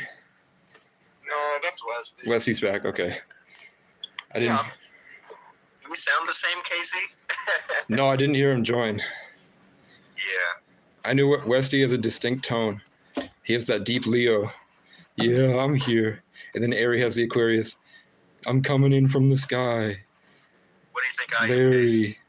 What do I sound like? You sound a little bit like you have a good focus, so I would say you're Virgo Sagittarius, but I'd also say that I don't think you're as invested emotionally, or maybe you've just been having a rough couple of things that maybe you have a lot of friends. I think maybe you have more social interaction. So you come across like you don't spend as much time in isolation. You know what I'm saying? Yeah, I definitely try not to. That's the vibe that I get from you. It's so socially calibrated. Basically all that's true. I'm a June Gemini. You're Gemini? That makes sense that I didn't feel any emotions because it's all air. Rip. I like Geminis. Thanks, Case. What are you, Casey? Are you? I'm an alien, probably. Yeah, that's how it be. I don't know. I think sometimes I'm a star, and I'm only able to receive transmissions from myself. But I think that could also be just a really bad lack of focus. Like sometimes when I go into that monologue and I don't stop and I'll just talk for like 6 hours, and it's like I say really extremely profound stuff that it looks like it's effortless for me. It's like I get in tune and I just flow. So I don't know what that is, but I know that that's not necessarily all the time.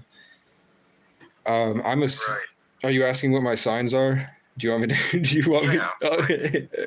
Does anybody mind if I take 1 minute? I'll do it really quick. I'm trying to be more respectful of the people in the group because I talked Westy asleep last night. No, it's all good. Keep going, honestly, I was having a panic attack for last night, and I had to go to sleep for last night, or I would have stayed and kept recording for last night. Were you nervous about your wedding, Westy? No, it's not real. That is not a real picture of me and Sabola slimy. That is, you see you guys walking down the aisle? Hey, listen to me. I didn't crash the pod racer. I won. You guys are holding your little alien hands together. Hey, dude, you don't even have a pod racer. Hey, sir. What's up, Larry? I haven't. You wish you could do it. I need to know who came up on your Facebook. I feel like It was a person of color. I don't know the guy's name. It was a person of color. It was Cam. And that could mean that one of you did, and then that's also a friend. Like it could have been. Have any of you been looking at my Facebook prior to this battle? Or no? Maybe Cam. I don't think I've looked at your Facebook. I took a picture. I don't use Facebook. I have a picture on this phone, but there are 3 people in the live stream, so I'm not going to leave yet. But I will. I did save a picture of you guys as children. There's a group of 4 of you with your. There's a group of 4 of you. Is it on the stairs? I don't know. It's in the dark. You're tapped into the Lord. It's in the dark, and you're off to the left side, and you all have your arms around their shoulders. And I didn't stalk your Facebook. I just looked at Aries. Oh, it's good. I don't think you're gonna hurt anybody. Facebook is public and we don't got any. I don't want you to think I'm spending my spare time going through your personal lives. I'm not. No, to be honest, I'm honored. I'm quite honored to be watched upon by the King of the North, the leader of the North. The Watcher on the Wall, the King of the North. Okay, Ethan, real quick. I am. Fly on the wall. Whoever asked for my astrology, I'm a Sagittarius. So I have an extremely weird and unique set that is not. It's barely possible for me to be what I am, which is why I think it's important. So the first thing I want to say is that I have a Taurus rising, which to have a Taurus rising, so you have, when you look at your chart, you have the positions of the planets and where they were in relationship to you. And those are your planetary alignments and your house. So they call like the first house deals with certain things, the second house deals with certain things, the third house deals with certain things. So whatever energy of the planet is in that house is how those things are expressed in you. That's basically like mapping out how you would act in your traits based off of a more spiritual, dense, emotional state of thinking instead of like beliefs and paradigms about things like conservative and stuff like that. It's more like you would be more anxious in this situation. You would be more aggressive in this way.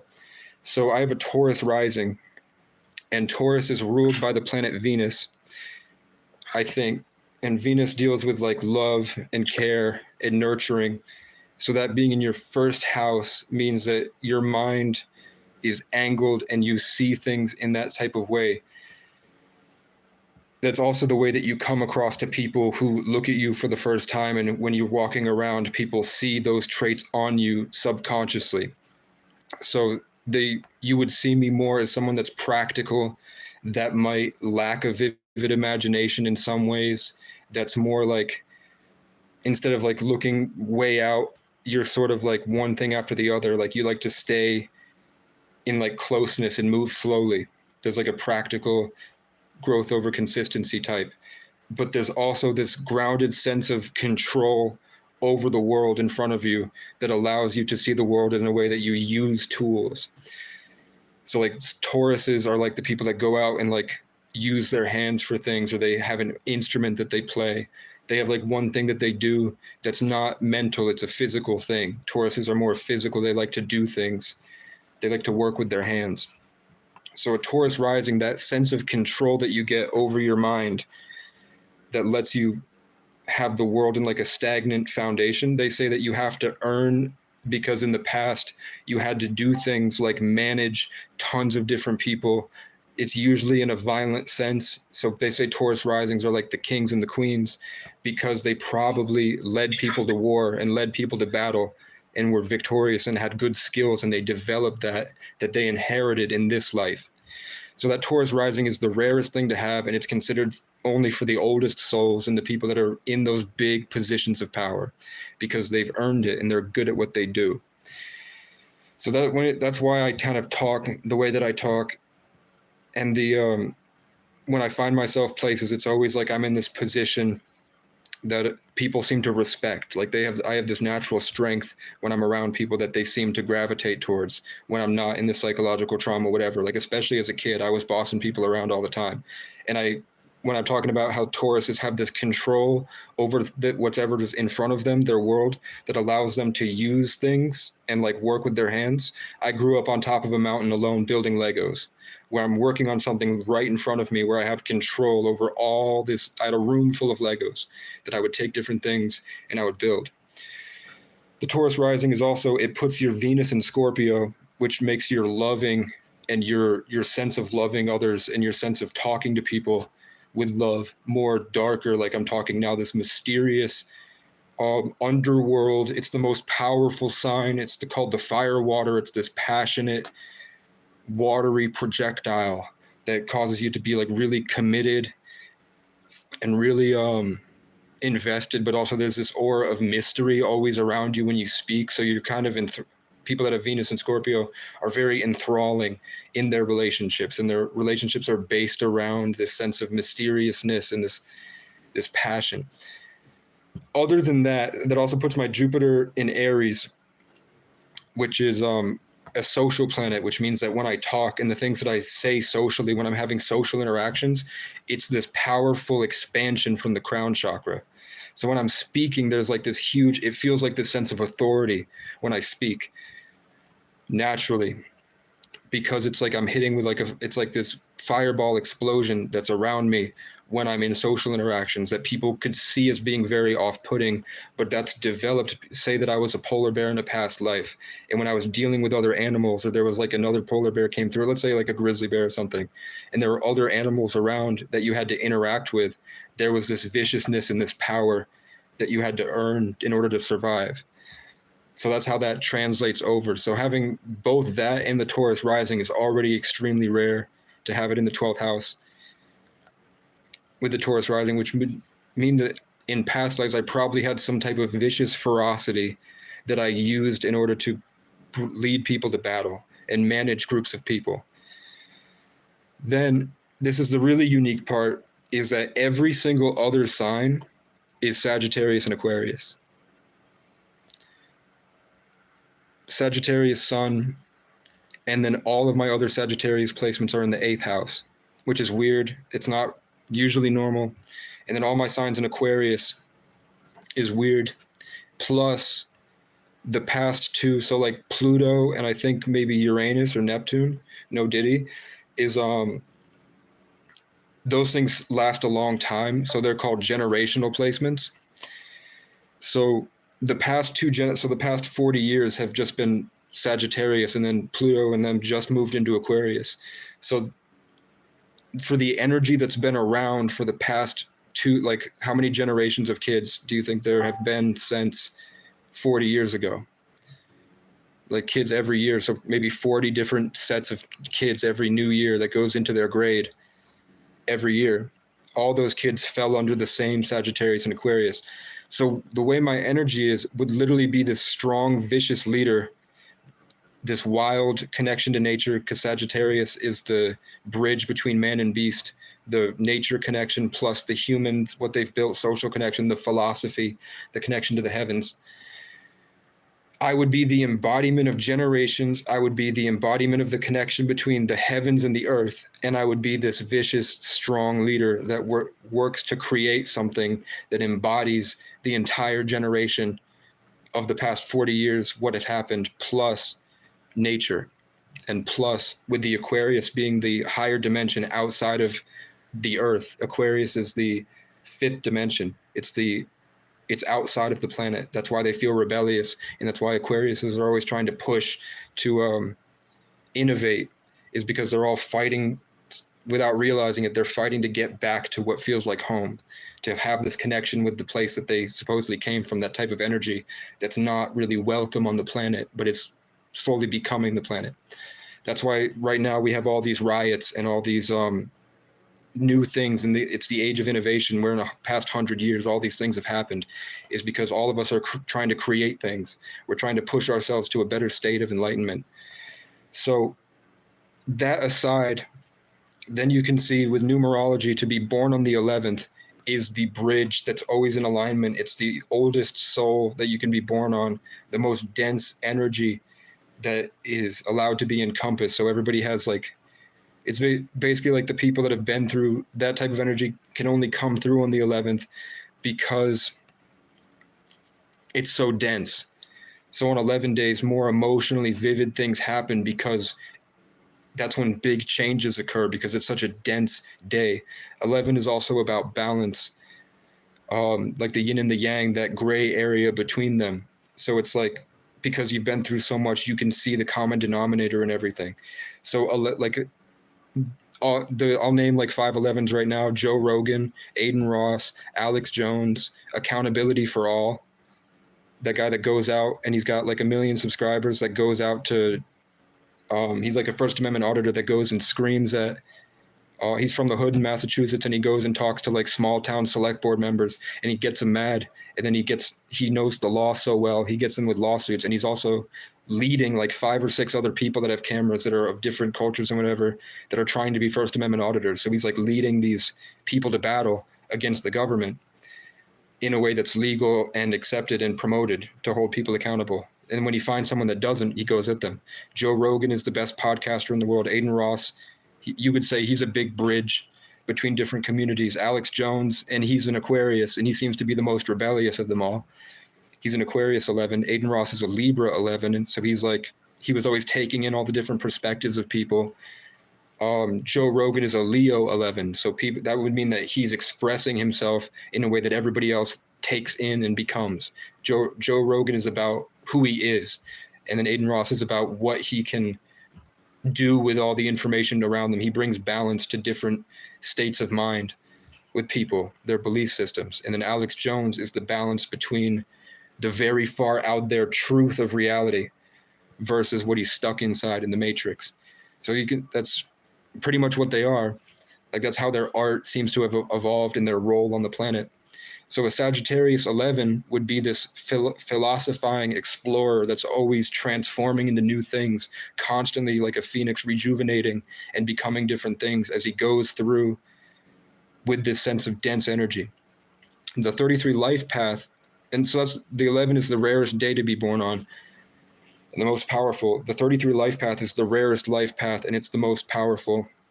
And that is that you've lived so many lives that your life is just a pure representation of everything that you've been through, and it's your last hurrah on the earth before you've learned so much you can't come back, is what they say. It's like, if Earth is a school in numerology and you're just here to keep ascending the masteries and the degrees till you get to 33, and then you transcend to a higher state of enlightenment where your spirit is no longer able to be on the earth, you have this last huzzah where you do something that affects the entire planet so that you're fully ingrained in the whole world.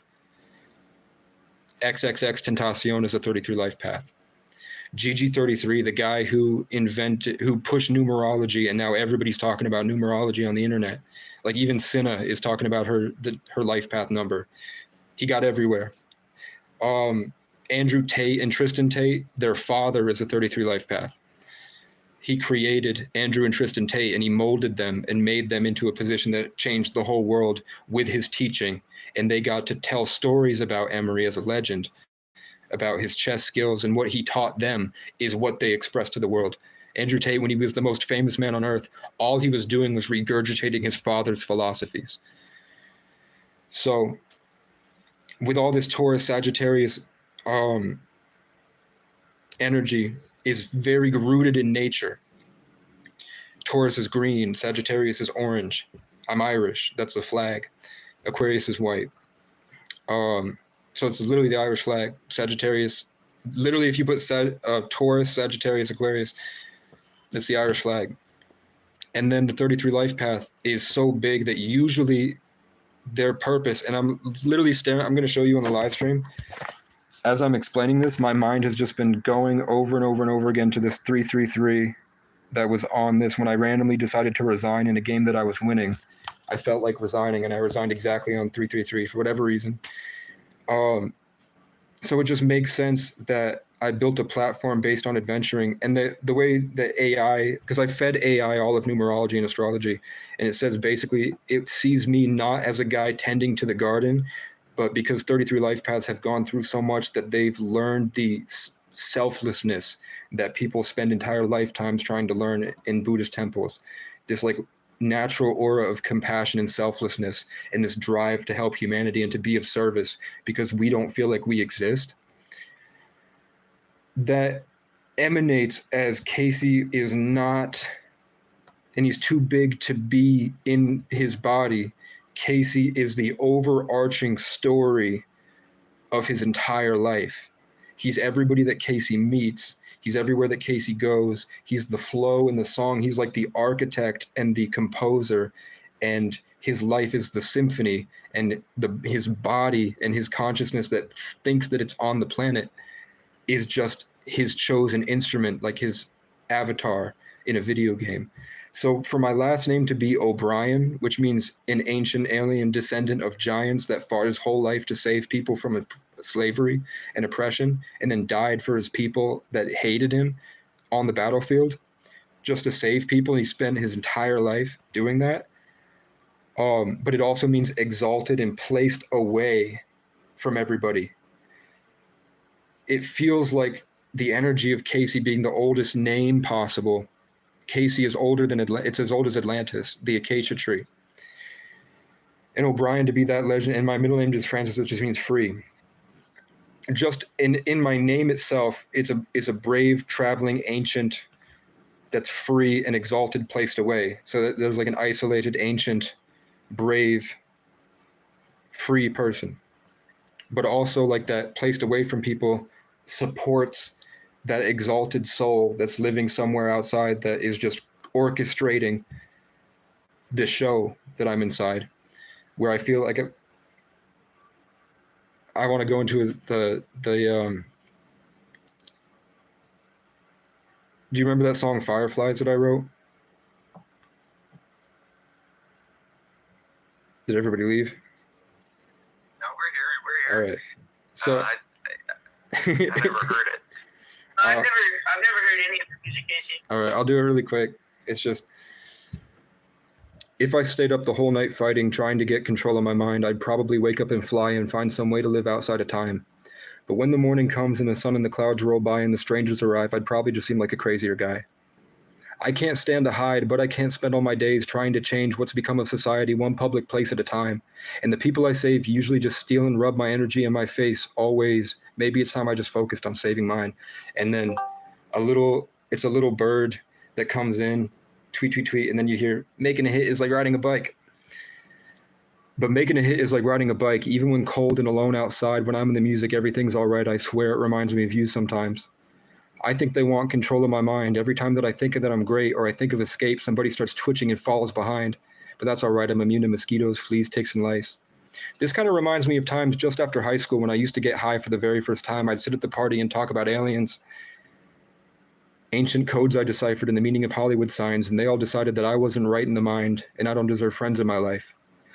And now I just sit and I laugh to myself, seeing their bio has their astrological signs.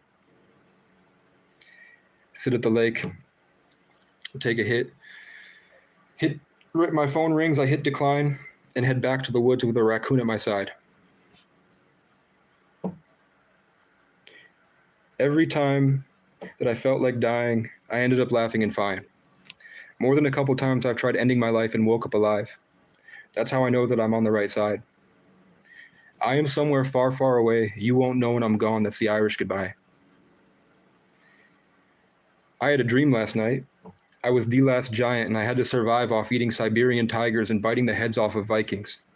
And as I laid down cold and alone and dying, closing my eyes for the very last time, the universe opened. The birds came and hugged me, and the aliens taught me to rise. I feel like I'm still somewhere out there, one of those weird dots we see in the sky. You and I are like the stars in the night, a song of fire and ice, chicken burritos with garlic, chili pepper, cumin, and thyme, or a lonely night with fireflies. But you chose to be with inferior guys, and I can never be like these interior guys. I can't wait for the day they wake up and realize they were trying to emulate me the whole time. I am somewhere far, far away. You won't know when I'm gone. That's the Irish goodbye. I wrote that years ago, and like the things that I wrote years ago, that like I feel like I'm still somewhere out there, one of those weird dots we see in the sky. Before I ever learned about 33 Life Path, Exalted, the Black Sun, where Freemasons put themselves so far out of their body they feel like they're in the sky, and they're operating themselves like a Sims character. That's like 33 level Freemasonry, is that you put yourself transcended so far into the spirit realm that you pilot your body like the Sims and you're playing this huge chess game. The Irish goodbye, before I even cared about my heritage, I wrote that. Before I even before I knew that this on my arm was the biggest, like the Irish clod, I just thought that I really wanted a green heart. I didn't even want it with angel wings.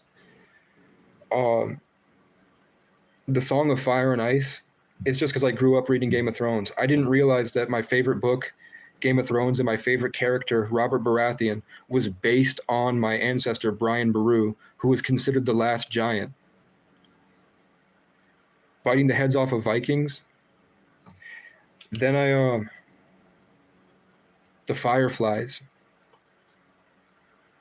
Every time I'm alone at night, and I feel really alone and I ask God for signs, or I'm like trying to make songs, the fireflies come to me and they just float around me. And sometimes I'll walk places and I'll be walking down this path at night.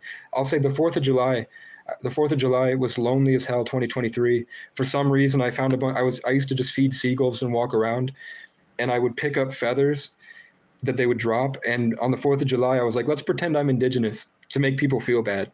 So I put all the feathers in my hair because I had long hair, and I walked around and people were looking at me, and then I would take breadcrumbs and feed the seagulls, and I'd say, it's tradition. I had no idea anything about the indigenous part of me yet.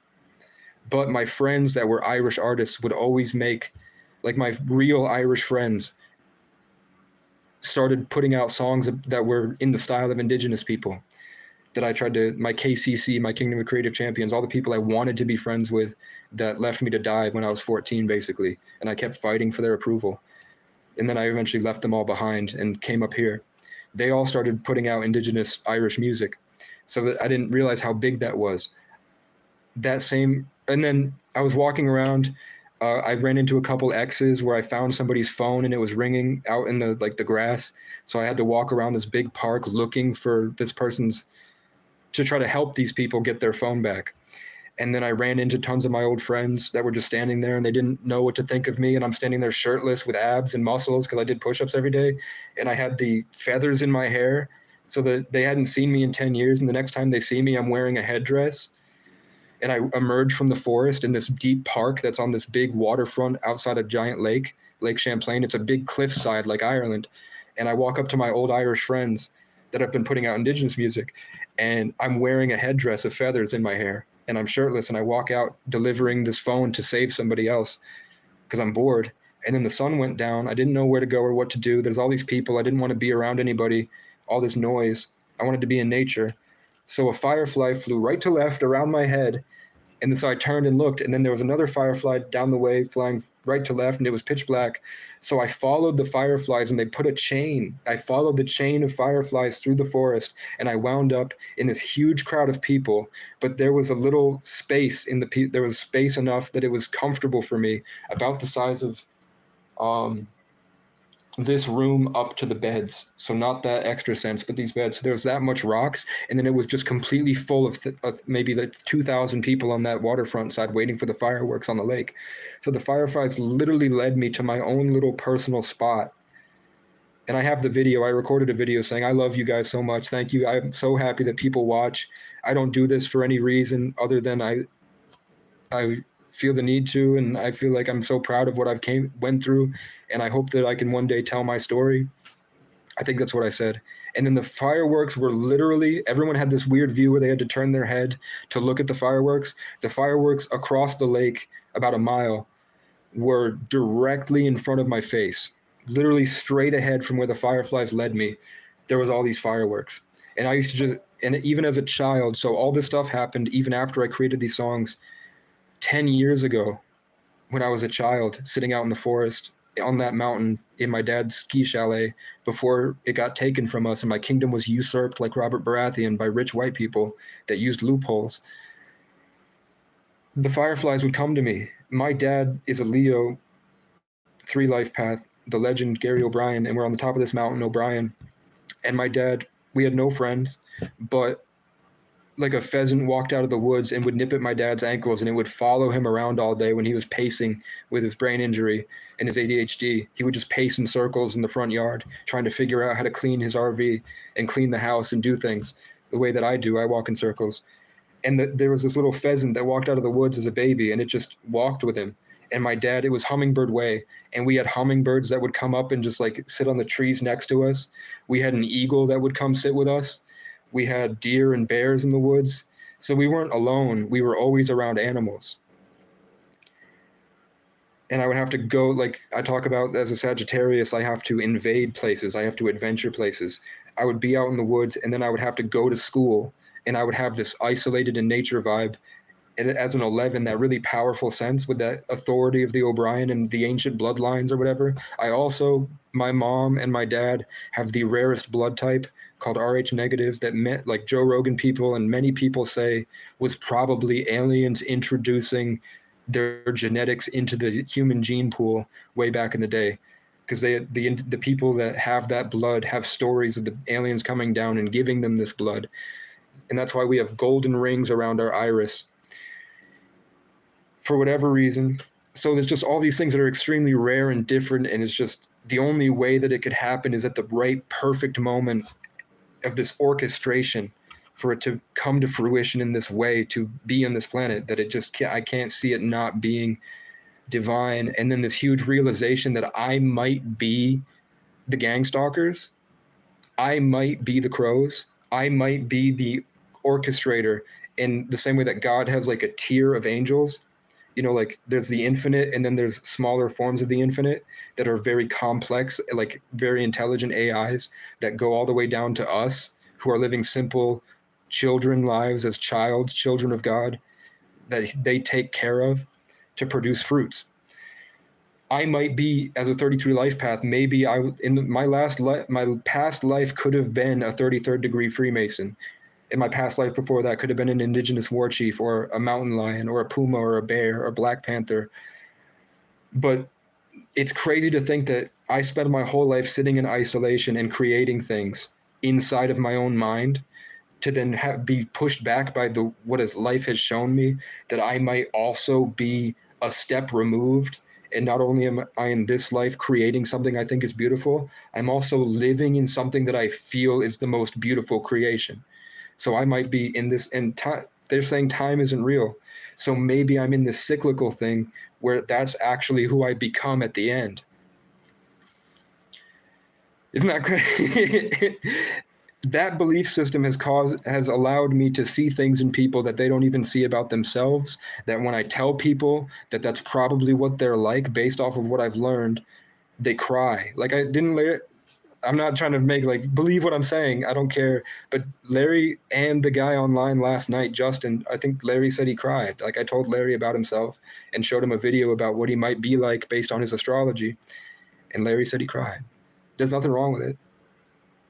If he's still here. I'm saying that I've done that to hundreds of people. Like I have hundreds of people that I've talked to like this, and they break down crying. And then they say after I left, they had the most amazing spiritual experience in their life, and they grew into a better version of themselves that has changed the trajectory of their life forever. And those people all have names. When I meet these people, I meet people that have the same exact name that week. So I met a Heather, and then that week on my adventure, I met 3 different Heathers. I met a Todd, and on that adventure in 3 days, so a Todd came and gave me an opportunity, and then 3 other Todds that day came to me with an opportunity. I helped a guy named Todd on his first day as a community action worker who was going to be dealing with thousands of homeless people. And he was scared, but I'm a badass warrior that loves to get girls. So I gave him a little bit of my vibe. It was the year of the water cat, so the vibes were more expressive, and it was my powerful elemental year of the cat. So I figured my mission should be, if I'm going to be in the most influence, I'm going to need to affect the most people. And so I decided that I would go talk to every community action program, and I would meet all the leaders of people so that I could imbue them with whatever I have to offer in these leaders. So I met all these people, and they all took on my sense of confidence, as the Sagittarius is the most confident sign. Sagittarius is also, for a second to backtrack, Sagittarius is the most powerful sign, technically, other than Scorpio. But it's the wisest sign because it's already evolved past the Scorpio. People like Scorpio the most because Scorpio doesn't have a sign. They say it's a scorpion, but really it's a scorpion that turns into a phoenix and then ends at an eagle. Scorpio is about transformation. And then Sagittarius is once you've mastered that and you become the eagle, then you become this light in the darkness, this righteous truth. That's why Sagittarians are the most confident, and they're these philosophizing people, because they embody that level of knowledge on the planet. So every year the planet goes through this cycle of growing into mastery from Taurus to Sagittarius, and then the winter where it resets. That's what astrology is saying. And that's why Pisces is also the most powerful, because the winter arc ends with Pisces. So it's like a separate transformation. That's why they're both ruled by Jupiter. Or really that's why it is that way, because they're ruled by Jupiter. And that's why Zeus and Jupiter are the original gods, and the King of Kings, like Jesus, Jesus. That's the story they're saying, is that Jesus, or that Sagittarius season, rules over all the other planets or the other gods, because they personified them, because Pisces was the age of belief systems. So you had to believe that Jesus died on the cross in order to feel his power. Now it's going to be knowing. You're going to know that power. You're going to have the revelation to the truth. That's the age of revelations, or the transition to age of Aquarius. So this is the coolest time to be alive, and I think you guys should commend yourselves, because it's probably the hardest time to be alive. It's crazy out there. You guys are literal spiritual warriors, whether you like it or not. You're going through, and every day you're probably interacting with tens to hundreds of people. And all those people, if they're real or not, they're probably on their own personal journeys with their own personal problems. And you guys are every day a node in their journey for everyone that sees you. Whoever you are, it's going to be at a point where the energy will be indisputable. That's why Beyonce at Kamala Harris's rally said, it's impossible to not feel the energy in the room. And everybody went, ah, because we're here. They all believe it. Those guys just happen to be maybe raping kids, or maybe they're in a cult, in a club that is using the idea of pedophilia, and they're not really doing it. Jeffrey Epstein just said that he was doing it because it's a cult that wants you to believe they're pedophiles, so that when the truth comes to life and you realize the truth, you had already processed your hatred and weeded out the pedophiles. That's why we're doing the Vitali streams. That's why we have pred catchers with Gideon.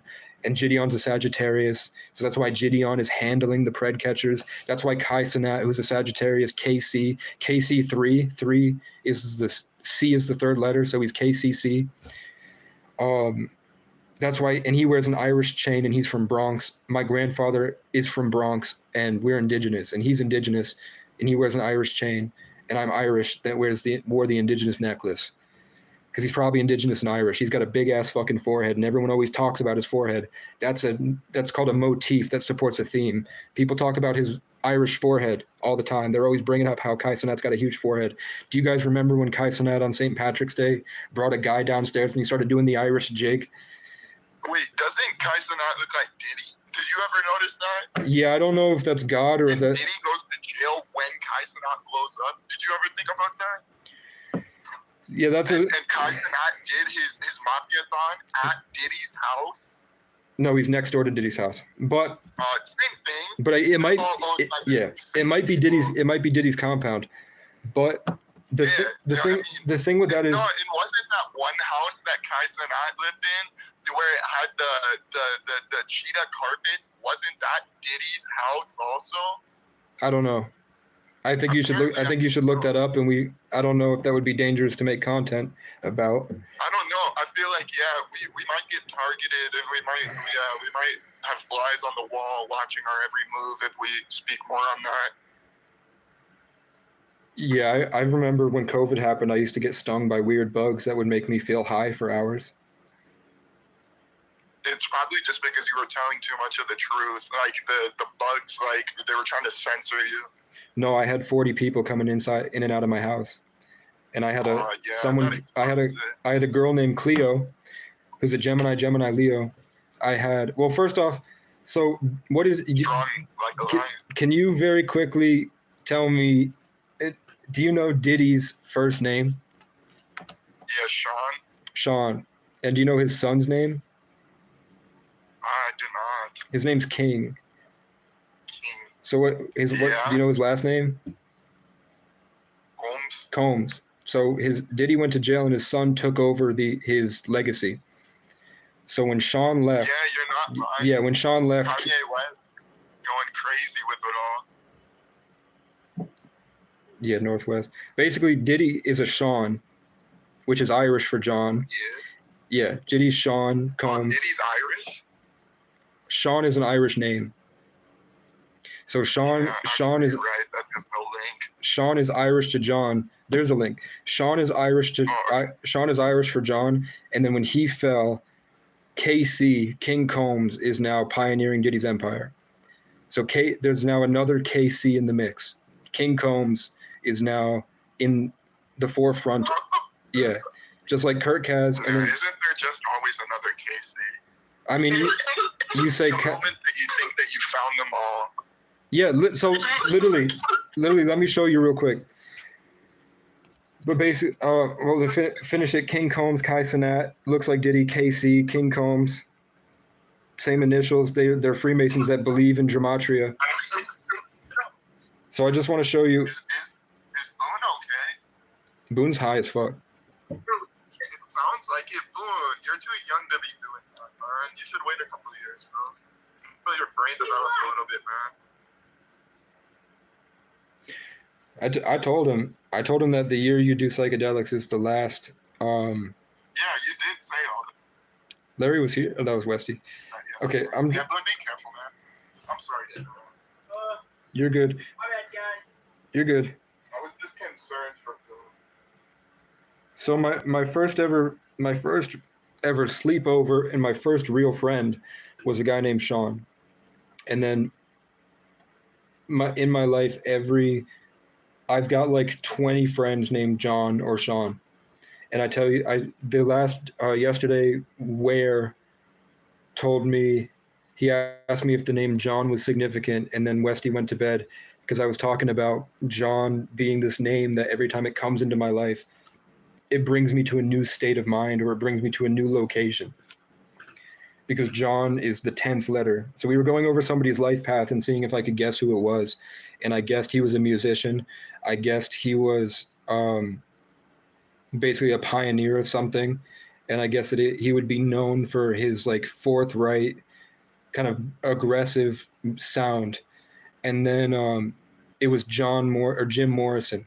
So he's a 10 Life Path, and the J is the 10th letter. And then he had a band called The Doors that he made with somebody named Ray, like Kai Cenat and Ray, and Casey has like 7 Rays, all these different stories about Rays. And then Casey Rocket and Adam Ray blew up next to each other at the same time. That association with Ray and Casey for some reason. So, and then also when Kai Cenat and Ray took a picture, I took a picture with my friend John at the same time. But it was Jim Morrison. And then John Bellion, who was my favorite artist for the past 20 years. My favorite artist until 2020 was Ed Sheeran and John Bellion, other than the Eagles. So there's the Eagles there, and then the Eagle, and then the Eagles just beat KCC, that transformation of that higher Sagittarian that overpowers everything. KCC, the group that I was trying to make, was overpowered by the Eagles. And the Eagles are the symbol of the headdress with Indigenous. But I'm looking up, so in Casey's story, in my story, we all got together and we were trying to basically dethrone or deplatform Planet Hank Henry. And the person that delivered the final blow that has really destroyed him, because he made a YouTube video covering it, is a guy named Kyle Corvus. So a guy named Kyle Corvus from New Hampshire that has a small YouTube channel. He's got 502 followers on Facebook and like 30 subscribers. He's Kyle from the Shire. That's his name is literally, his brand is called Kyle from the Shire, like the Shire, Middle Earth, which is Ireland. And I used to call my hometown, they used to call where I was in Whitingham, they called it the Shire. So, and his name is Kyle Corvus. And then if you look at his, I'm going to show the live stream real quick. If you look at the background of his profile picture for his real brand, it's called Corvations, and it's a double-headed crow. He does have an upside-down cross, so I'm sure he's probably evil, and I'm sure he's like a narcissistic gang stalker or whatever, maybe in my life to do stuff. But he made a video called Planet Hank Exposed, where he compiled everything and delivered the final blow that everybody's just reposting across the internet to get Hank gone. So a KC worked with me after I pioneered it and I put it through. Another KC was the guy that really did it. So I spent months just advocating for homeless people, talking shit to people on the internet involved, getting everybody riled up, consistently keeping it on the front page of the Brattleboro chat for months. Through homelessness and these hotel programs, I was doing that.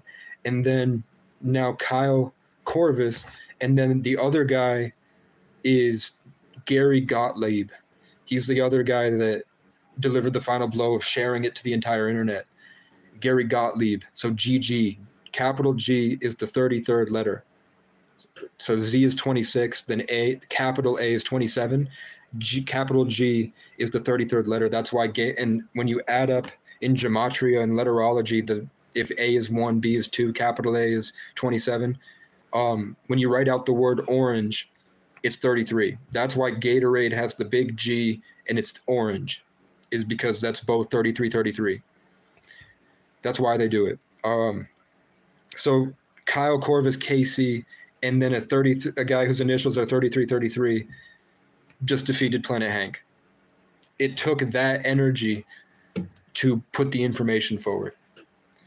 So the reason that Sean was taken out and then replaced with KC is part of the collective consciousness. So I think that I think all of you are created, and just if you like kind of take apart my story, you can see how it fits into you. It's really cool that Aries, the Aquarius, he's an Aquarius, which is weird. It's cool that Westy is a Leo, and then the name Westy, when you say Westy, the Westy, it almost has to come from the heart. Like when you say Aries, it's more like, when you say it to yourself at some point, when you say Aries, it's more of the top of the head. When you say Aries, yeah, it's more of the top of the head and the throat. Like when I say Aries, it doesn't come through at that lower level like Westy does. Or even Kanye is more up. If I said Enlil or something, if I say Enlil or Enki, that E comes from the heart. It feels like it comes from the heart. That E sound, which is why when people chant, they go Yam, Yim, Im, Om. That's how they have to. That's how they go through the. That's how they balance their chakras, because they say words are spells, and they're manifesting. So it's cool that Wesley the Leo and like Joe Rogan, and he's the Leo. My dad's name is Gary O'Brien, so that O, and then Casey doesn't come through the same way. What about the guy you were talking about yesterday? Didn't you talk about somebody named Gary Gay? Yeah, his name, the fucking little dick loser that was simping on my girlfriend for years, and then I left for Miami to go fuck bitches with my childhood hero that taught me pickup artistry. She got panicked and she went out with this guy who she knows has a micro penis, and he was obsessed with me, and he would drink and he would sit in my parking lot, and then eventually he broke and he messaged me a bunch of crazy shit at 3 a.m, calling me like a rapist and a woman abuser and a pig, and hoping I get what I deserve. And I said, hop on a call with me real quick. And I tried to inform him that his girlfriend was cheating on me because of my BDE, and he couldn't take it. And then when he showed up, there was like this weird, I think it was a demonic energy thing. I was not used to it. I didn't have this grounded sense of self. Now I think it would be a lot easier to deal with him. But back then, it felt like when somebody had got one, I used to hold huge grudges. So when somebody said something disrespectful, I would hold on to it for a long time.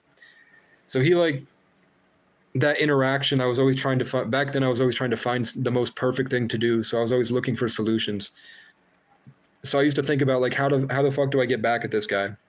And the answer was always focus on yourself. That guy sucks. Yeah, let true. him obsess about you. Like life path or like star sign is? Or? No, I don't know for sure, but I know he's Gary Gay III, and then yeah, if you had to guess, I forgot he was Gary Gay III. So then 2 years later. And then wasn't there another like GG3000 or something you were talking about? Yeah, I'm saying it. I'm always jumping in. Sorry. No, it's good. Yeah, no, I just like had some questions, and I'm happy that you were already on it. Yeah, it's so in that time in my life, I was only dealing with 2 people. So when Gary Gay III came around, it was just me dealing with I call him my foster brother, but he's not. But I had a foster family that had a big brother, big sister program with their son who graduated. So I wasn't living with their son. But he was an indigenous adoptee. My foster family for my senior year was English. They're both English and Polish, and they lived in the Red Cross, and they traveled Africa for 20 years. And they had hundreds of dogs that would use to scare away the people that would try to rob them as they traveled. So this family spent their life traveling with a herd of 100 dogs, and they would go with the Red Cross places and help them better African communities. Then they adopted an indigenous child named Yuri, and they had another kid named Alec that was their actual son. But Yuri had a little brother program with a kid named John Michael McManus. And when they went to Ireland on vacation, they came back and gave me that Ireland shirt that I have, and they gave him an Ireland shirt. McManus and John Michael McManus, he's a Sagittarius. He's younger than me. He's born in the year of the snake, so he's 2001. He's taller than me. He was a local celebrity because he released his music and people really liked it. I've put it in the Discord before.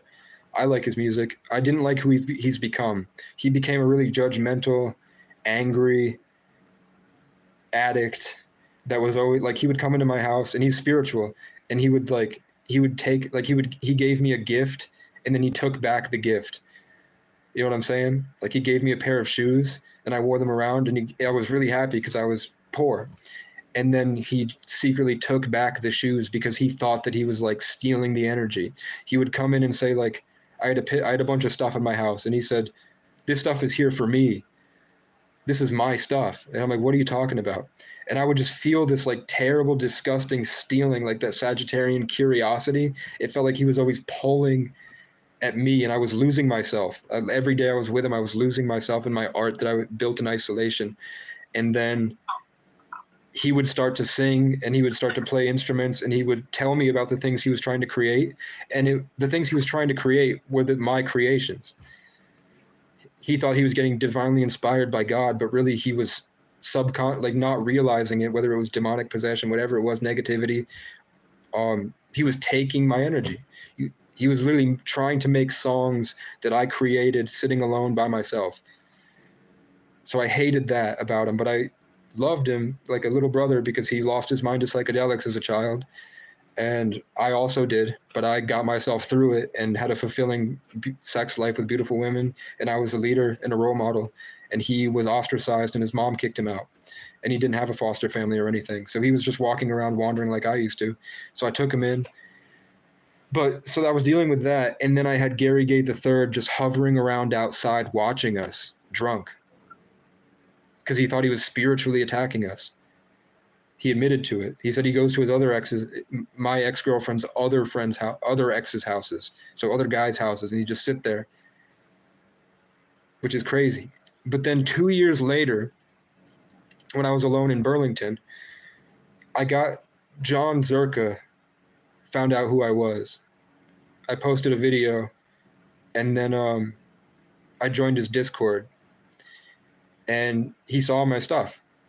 So John Zerka was introduced to me, and I think that my videos brought him somewhere. He changed very drastically in the year of the water cat. My elemental year is when he blew up after he met me. So John Zerka and I, without realizing it, I'm watching Zerka blow up. I'm technically like manifesting stuff without realizing it. He's incorporating my energy, and he's become like my confidence, my character is what he's expressing to the world. The same way that Casey Rocket, Kai Cenat, Kurt Cass, Kendrick Curry, King Combs. But John Zerka was inducted into the Freemasons by GG33, and they did rituals. So I was working with John Zerka, I felt, and he was making a change that I saw, even though we're on the opposite side of the country. He's in LA, I'm in Vermont. But I also have always felt like California and Vermont are like yin and yang.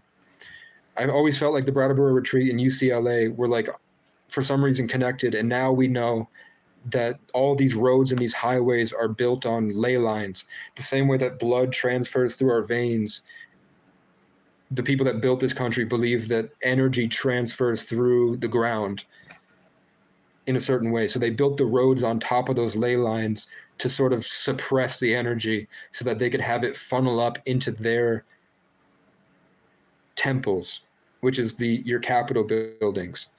Like the Vermont Capitol building with that gold on it, that's on a ley line because underneath they would do sexual rituals to indigenous children to steal the ley line energy through them like a funnel, and they would use it to manifest and create and have power and authority over the people. And that's why they deceived everybody. That's why they brainwashed everybody and then slowly made them work for them. They're playing a game for using this energy. So they built it on those ley lines, and California and Vermont are on those ley lines. They are like yin and yang. It is UCLA where MK Ultra was founded, and then the Brattleboro Retreat that I was in for 2 years, that is the oldest mental asylum in New England, at least the longest running. And it's so powerful that people in LA made tons of movies about the Brattleboro Retreat. The most obvious is Sucker Punch.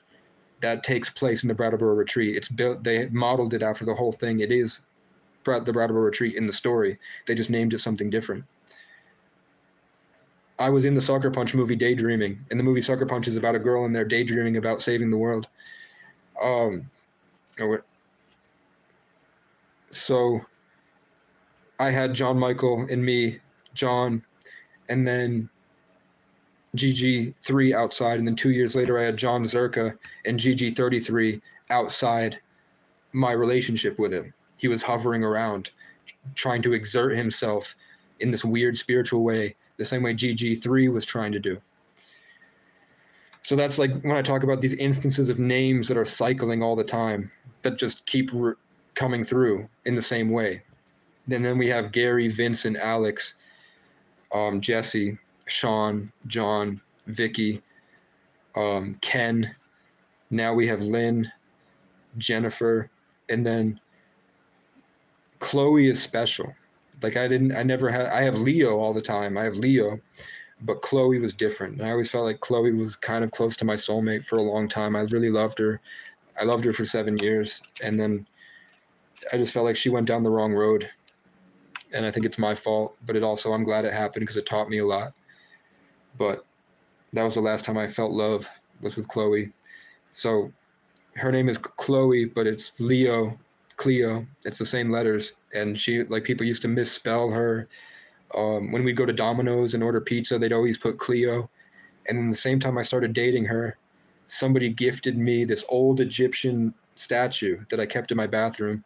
And then Chloe got me, because I was homeless and brain damaged, seemingly. She got me a black cat emotional support that I named Mark, who is also a Gemini, who was born on her birthday. So I had her birthday, and Mark. I named him Mark, the homie Mark. So I had 2 Geminis, and then there's the obvious Egyptian black and gold, Cleo, and then the black cat, and then I have this Egyptian statue. So I was sitting the same way that the pharaohs would sit in their pyramid and deal with tons and tons of the public, in my simplified version of everything I went through, where I'm constantly transforming into a new thing. Maybe it's like every year I embody a different energy or something that I earned in a past life to express it to the world. At least then I lived in my apartment, and I met so many different people that would come into my house. And it was right when, so when I embodied this Egyptian pharaoh, this Egyptian energy, what popped off in 2020? The BLM movement. And I was right downtown, so I had to go downtown, and the black girls, my friends that were all black girls, I was only hanging out with my girlfriend, and then I had a bunch of friends that were black girls, and then Nate, who's indigenous. And I had to go make sure they were comfortable, and they would have panic attacks, and we would just hang out in my apartment all the time. And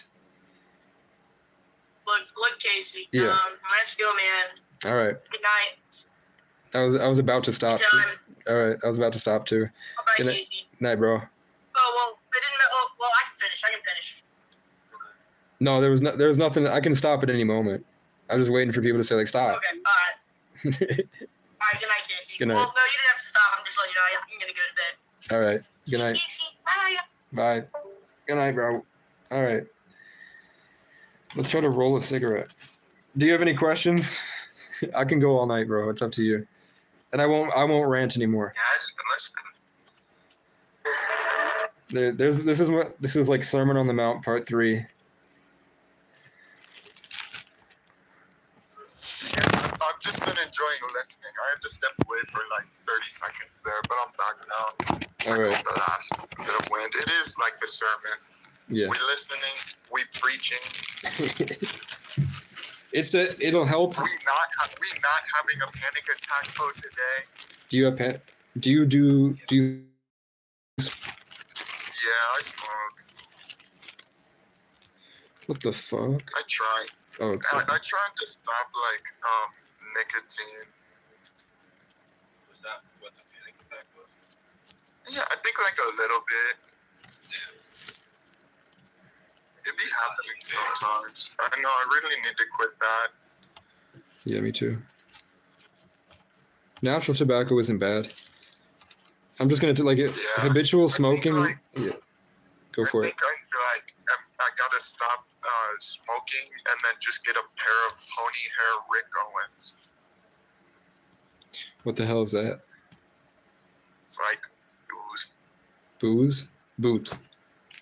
Yeah, boots. They got pony hair. You do have long hair. True. Do you comb your hair or brush your hair? No, to be honest, no. I use conditioner. It kind of like keeps my hair straight. I don't like brushing or combing my hair. I put a hair tie in. This is. Yeah, I use hair tie sometimes. My hair has like, it's falling into patterns. Even if I wash my hair, when it's done and I look in the mirror, it's like it's woven itself perfectly like a basket. It's like naturally weaving itself in a way that looks really cool. And there's an Yeah, your hair is pretty majestic. right? I bet my dad's was crazy too. My dad has that, is it called a widow's peak, where it's like a triangle on the top? Oh, Good. so he kind of looks like a biker or something. No, when he would ski down the mountain, it looked like he had wings, like a bird. It looked like there was a bird on his head. He looked like Trevor from Grand Theft Auto. No. He didn't look like Trevor from Grand. I'm sorry. No, he didn't look anything like Trevor. He looks like, if you look up pictures of, no, I can't, I'll show you the picture. Okay. I'm sure he was a good looking guy. He's the most handsome man on earth. He's the king of the castle. He's the, I don't know how long I'm going to wear this Luck of the Irish shirt, but I have a feeling that I'm not going to take it off for a while. I'm feeling Celtic and lucky. Is your last name Irish? I'm not sure. I think my dad's mom has Irish or German, one of the two. Do you I have know there's like a great difference between those, but Do you have a massive forehead that's like square? no. Do you know what I'm talking about though? Like the massive square foreheads? Yeah, there's a lot of people like that in Illinois. That's Irish. We're all kind of mutated here. Yeah, a lot of people here look like they were around whenever they dropped an atomic bomb. That's fucked up. I It's not. I know it's fucked up, but like, I mean, they can't change it. We can't change it. I mean, we do have plastic surgery, but I think it's a little too far gone at that point. No, you can. Did you guys play a lot of Skyrim?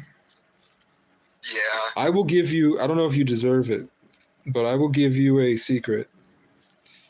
Like restoration pot.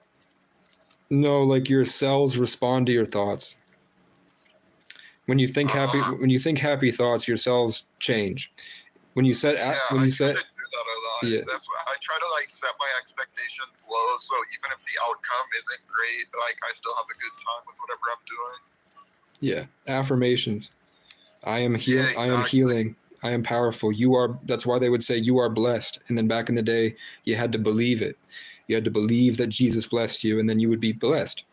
Now you have to say, Yeah, I'd be doing positive affirmations. Maybe not like out loud, but like subconsciously. I'd be so the in my head. yeah, the secret is, if you look at yourself in the mirror, or if you just kind of, you don't even have to look in the mirror. When you're just imagining things and just like thinking about stuff, you can will your energy to change the shape of your face like a Skyrim character. That's why when Yeah, definitely. Like the world is how you see it. The world is like what you make of it. Like you can speak things into existence the same way you can speak things out of existence. I mean, yeah. I don't know why. I don't know what's managing that. look at the Irish. I think the look of the Irish is real. Oh, it is. Especially since I'm wearing this shirt. But that was by choice. I mean, you could say that you did. It had to happen because, I mean, I discovered that shirt on a shelf. But me you, too. I only like it only caught my eye because I knew you wore it. yeah, that's what I'm saying. Like you discovered it through me, which is cool. Yeah, That's and a like privilege. for the last like couple weeks, every time I go to Walmart, all I can think of is to get that shirt. Right? It's like esoteric symbolism. Yeah. Everybody came up to me and said they wanted this shirt today. It's a good shirt, I tell you. I like it. I don't know. My interactions with people in public seem completely staged and doesn't seem real. It seems like a TV show. Completely. Yeah, it feels like that. I And mean, that's why you just gotta like have fun with everything you do, because if you like let everything get too serious, and if you like accept like that reality is the way it is and that it's never gonna change, then you're probably just gonna be stuck in your ways. I mean more like that's true. I mean more like there's like lessons that I'm learning. Like the choices that I make, like Detroit Become Human, the choices that you make at the end of the level, you get to see how your choices affected everybody. And there's like a lesson behind it that causes you to rethink your decisions. Yeah, did you let the guy fall off the building?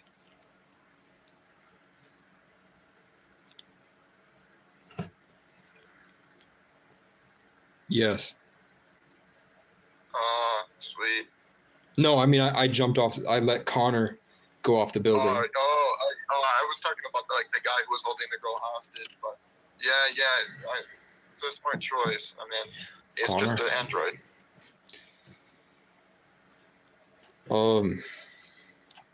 Hold on.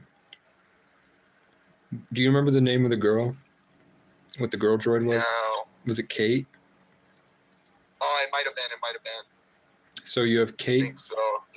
The girl who was in like the domestic house. Yeah. Yeah. I think that was her name. So you had, I played it in 2020 with my girlfriend Chloe, and I had her play it, and she was like, "I can't believe people think like this." I was like, "I know, you're rich and hot. You don't have to make any decisions." So she fucked it. She had to she couldn't handle it. She couldn't handle playing Detroit Become Human because of the weight of her consequences was so. Imagine if she lived in Detroit. She would probably be someone's bitch, and she probably would have been ran through like a train station. She would have been ran through like a train station. But so through like a track. Yeah, so my cat's name was Mark. So then you have Kate and Connor and Mark. Kate, the initials KC, and then Marcus. Yeah, another KC symbolism on that. Yeah, and I'm going to Jericho, Vermont, and that's where I'm trying to build a house eventually, is right outside Burlington in Jericho. That's where I've been trying to go for a long time. And then in Detroit Become Human, that's where the survivors go to escape the world. That's where the resistance was formed in that game, was in Jericho. And then... Are you trying to make a great journey there? Or do you want me to buy you a bus ticket? You can't get a bus ticket. We can get you to Jericho. To get me to Jericho, I don't know if there's land I could buy there. It's not a city. It's a small town outside of Burlington. It's just an hour and 15 minutes. And now I'm in the bus route. It would have been a long journey if I took the Lemoyne Rail Trail all the way up to St. Albans and then had to walk down through the Long Trail or whatever. That would have been terrible because I'd be carting that wagon like 150 miles. But now it's like an hour bus ride plus I could probably buy a taxi for $15 to get there. But once I got there, there's nothing. But I know there's a lot of homeless people, coincidentally, that are building log cabins out there. Like the professional homeless people are living out there. I'm gonna take both of you to the bathroom.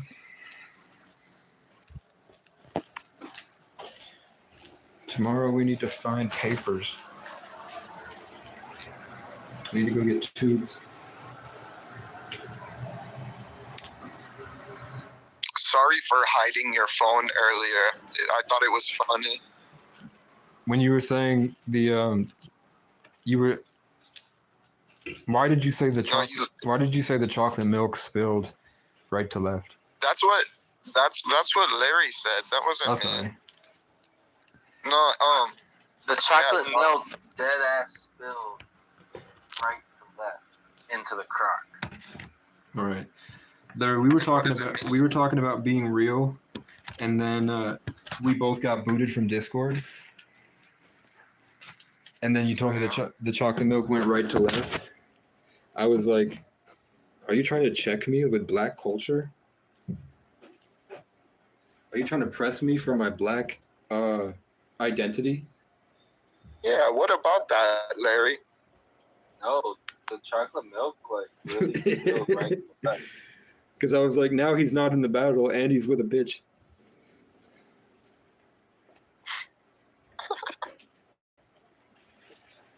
The chocolate milk that spilled right to left. And All right. had me flushed. Either way, all my neighbors are black. The only black people in this building are surrounding me. And the OG that lives downstairs, the oldest guy here, who's like an old cat that's black, is taking me to church tomorrow. So for whatever reason, that my mind was already processing it that way for some reason that has ended What's with the me quote? now. I have an OG in the building. I'm gonna have to. Wait, what's the I'm gonna try to take.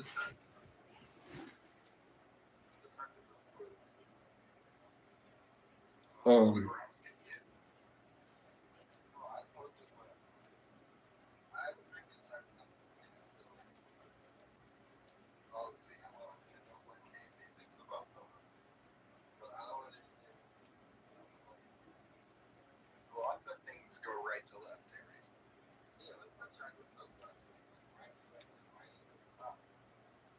Yeah, just like a few minutes ago, I looked out the window and 2 fire trucks went right to left. You gotta admit, right into the cross. That's kind of weird. I just watched the count go for 65. I didn't. I don't. I never think about it. 6 to 5. I get. Yeah, it is. If you think in integers. If you're thinking in integers. Fraction.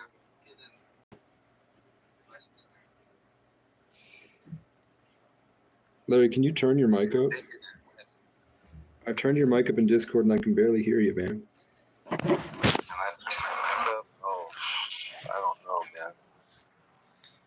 I can talk more directly into the center of it. How's that? Sure. It's up to you. That's a bit too much, I think. I'm gonna Too much. maybe. Okay. What about now? That's good. Maybe a bit further back, and now you're at the same volume and distance as Westy. Okay. Westy. Just like Westy. What about me? Just like you now. You're the perfect volume, Weston. Yeah. It just means that I'm so based in reality that my microphone is just like nice and level. Well, you don't even need a microphone. Your voice just picks up. I know. Yeah, I could break the microphone. I could break every microphone in my room and everything could still hear me. Damn, that's kind of crazy. I know I got that heaven tone. He does come through perfectly for the. Yeah, what Casey said earlier, Jesus, Jesus, or whatever. Yeah, Sagittarius. Jupiter. Yeah, Sagittarius.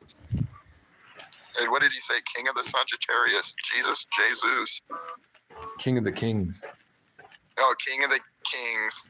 And that's also Horus, which is the eagle man in Egypt.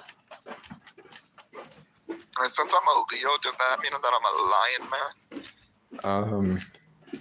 It's personified as a lion. So in the lion sort of embodies that.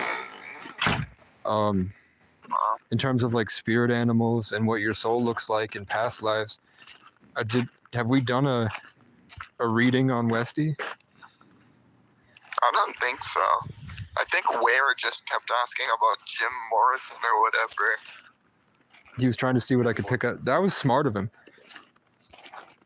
Yeah, no, I liked it. But then you were like, oh, we should do Westy. And then he started giving you more dates. He didn't get his, what he was looking for. I know, I wanted a reading.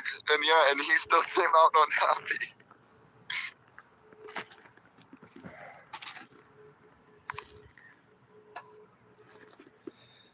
How's the content? Oh, wait. What's the fuck from Triple H? All right. The boys are back in town. Yeah. That's so true. I'm going to switch it to... Okay. A Casey O'Brien Lego set.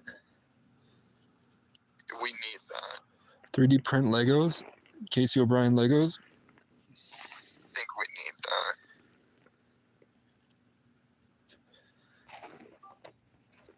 And it could be all the different places he went. Whoa. Could we get? No, never mind. I don't want to say that. I want to get a drone and 3D map it. 3D map everywhere I went and then put it into a video game. That would be cool. So you have to go. I think there's an app you can get on your phone called Polycam that you can like scan items and make it into a 3D model. I would imagine you go into the game and then all of us could play through all the different levels that I went through. Yeah, the pepper spray and arrest. Unfortunate. Go live before they realize you're in the tent. Make sure your phone is charged. Keep your phone charged. I was thinking more like at night. That's what I was gonna say. I think we should have the pepper spray tent Lego set that with the police on the outside. I didn't want to say that because I thought that it might be like rude. Like I didn't want to be touchy, but I thought it might be funny. The Casey and his lawyer in the courtroom yelling at the public. Yeah, or could we get a set of you in the hotel yelling at the lawyer, "You're nothing"? Could we get that? Bro. I really liked that. That was like a really good moment. You were just getting impatient. She stepped all the way out of court just to pick up the phone. You're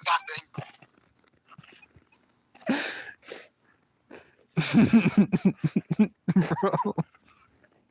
She was a victim of First Amendment auditors. They gave her I see why you picked this lawyer. She used to defend my dad in court. Oh, family lawyer. Yep. And she's standing up to Treadwell. Treadwell. She can stand up against Planet Hank. I mean, she'd be a good advocate, I think. Definitely. Because she deals with victims of the justice system. Get a Lego set of Planet Hank crying, looking at Casey's content. Yes, that's a good one too. Or we could get a Lego set of Gary Gay III outside of your house or wherever you said. I would do. I don't know. I don't think I've told the story. I might wait. I'll wait for that. I don't want to give it. I don't want to give it all the way because then it. There's we need a reason to come back tomorrow. A recent comeback. A recent comeback. No, I said we need a reason to come back tomorrow. Oh, yeah. The Gary Gay story. No, it's more the It's the John Michael Casey story. Oh, the point was. I didn't get into it, but Magnus. So McManus comes from Magnus. The surname Magnus, and Magnus was Brian Boru's grandson.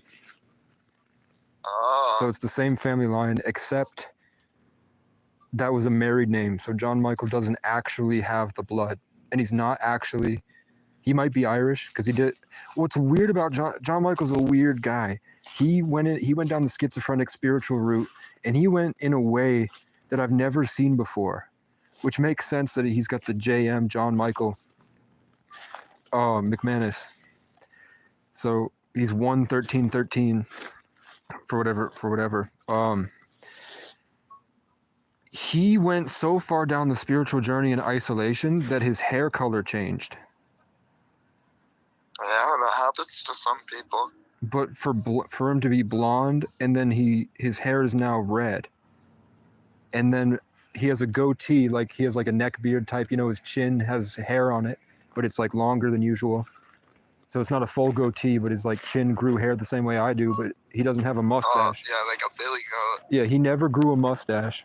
He doesn't have facial hair anywhere but his chin, and half of his chin hair is bright red now, where it used to be blonde. And the other half is just dead and gray. And then his hair turned from bright blonde to like this deep red almost, and he doesn't dye it. So he became Is he a devil? Or No, is he he like a demon, an evil spirit?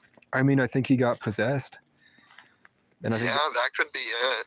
He might just have like a negative connotation attached to him. But it's also, in my story, he was like a narcissistic gang stalker trying to steal me from me, literally. Like literally trying to become me, and then he thought that he was me.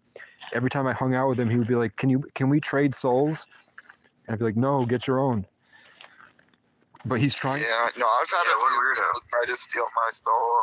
Like it's like, yeah, you just gotta be careful of it and watch who you're around. There's people that always try to steal your energy and like harvest from you. You just can't let them take like the positives that you have and like swap it with their negatives. What up? People release a lot of bad energy. You couldn't. Hey, Westy. You couldn't sleep. Hi, Boone. Are you still high? No, not really. I couldn't go to sleep. I heard you talk about how the guy asked for your soul, and you're like, no, get your own. Yeah. It's awesome. That is the best response you could have. No, they're watching on the cameras, man. You're nothing. You know, I think it's door 4 that's latched open. All right. It's like closed, but just pull it open. I think I'm new, so they were weary about me. Ken's cool with me now more. I think I'll ask him. Yeah, I would just. I was just letting you know as I walked in. I just saw it was unlocked as I came all the way around. All right, word. That was unlocked with that park right over here. All right, I might do it. Appreciate it. I'm Casey. All right. Yeah, I was talking about. Yeah, he went into homelessness when he was like 21, and he's in Brattleboro. So in Brattleboro, there's a lot of drugs. So even though he was young, he I don't know exactly what happened to him, but it was I had to take him out of where he was, and I decided to take him to my hometown up in Wilmington, and he was ripping my bag apart and screaming in tongues, and it was really weird. And he told me that there were blue aliens that he was talking to in his mind. So I've had tons of dreams before that about blue aliens, and then Jake the dog is a blue alien on Adventure Time, and then Sabrina Carpenter made out with a blue alien at the VMAs, and then Doja Cat dropped that video that got really big in 2023, that controversy, where she put herself in blue alien makeup. And then if you remember Brendan Urie in Panic at the Disco, they dropped a song, Emperor's New Clothes, where he dressed himself up as a blue alien. And there's a lot of symbolicism behind blue aliens. Okay. Yeah, one time a blue alien, I don't know. I feel like I've talked to a blue alien in a dream. I feel like I've had a connection with a blue alien before. Look. Maybe not. A blue car is pulled in, right to left.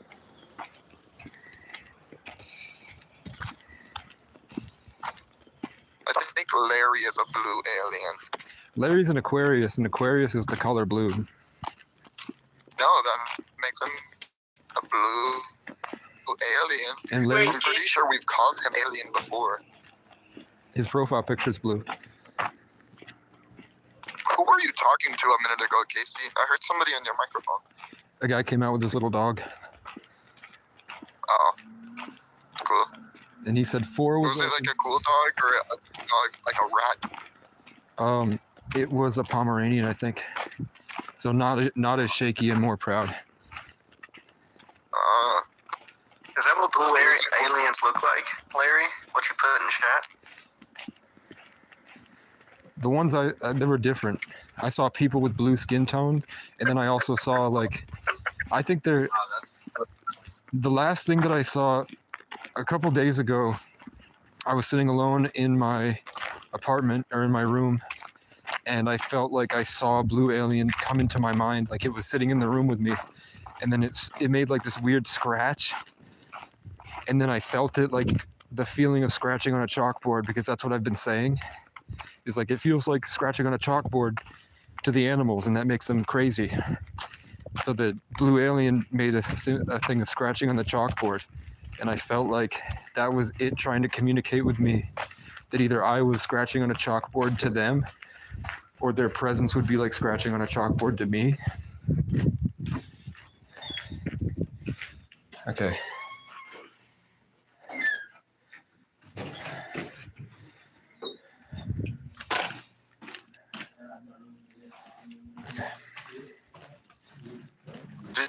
get in trouble in school and like they made you write things on it?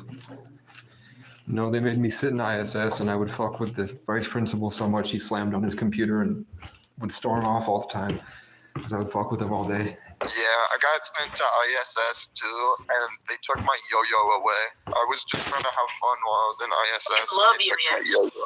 I know, I love yo-yos too. That's crazy. We have a spirit link. Can you walk the dog? Do you know anything about yo-yos, Casey? I can. Can you tell me something cool about yo-yos? I mean, it's like fishing, but all the time. That is true. I like that. Yeah, that's a pretty good summarize. Yeah. Making me want to break out a yo-yo right now. We'll walk the dog a little bit. Go walk the dog. I do have a yo-yo on my desk. I'm not at my desk right now, though. I used to hacky sack. That's it. Yeah, I used to hacky sack too. I fucking love hacky sack. Oh, do you hacky sack? I do, but not now. No, I'm asking Boone. Oh. He might be gone right now. He's probably too high to hear. Boone was an iPad kid. Boone played Roblox on his iPad. I can tell. It sounds like he still does. No. I play Roblox too. Don't act like it's a game. I'm still like youngin. You play Roblox?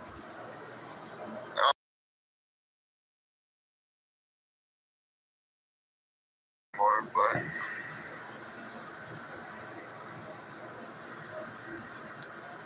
I'm taking a piss. I'm walking the dog. Peeing is like a yo-yo, but only in one direction. peeing is like fishing, but you create the fish. Or you create the ocean. Have you guys ever been to a party? Yeah. No. We are the party. Yeah, we bring the party everywhere. Like, if you saw Ethan, Larry, and Westy in one area, you'd be like, ooh, those guys don't look like Soboba. You'd be like, ooh, those guys know how to pop. Does every party you go to, I feel like dirtbag parties, every guy that is running the party becomes like the guy that tried to sell Anakin into slavery. Oh, Watto? Yeah. Yeah, we don't like Watto. I don't like him. He's blue alien. Wait, this comes full circle to the blue alien thing. Watto is a blue alien who owned slaves. He owned Anakin Skywalker, who went to the dark side of the Force. What other blue aliens? Are there any good blue aliens in Star Wars? What's his name? Yeah, there is. I forget his name. He's funny looking. Is he the elephant looking dude? That's Watto. Yeah, that's Watto, bro. He He's owns slaves. he's It's the- in one of the he's newer the Star Jew. Wars movies. He's the Jewish guy. No, there's the blue guy. Oh, he's not a good guy. No, you might be onto something, Casey. Because the blue guy that I was thinking about is the guy that shoots Han Solo in the cantina. Or that tries to shoot Han Solo. I forget his name. He has a name, McClunky. even though he's in... Greedo. Yeah, Greedo! Yes! Oh my god, you're so smart! McClunky. McClunky. You're going down. Bro, Gre- no, you're so smart. How did you... Bro, You're- yes, it's Greedo, bro. You're going down, Greedo. McClunky. Bro, I And know he so shoots much him. about Star Wars. Yes, bro. Oh my gosh, bro. McClunky. We have a link. There's something going on here. What's going on? What's going on? McClunky. Slimy Greedo. Slimy Watto. Ethan's slimy Watto. God, Ethan was a fucking crackhead, bro. I don't want to get Ethan involved yet. At some point when we're so powerful we can look down on Ethan, maybe I'll come back to Ethan. But it's just when people do me wrong, they got to apologize. At first, I thought that you were talking about this Ethan. Like, it was really funny because I thought you were saying that this Ethan is slimy Sabota.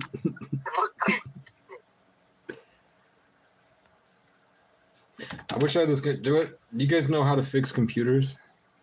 Yeah. I think all of us do. No, I don't know anything about computers really. Boone, you sound smart enough to know how to put a computer together. Boone can do anything he puts his mind to. Yeah, I probably can figure it out, but I have no experience in it. Like, not at all. Have you built Lego? Yeah, I built Legos. You could put a computer together. McClunky. You said what, Larry? McClunky. My mother was a computer. My grandpa was a computer. My mother. He actually was very smart. And then he died of cancer on April Fool's Day in 2015.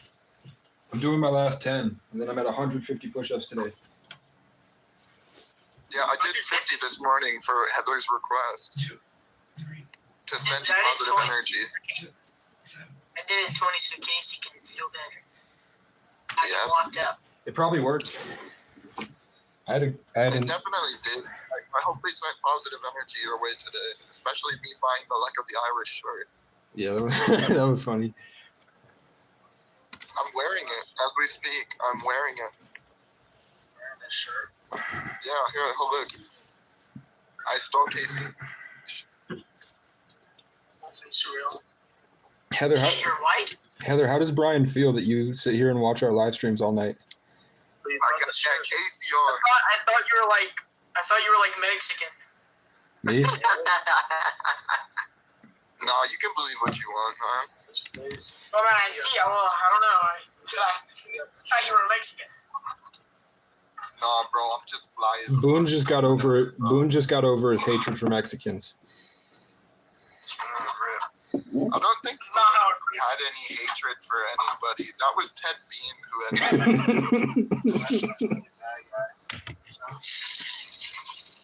Yeah, we did get rid of Ted Bean, but I think Edward Okay, I is will. still here. Embrace Who it. is Ted Bean? Who's that? Ted Bean. No, it's just Where added Ted Bean? Hubert or something. Yeah, oh yeah, Hubert. Where put my Discord link somewhere he won't tell me, and then Ted Bean spawned. I just invited him from if you click on the name of the server, and the option invite people, it lets you do that. So Sometimes he stays up. Okay, so you have to make a permanent invite because like all the invites on your channel are all expired. Like if you'd create a permanent like invite link, that would be really awesome. Can you walk me through how to do that? Heather, does Brian watch my YouTube? I think Aries could make one and send it to him, so in case he doesn't have to. That is part of Larry. Larry did swear an oath. He's now the head. Right hand man. I got it. Larry dropped a blue alien in the Discord. Okay, Justin. He has before. I don't think he does on the regular. Do a 50 set, bro. Don't quit. Justin, I've done 150 push-ups already. Boone has smoked 150 I just left that last 10 for the end here, my victory. But I've done 150 today. do 7 more. I have more in the chamber. I'll do 25. I'll do 20 maybe. See how I feel. Do 17 more. I'm very feel. What was he streaming? You blue alien. No, he's streaming. I'm always streaming. No, I'm not. 1, 2, 3, 4, 5, 6, 7, 8, 9, 10, 11, 12, 13, 14, 15, 16, 17, 18, 19, 20, 21, 22, 23, 24, 25, 26, 27, 28, You're a 29, doubter. 30, 31, 32, 33, 34, 35, 36, 37, 38, 39, 40, 41, 42, Yeah, he's gonna feel that. 43, 44, 45, 46, 47, 40. McClunky. It adds up to 11. Somebody just offered me $240 for my Black Osiris's. Say what? You send me $40? No, somebody is trying to buy a pair of shoes that I like actively wear for $250. I think I'm gonna sell them. Absolutely, bro. Get him flip flops. What do you mean that's a low ball? Isn't it? They worn.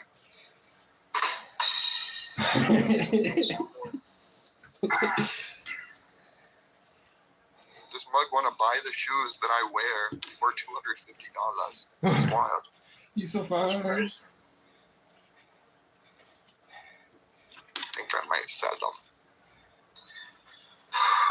Yeah. Oh no, I want that pony hair, man.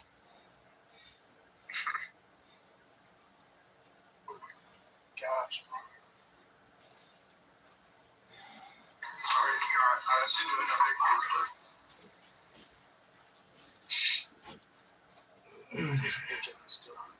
Sorry, Scott. I was doing another 1, 2, 3, 4, 5, 6. Hey, you have problems on your skateboard? Having trouble with the ladies or men? 8. Interesting. 9. 10. Oh, I failed. I hit failure. Uh-oh. I like this, man. McClunky. McClunky. McClunky. Well, I have to take easy after the push-ups. McClunky. Shit, there. McClunky.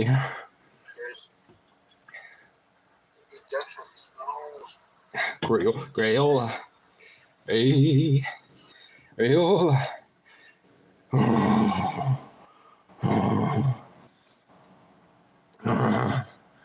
You watch these preaching. Like Native American songs.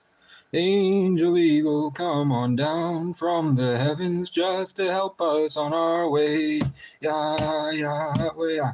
They come to teach us, then they leave us to find some other souls to save.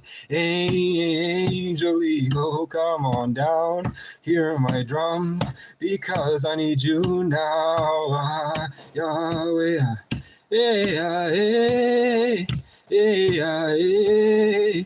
Yeah, oh, yeah, Yahweh, way, yeah, way, way, Yahweh, Yahweh. Sent chills down my spine. It reminds me of whenever I spoke to a shaman to like certify my like Native American blood. McClunky, yeah, yeah, McClunky. Fuck Ted Bean. I'm not Charlie Sheen. Looking for my queen that doesn't smell like queef. McClunky. It got real, but then he brought it back to fuck Ted Bean. I had to take a sheet in the laundromat. I used to wear a hat. I'm about to buy a gat. Mark is his cat. I miss my fucking cats. I'm trying to take the stray. They tried to make me gay. I told them there's no way. Get the fuck out of my face. Blood. You could just play it back. McClunky.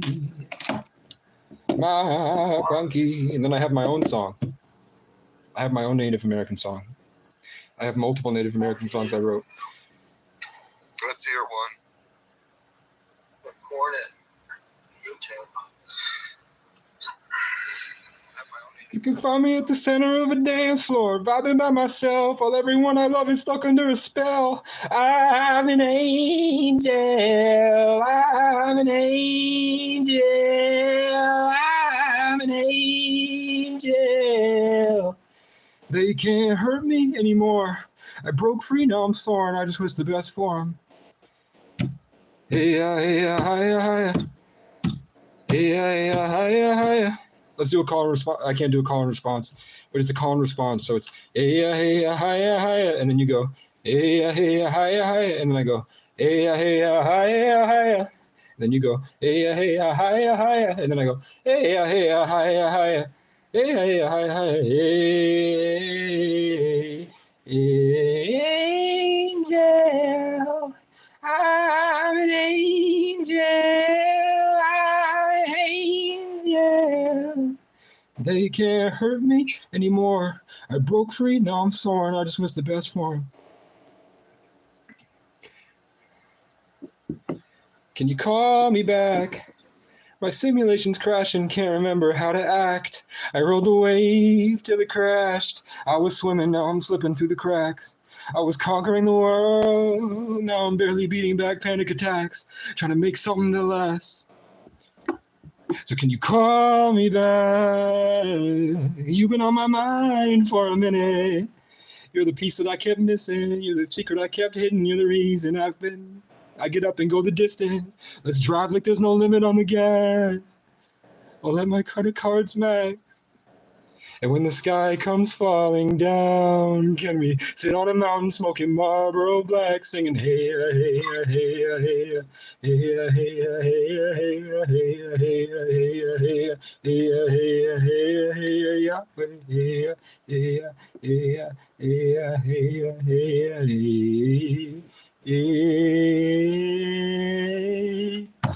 I don't want to call you back. Everyone I love is dead and buried in a casket. Nothing good ever lasts. And I can't use my mind trying to find a way back. Singing hey, hey, hey, hey, hey, hey, hey, hey, hey, hey, hey, hey.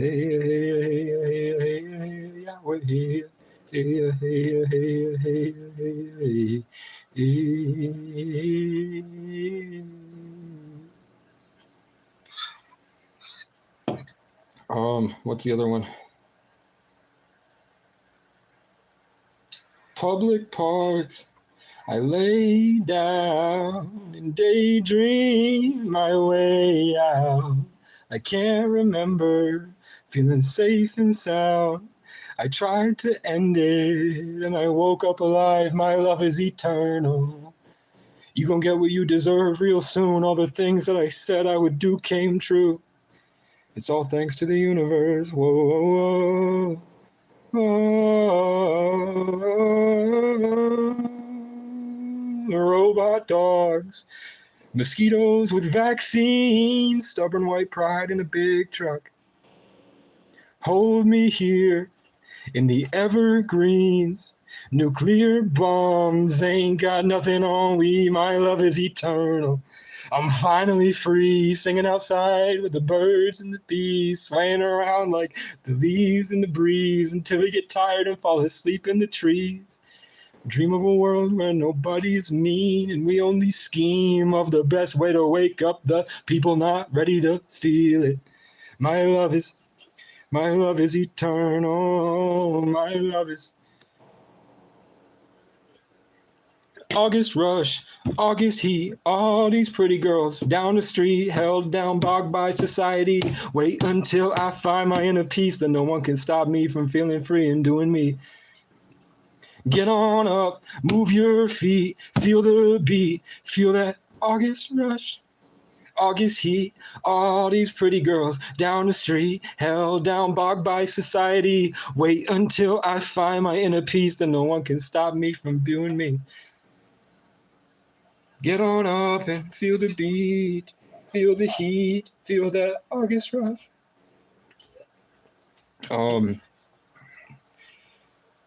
I'd rather die a legend. Wait. They say life, I'm going to save it. No, I'm going to do it. They say life gets better as we suffer. So So I don't talk to God unless I wish we could love each other, make mistakes and learn and move on to one another. Make mistakes and learn to move on from one another. I love you all, but I got no love for you motherfuckers. So if you need me, you can find me way out in the north, hiding from the storm. Sleeping on somebody's porch, smoking on a cancer stick. I know it's bad for my health.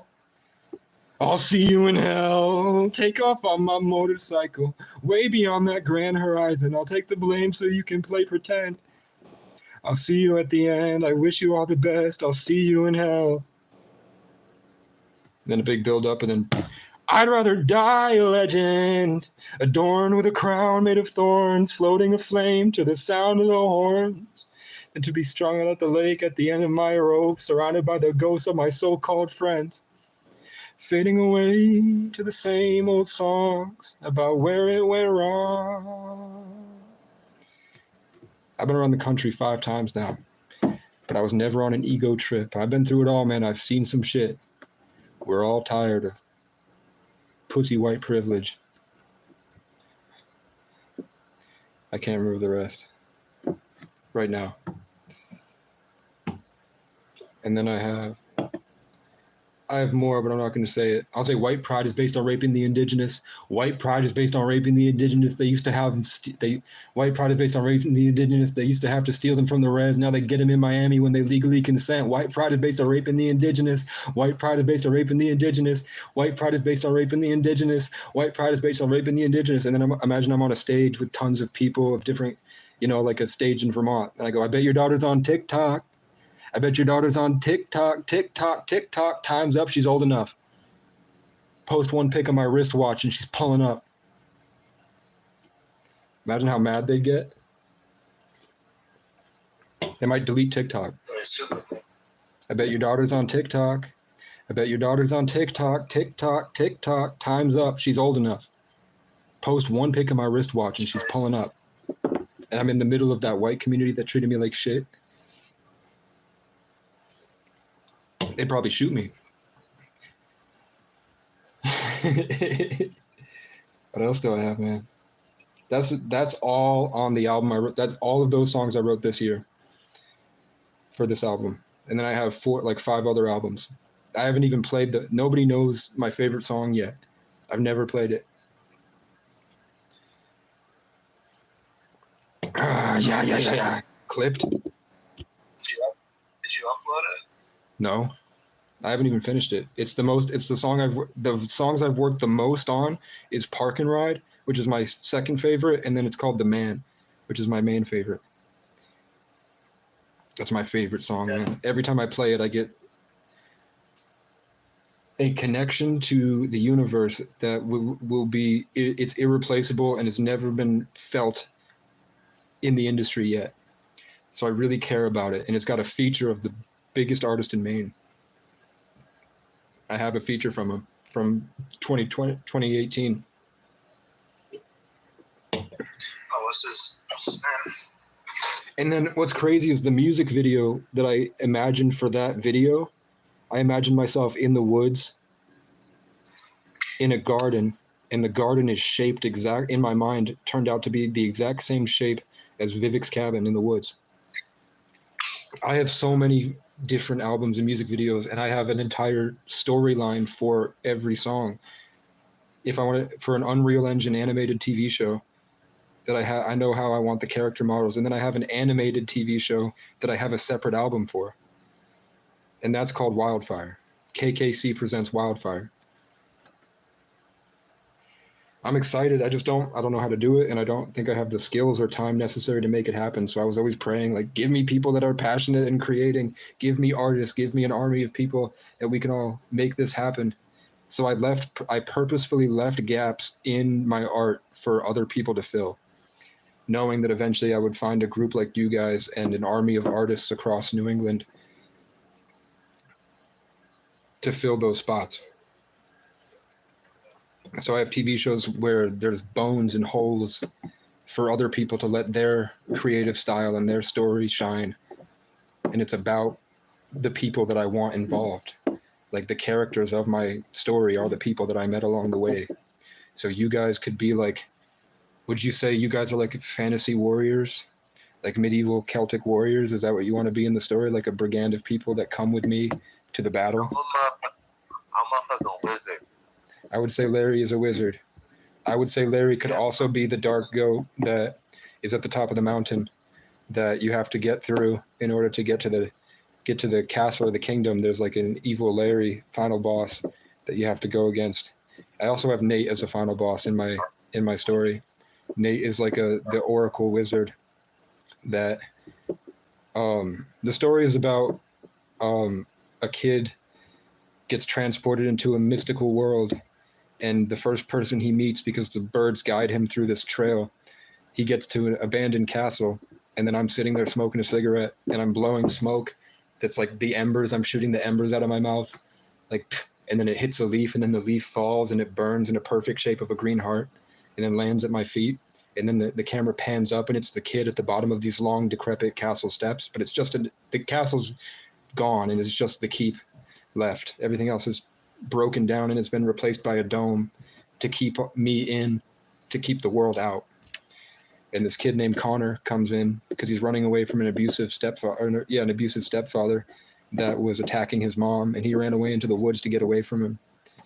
And it's pitch black. He's lost. And then you hear the Viking drums, boom, boom, boom, boom, boom, boom, boom, boom, boom, boom, boom, boom, boom, boom, boom, boom, boom, and then a fire erupts, and you realize that one of the trees wasn't actually a tree, and it's that giant, lurking, skinny deer man standing there. And so there's this vivid fire comes in, whoosh, and then there's the deer man standing over the kid, and he's trying to hide under a log, and then all of a sudden the fire goes, oh, and it whoosh, and then a portal opens, and he jumps into the portal, and then he plops down, and he's in this beautiful green with like this sort of ultraviolet hue to the air, and there's this mystical dome that's always going over, and there's screams of monsters in the dome that I won't tell you what they are yet. And then he's trying to go down these forks in the trail, and then the birds stop him by going left to right, don't go that way, go down this trail. And then he keeps going, and there's another fork, and then a big flock of black-capped chickadees whoosh blocks that way every time he tries to go. So he goes further down until he finds me, and I'm just sitting on the steps, and I'm like, who are you? What are you doing here? And I just hang out with him, and it would be the same exact interaction that I would have every time that I got lost, and a friendly, nice Vermont dad, like an embodiment of masculinity that I learned traveling, the way that I needed myself to heal. What I needed someone to treat me like, I treat the kid like. And then the story is trying to get him back to his world, to his mom. And then there's people that are the evil Vikings that drove me into my dome to hide from them. They catch on, and they find me that they hated, so they're chasing me. And then the Oracle Nate informs the wrong person of the kid. So then we have to get to Nate to figure out where to go to get this magical thing opened so that he can get out and get him home. And that's Wildfire. And it's just an animated, it's like a Studio Ghibli style, but not as serious. So I'm like a more softer tone to it. You know, like it's not exactly, because Studio Ghibli is very detailed and serious. Mine won't be as detailed and serious as that, except for certain parts. It'll be more kind of fluid and loving a little bit. It would feel more like Venus energy. And I have it all. I have all the scenes I want. I have the final battle where Casey lets loose his true power, and everybody is like, oh my God, why we realize why Casey wasn't hiding, because of the darkness inside him, the hatred for the world, for what they did to him, that he's been at bay, just enjoying his garden, exalted, trying to protect what's in the garden. And then eventually they get through the dome, and there's the big final battle that ends with Connor going home. And then after that, then we have the Casey, the story. It could go anywhere from there. It could go to like you guys and me, because that's when me in the story, that's when I'm going to be like 35 or something, when I have a full beard and I've done everything. and I'm just chilling out in the woods. So we could have like a movie that's set in the wintertime, like this movie right here, where Casey's trying to overthrow Henry Poitras, who has now mobilized a bunch of angry whites to go out and attack the nomadic people. So we could have all the cackling and the evil slow, because it's mystical, it's spiritual. So the evil in that they're promoting starts to seep in to this town. So Casey is like on the hill trying to figure out how to get in, but it's like when Casey's outside of his bubble, his powers don't work because he's in the world. And the world has now been changed because of the magic with Nate, the Oracle, and all the people and the enemies have put this spell to take away magic. So he survived by hiding in this dome to keep the love and keep the life alive while the world degraded back into a magicless world. So like Casey transforms into like a schizophrenic when he walks out. I'm not like crazy and cackling, but like the hair that would be beautiful and elegant, and I'm wearing like the king's garb and like royal stuff. As soon as I step out of the dome, I'm in like villager clothing, like the raggedy homeless clothes that would be an homage to the Storm series that just happened last year with the traveling, like the Cowboys and Indian style season that I just went through. So I would go back into those clothes when I leave the kingdom and trying to get through the world that's turned evil, that at the sight of optimism and good, they hate it. And it's like they start buzzing, and it doesn't fit this because we're not the same world anymore. So it's that Sagittarian perseverance to lead this child to the most perfect thing. And the child is probably an embodiment of my art and my inner child. And it's beautiful. Like the ending I think came to me from God. It made me cry alone on my birthday when I lived in a broken down car. I got stuck in the mud in a field. So I spent from December on, for like December and January, I was out in a field living in my car, and I'd have to go, it'd get so cold, I'd have to go buy gas, find a way to jumpstart the car, and then use the heat for as long as I could. And then a guy named Vincent was shooting at me, a schizophrenic 30-year-old that was shooting at me. And he took a hatchet to a tree while I was in there and said, "This is you." And he hacked a tree to pieces. And he's taller and bigger than me. And then Alex, who was straight ahead of where I was sleeping down at the vape shop, she used to give me free vapes. So I would sit there and I wrote half the show. For the whole Sagittarius season. And then I have a futuristic story that I wanted to involve you guys in too. And that's where Larry would be. That would be cool to have Larry in there. Have you seen the show Tower Prep? No. On Cartoon Network. It's about a group of kids that wake up and they go to school, and the school turns out to be an experiment, and they were all part of an experiment, and you can't leave the school, and they don't know who they are or how they got there, because they just woke up. They were enlightened and realized that their life was in a dome, but they couldn't leave. You know, my gym partner's a monkey. Do you know that one? I've heard of it. Yeah, that was a good Cartoon Network one. You know this Henry guy you're talking about? I do know. How old is he? 42. 42? Yeah, I'm trying to look. What's his Planet Hank and Henry Poitras. Poitras.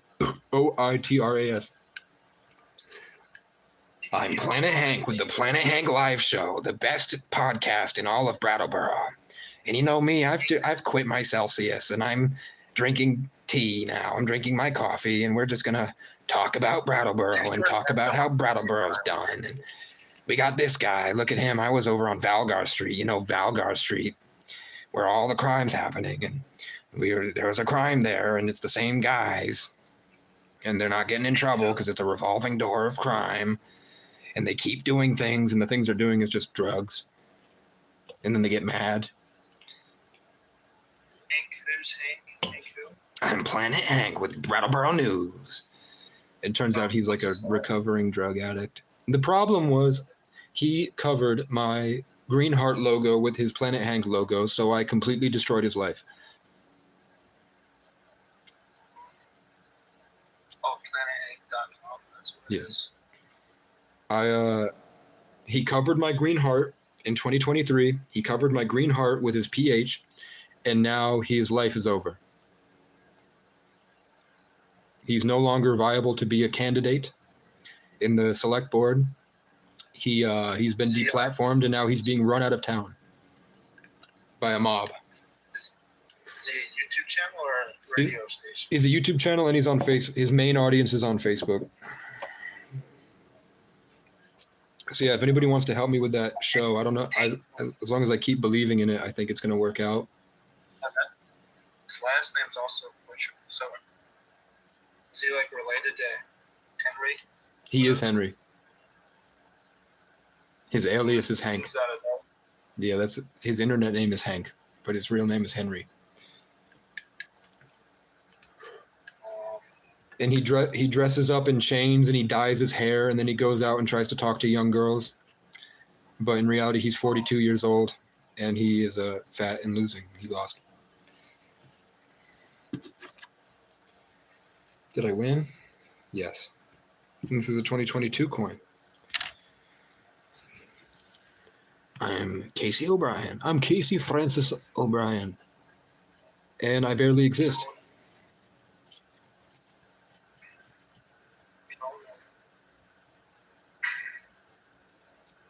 Appreciate it, Justin. I think these would all be amazing. I think this whole 5 hours would make amazing content that people would watch. You've been streaming for 5 hours? Yeah. A lot of shit went down. We interviewed Boone. I think you can look this. Yeah, you can look people up. I can't. What did we learn from the Boone interview? I wasn't here for that. He's a really cool guy. Yeah, I kind of could tell that from last night whenever I was talking to him before everybody else joined the call. He's a cool dude, man. I outed him. He was the first person I ever saw in the voice channel here. So I joined up and yeah, he just seemed chill. Larry just popped in to yell and left. He said, I've saw. Do we know any good artists? Waitress. Oh my gosh. We great artists. Are you a good artist with the I mean there was a guy here that I met today named Sebastian that says he does art on his he says he colors on his tablet. And then he said a woman came up and smacked the tablet out of his hand and punched him in the face today at the bus stop. My son found his it says he's also known as Lucky. I don't know that. It says he's also known as Henry L. I don't think he's lucky. He's probably Henry Lewis or Larry. He's Henry Lawrence. Oh, this is the address right here. Yeah, I know that. You can. Is it Water Street? It says Autumn Woods Way. Oh no, that's what? I thought why is it saying a Florida address? But he used to live in Florida, then he got charges. Then he used to live in New Hampshire and he got charges. So he's here now. I'm trying to see. 11 Water Lane. Is that it? I think that's him. 'Cause that's what Google told me. That's what you said. Google told me he's on Water Lane. I don't know if he is. I thought he might have been on Cedar Street or Green Street.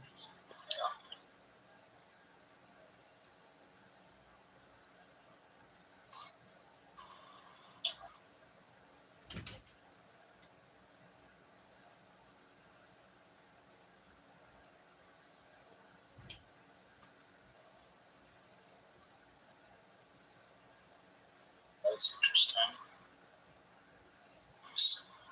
Let me see if I can look at that house on Google. That's a small house.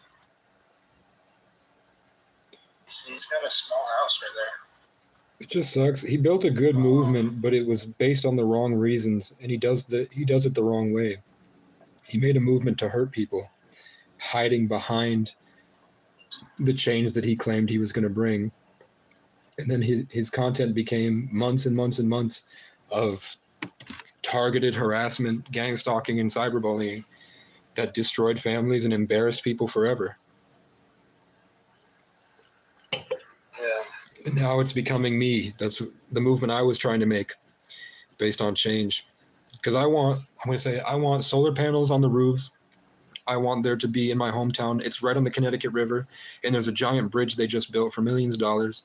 I want there to be a big futuristic water wheel, and I want there to be some way that's naturally producing electricity so that nomadic people can go there and charge their Jackery power stations and then can go back out in the woods to make it more inclusive for people that don't want to live in society but also are kind. So I want there to be a new, instead of the trail of tears, but in a positive way because you're crying because it's so beautiful. I want the opposite trail of tears where you leave society because you're forced to leave society because it sucks, but then it's so much better. You know what I'm saying? So I want that to be Vermont, where you go through these small towns and these small communities and you don't have to live in a place. You can be safe and enjoy the forest outside the natural way, like I just learned. That's why I was on that journey. That's why I walked places. I was trying to find the best way to help other people through these different towns on their journeys. Did he live in Marlboro? Maybe. I don't know him that well. All I know is that he always fucks up my graffiti when people do it for me. Yo. Justin Thibault just bought 70 solar panels for his shop roof. That's crazy. I found a news article. That's like 70. Is that 70,000? How much did it cost you, bro? Solar panels are expensive. I found a news article. Thanks, Heather. Wait, the second shows. Is this what you're talking about? Free government funded. This That's crazy. vandalism thing? Canada. No, he didn't do it on his channel. But if you look at Avery O'Connor, my Facebook page, I took one time in one of his biggest content stuff. So one of his videos that blew up the most, exactly in the middle of that video, there's just a candid shot of the green heart. And it's like, I mean, if you look at that, you can see if you look at that picture on Avery O'Connor's cover profile, which is my fake account, it looks like God set that up so perfectly to embody the story that I'm living inside right now. It's it's graffiti over, so there's a big green heart, and then the homeless people used to congregate up under that green heart to feel safe. And then somebody put a no trespassing sign, and then somebody graffitied a bunch of red blood seeping out of the no trespass sign. And then there's tons of other graffiti, but the green heart is blocking that blood and that red evil from seeping out of the no trespass and affecting all the other art. So it's really cool that his best video, that's in the middle of his video, or what was once his best video. And then Was this his area code? Hank blew up because he attacked a guy named Brian, who was a crackhead, that was walking down the street. And then Hank was accusing him of stealing his bike, and then he filmed him freaking out. He instigated him for content. Hank pulled up on a random homeless guy, attacked him on social media with a camera saying, "Nobody wants you in fucking Brattleboro, bud. Get the fuck out of here." And then like running around him and putting the camera right in his face. And then he recorded that and then blew up. He got locally famous off a guy named Brian. And then that got to his head so much. I'm seeing a news article about this right now. Yeah, they call him a journalist, and he's not. So I think that's fake news. They were doing, if you look at the Brattleboro Reformer, so I have like 4 ops. It's all bad. It's hard to hear you, bro. I've turned your volume all the way up. It's still hard to hear you. Baseball bat. I can't hear you, bro. I'm just gonna link it. chat.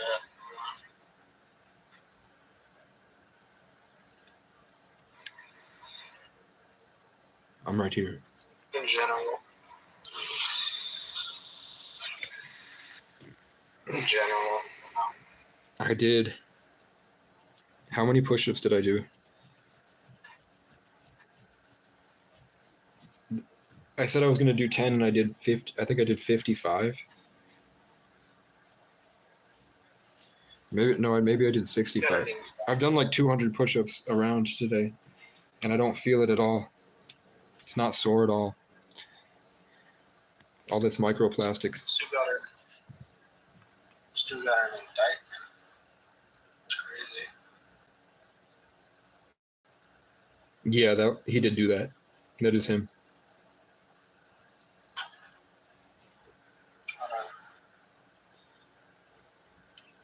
Trying to see a video where he's in the do something where he's in the video as well. Hank beat a bar's owner with a baseball bat.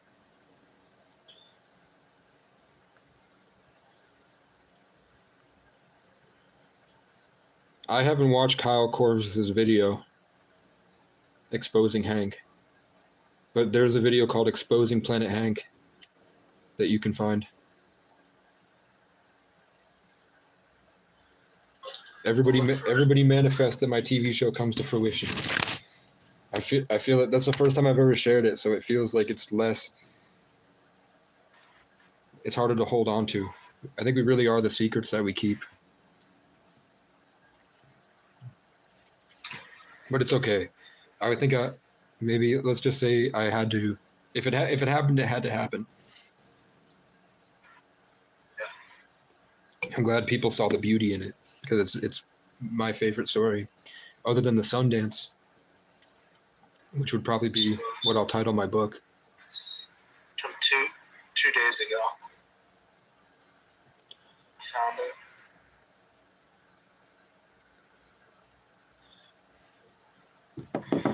So we already have Boone and we have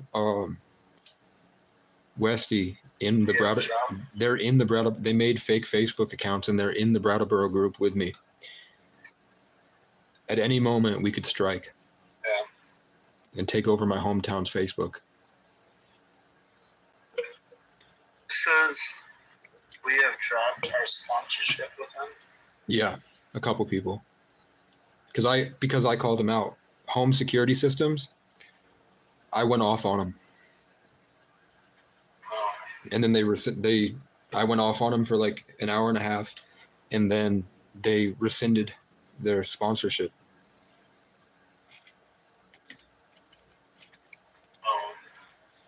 And then there was another, I think Vermont Roadworks. We're going to assume they were all in the Brattleboro chat. Tens of thousands of people saw me for 4 months. How long is it? I don't know if it's 4 months, but it's been a long time that I've been in there advocating and roasting people and just causing a ruckus. Calling fat old women old and fat.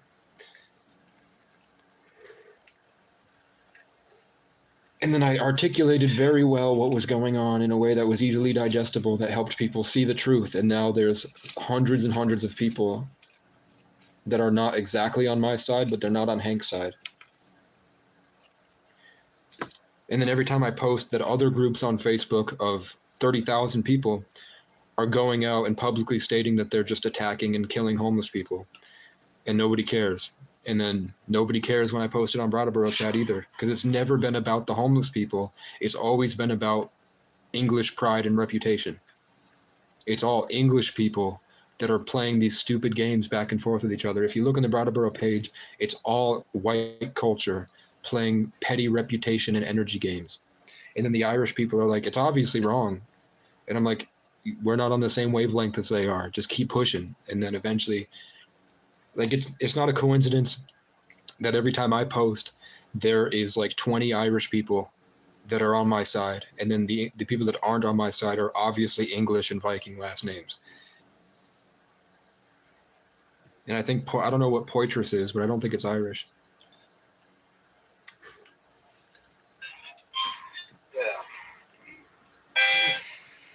Yeah. It's time for chicken nuggets.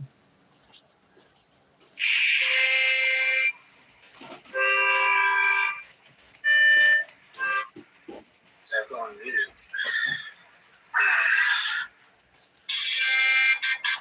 I went on mute to go get my pony hairs. My bad, bro. Really? Oh, alright. Pony hairs. Yeah, no, I had them delivered to my house, bro. That's been delivered, bro. Just go Yeah, to the, bro. I bought the pony hairs off my homie. just go to the store. Brother, there is not a Rick Owens store here. I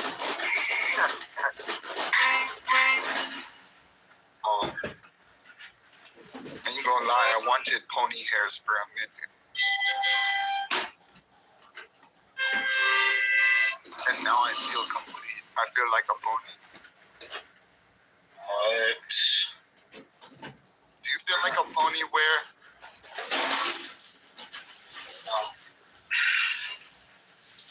Yeah, they got me in this bitch feeling like a pony.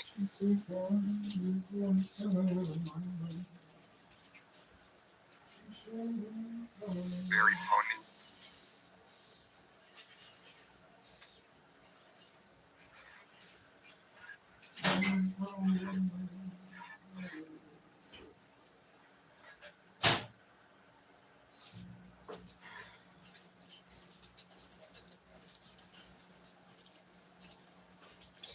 I have mental illness.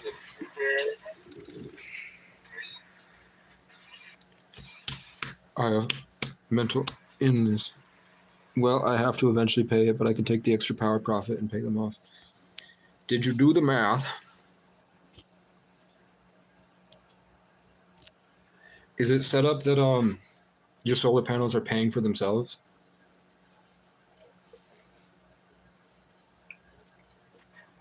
Guys, we have ourselves a successful business owner here in my group, in my live stream right now. We have ourselves a well-rounded adult. That's cool. It's probably the last person I would expect to be in watching my content would be probably a successful white business owner with a non-Irish last name. He's really breaking my mind here. Ask him if he has pony hair shoes. I think he can hear you. I know. I bet he. I don't want to address him directly, Casey.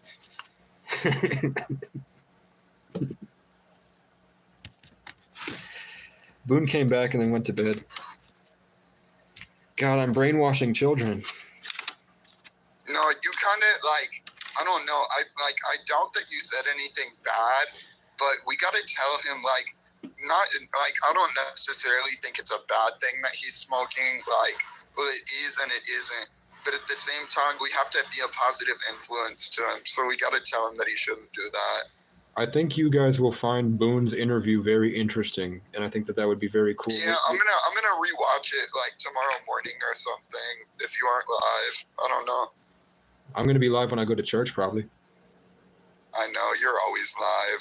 That'll be a lit live stream. I know. I'm gonna make sure to watch that. Casey goes to church with an OG. It'll be his first. Is it gonna be early in the morning, Case? It's at 4:00 in the afternoon, and I think it's just for food. Sweet. I don't know if I'm gonna get in trouble if they figure out that I'm live. He said Justin is part indigenous. So was the last person that I named. Church is like a very accepting place, and they try to like they're very specific about the things that they like cast hatred towards, and I think that they would be pretty understanding of what you're doing. This is a one-party state where it's not illegal to record someone without their knowledge. Yeah, I think most of America, if not all, is like that. I don't think Florida and Montana are. Oh, I didn't know about that. Which is crazy You're because more informed than me. I don't know. No, it was Nate told me. Oh. Church is also live streamed now since COVID, so it's very common. I mean, I'm going to a dinner for homeless people at a church where people are violent, traumatized, and reactive and addicted. But it's what people will never. It's what these guys on the internet with their keyboard warrior fingers attacking for their own personal ego and energy will never ever witness. So. Yeah, yeah, that makes a lot of sense. I don't think like I feel like a lot of those people would be like disgusted at the thought that there's a public aid like that. If I get a $200 donation right now, I will cut a hole in this and wear it like a robe, and I will go tell them I'm a 33 life path sent from the heavens to teach them the way of compassion, and I'll wake them up to the truth of reality, and then we can go outside. You are a 33 life path sent from the heavens, Casey. Don't even lie. I think I created myself with God. I think Casey co-created this entire story specifically for himself. And Casey collab. Oh my gosh, man. Oh, I see. Like, Use your best judgment, yeah. I don't know how to do it. I don't know what I should do there. Because it would be so easy. Like, it feels like it's my natural thing to just walk in and rant like this to tons of people in like a weird setting like that where I just pop in and I sit down. I think any other way doesn't really work out great when I do it. Justin is part indigenous. And the last person I met that was part indigenous, Trevor Thibault, was also part indigenous. He was part indigenous. Not only was he part indigenous, he was part indigenous. interesting. Part indigenous? Screw that. McClunky. Oh, my microwave.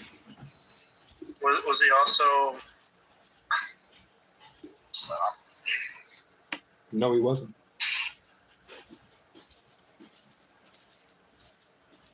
McClunky.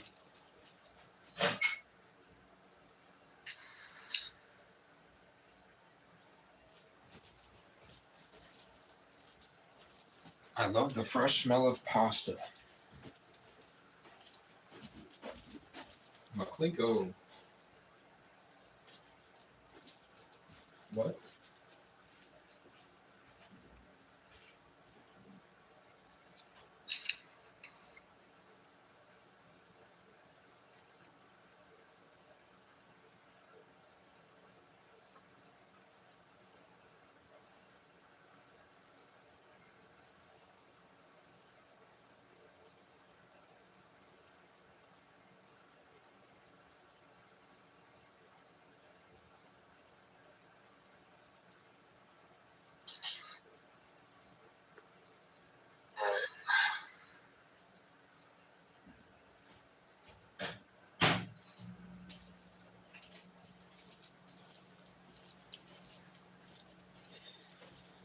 Hey, if my mom is watching, I never claimed that I didn't have mental illness.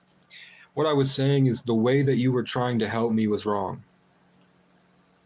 And that if you had spent more time with me, you would have been able to see the things that I really needed help with, which was not living in a schizophrenic delusion, but I was living in a delusion that I created because I had dreams that I wanted to make happen in the world.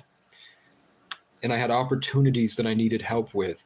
And I was stressed out and having a lot of trouble because I wasn't able to get where I needed to go. And that's extremely stressful, especially with all the pressure that I had on me because of the weight of the world I was carrying. I had so many friends with problems that would be so easy to solve if I could just get a studio and start creating. And I was constantly battered and traumatized as it was happening.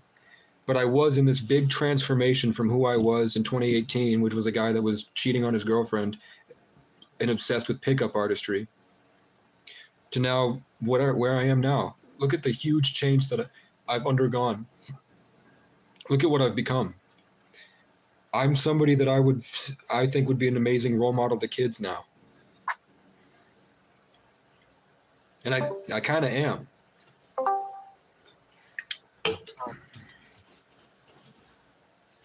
That's for something.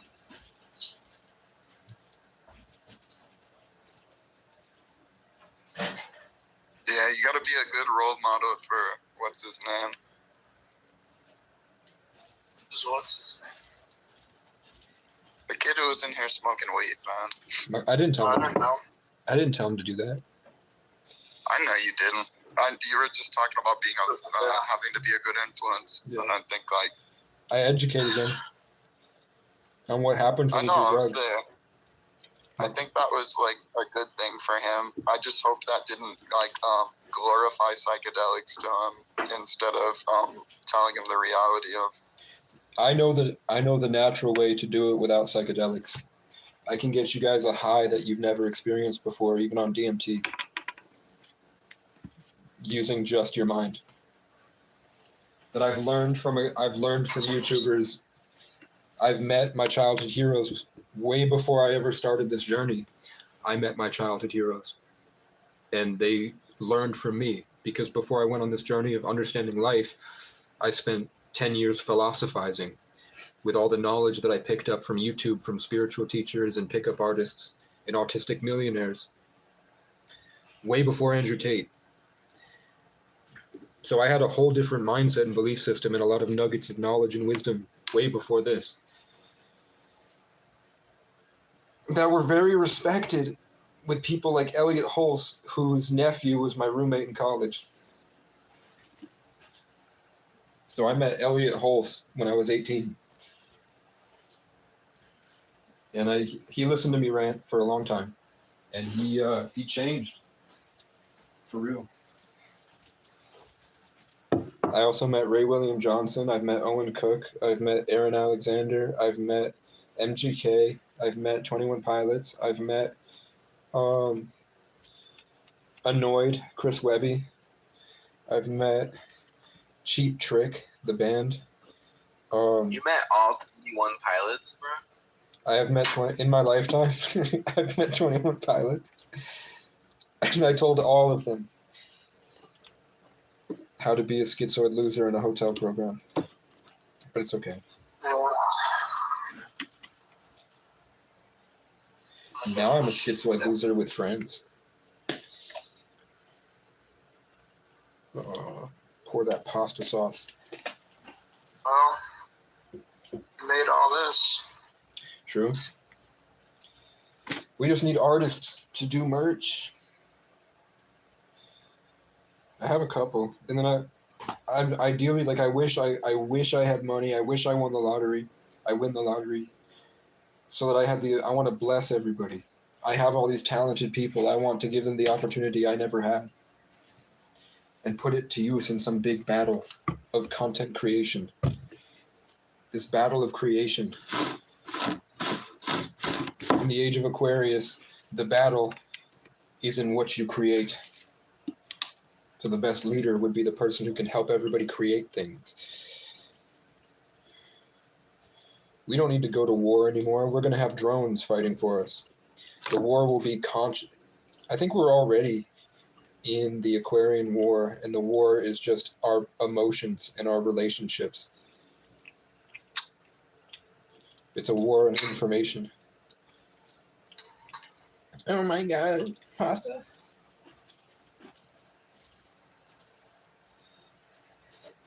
Oh my God. Pasta. We're pooping our pants all 2025. You sure about that? Yeah, I did it right now. How do you think I have room for this pasta? Yeah, myself all year. Every day. It's interesting. 10,000 subs and we'll put a gerbil up somebody's butt. Like Mr. Slave. What you talking about?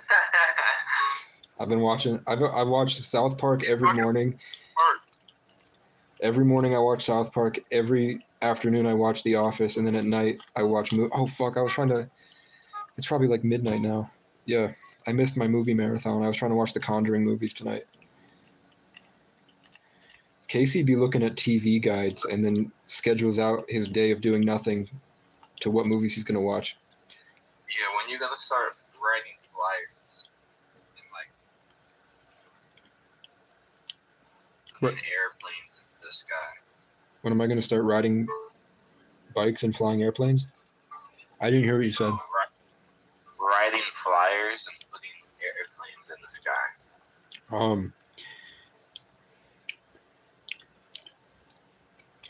I've definitely been writing flyers in my hometown chat, and those flyers kind of take off.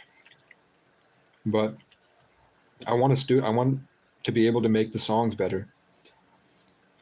I want an old Stella guitar. And I want to make music.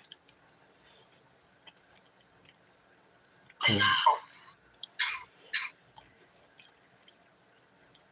what flyer should I write that the real way of life is to spend more time in nature than you spend in your home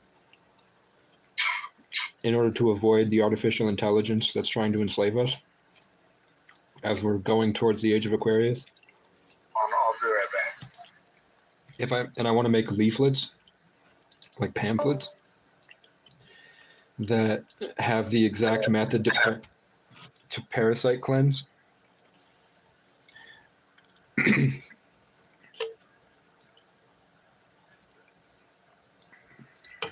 Imagine if I could just hand you a piece of paper that's laminated that can't be destroyed easily, that has exactly how to clean your body perfectly and connect to the sun.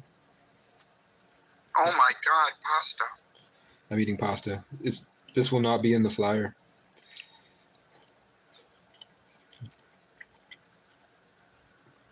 You should probably like write down the rules for eternity. I have one. I wrote it when I was 17. It's called The Rules Are As Follows. And it was the introduction to if you want to join Casey's army. If you want to live a better life. And I have commandments. Because I wanted something to remember who I was when I was 17 and how my style was, because I knew it would change over time. I'll read. Do you want to read? Do you want me to read some of it?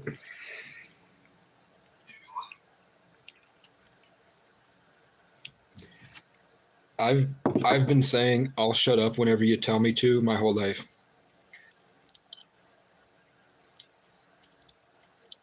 My entire life has been me saying I will stop talking as soon as you tell me to stop talking, and there's no hard feelings. My whole life, I've been saying if you want it, My main goal is to blow up.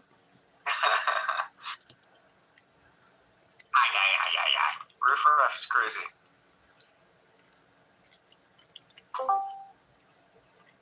Is that Boone? Where? Is Boone back? No, something. Well, I played something. I played like some audio on something, but it was picking up on the mic for some reason.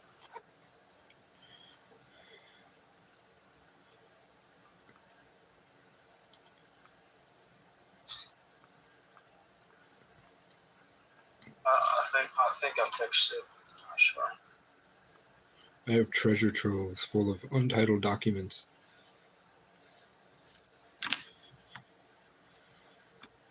The rules are as follows in all caps, made in 2017.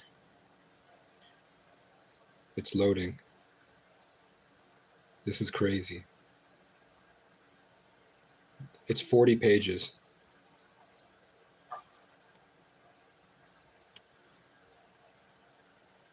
I'll spoil it. Okay. You say don't spoil it? No, I said what spoil it? My manifesto that I wrote when I was 17 into joining my army. What was it for? For a legacy, because I wanted to remember how I spoke and who I was when I was 17.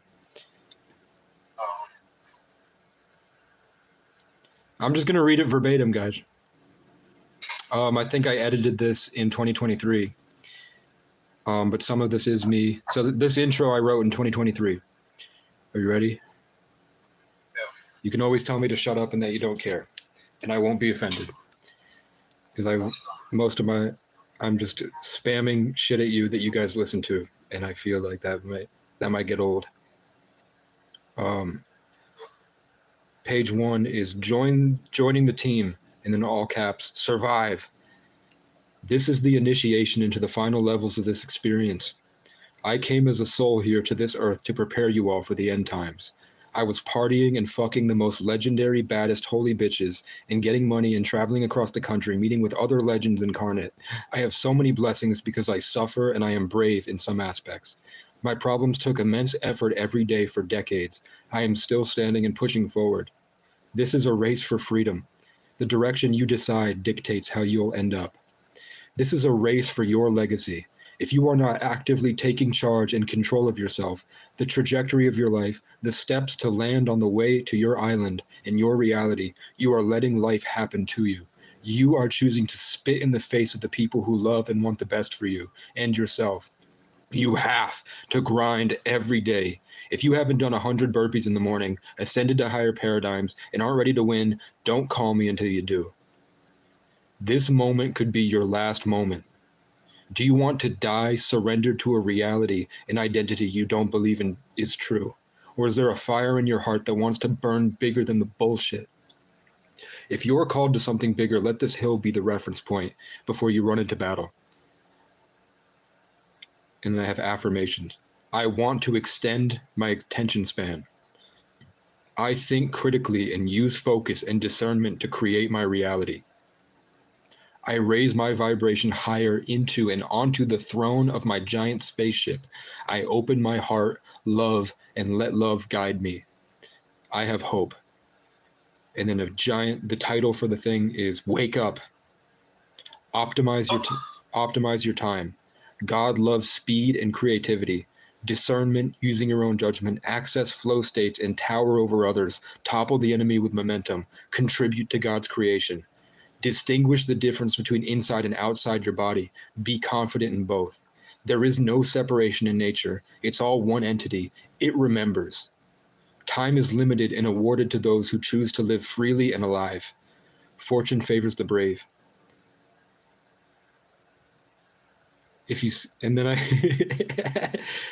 So that was my commandments. And then on the second page is literally just, if you skim the first paragraph and scroll past it, half paying attention, and then it moves to the center in all caps, go back or quit. Go fuck yourself. And then in small letters, it says, if you're reading this thinking you're better than it, / you know more than me and don't have to care, I'm sorry I believed in you enough to bring you this far. Go back to your pathetic life. Watch us play from the window. The girl you love is courtside, wet, watching me play, and I'll fuck her in front of you on OnlyFans while we pray to God. We made it here. And then if you scroll down farther than that, it says, we made it here. I'm proud of you. And now here's my 17-year-old writing. That's what I wrote in 2023. How do you feel? Am I thinking what you guys was thinking? In 2023? Yeah, I wrote that when I was... I just want to say that wasn't me. That's not me. Are you sure? That doesn't make any sense. It's nothing like where I'm at. My fault. I keep it. You do it with like math, and when you come up with metaphors.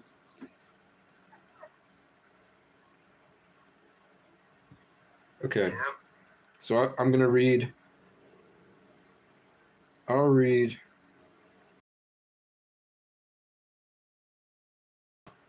How many pages you read?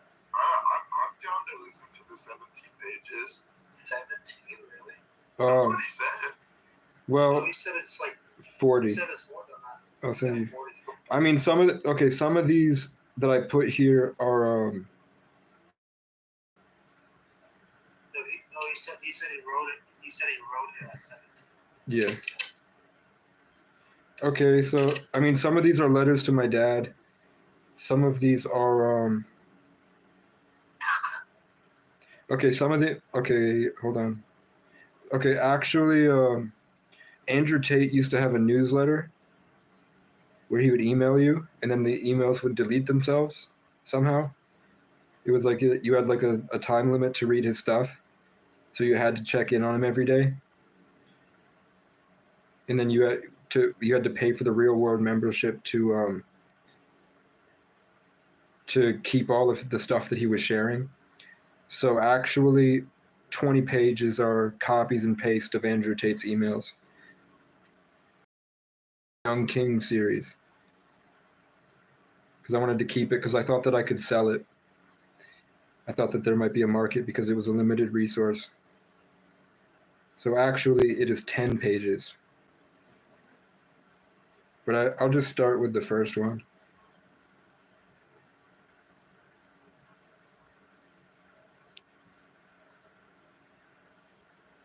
This is, okay. Okay. So this is a mix of me at 17 and me at 20. The rules are as follows. The future isn't guaranteed. You could be dead in seconds. This moment could be your last. Savor that. There's something you want in life. There are things you want in life. I know you haven't gotten the experiences you dream of. Take action. Act now. Even if it's baby steps outside of your comfort zone, it echoes into infinity. And then the next title is How to Grow. Taking risks expand your comfort zone, your view of reality, and your potential. They make you comfortable exponentially. Everything in life is amalgamations of habitual algorithms. Light versus dark is just daily choices dogpiled on top of each other until one overtakes the other. When you choose not to take a risk, that's an action with consequences. Confidence is the result of repeated action over time. Start running and learn to vibe while you do it. Look around. Step right into that cold shower and fight until you enjoy it. That's how you deserve to relax. Your mind has sedated into low functioning. The squirrels are probably smarter than you. Outlast your whiny I can't and I don't want to thoughts and focus on determination to get the most done possible. Push your limits. That taken action repeatedly pushing forward cements light and information with high vibrational energy. You'll notice your heart and mind will activate with stimulation. Don't stop or give up. Only rest when you can't go any longer. You're stretching and exercising yourself so you can rest when it's done. It's literally bringing you back from the dead. Always keep, and then another paragraph. Always keep an eye on where you're going and where you came from. Discipline is the most attractive quality a man can have. Every other aspect of your life will have more opportunities, risk-taking, removing fear, increasing confidence, and all of the spiritual and biological rituals you need to promote a healthy, symbiotic ecosystem is how you level up. When people try to test you, this measure of self-worth and experience will be the ammunition and fuel for your vibe, your armor.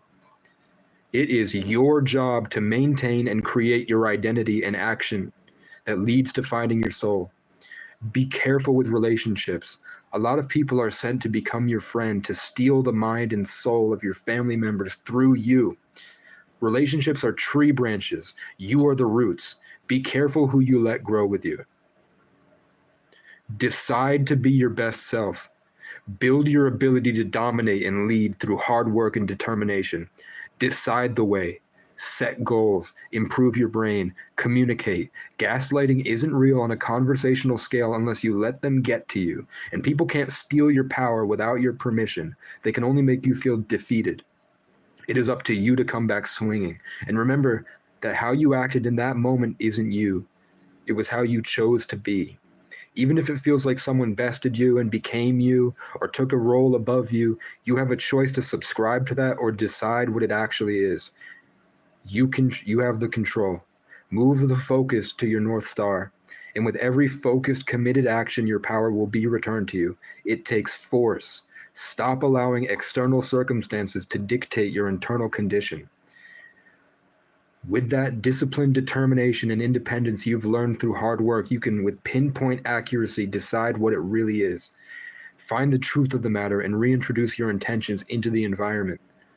Once you make a decision, your actions cement the reality, and the truth is inescapable.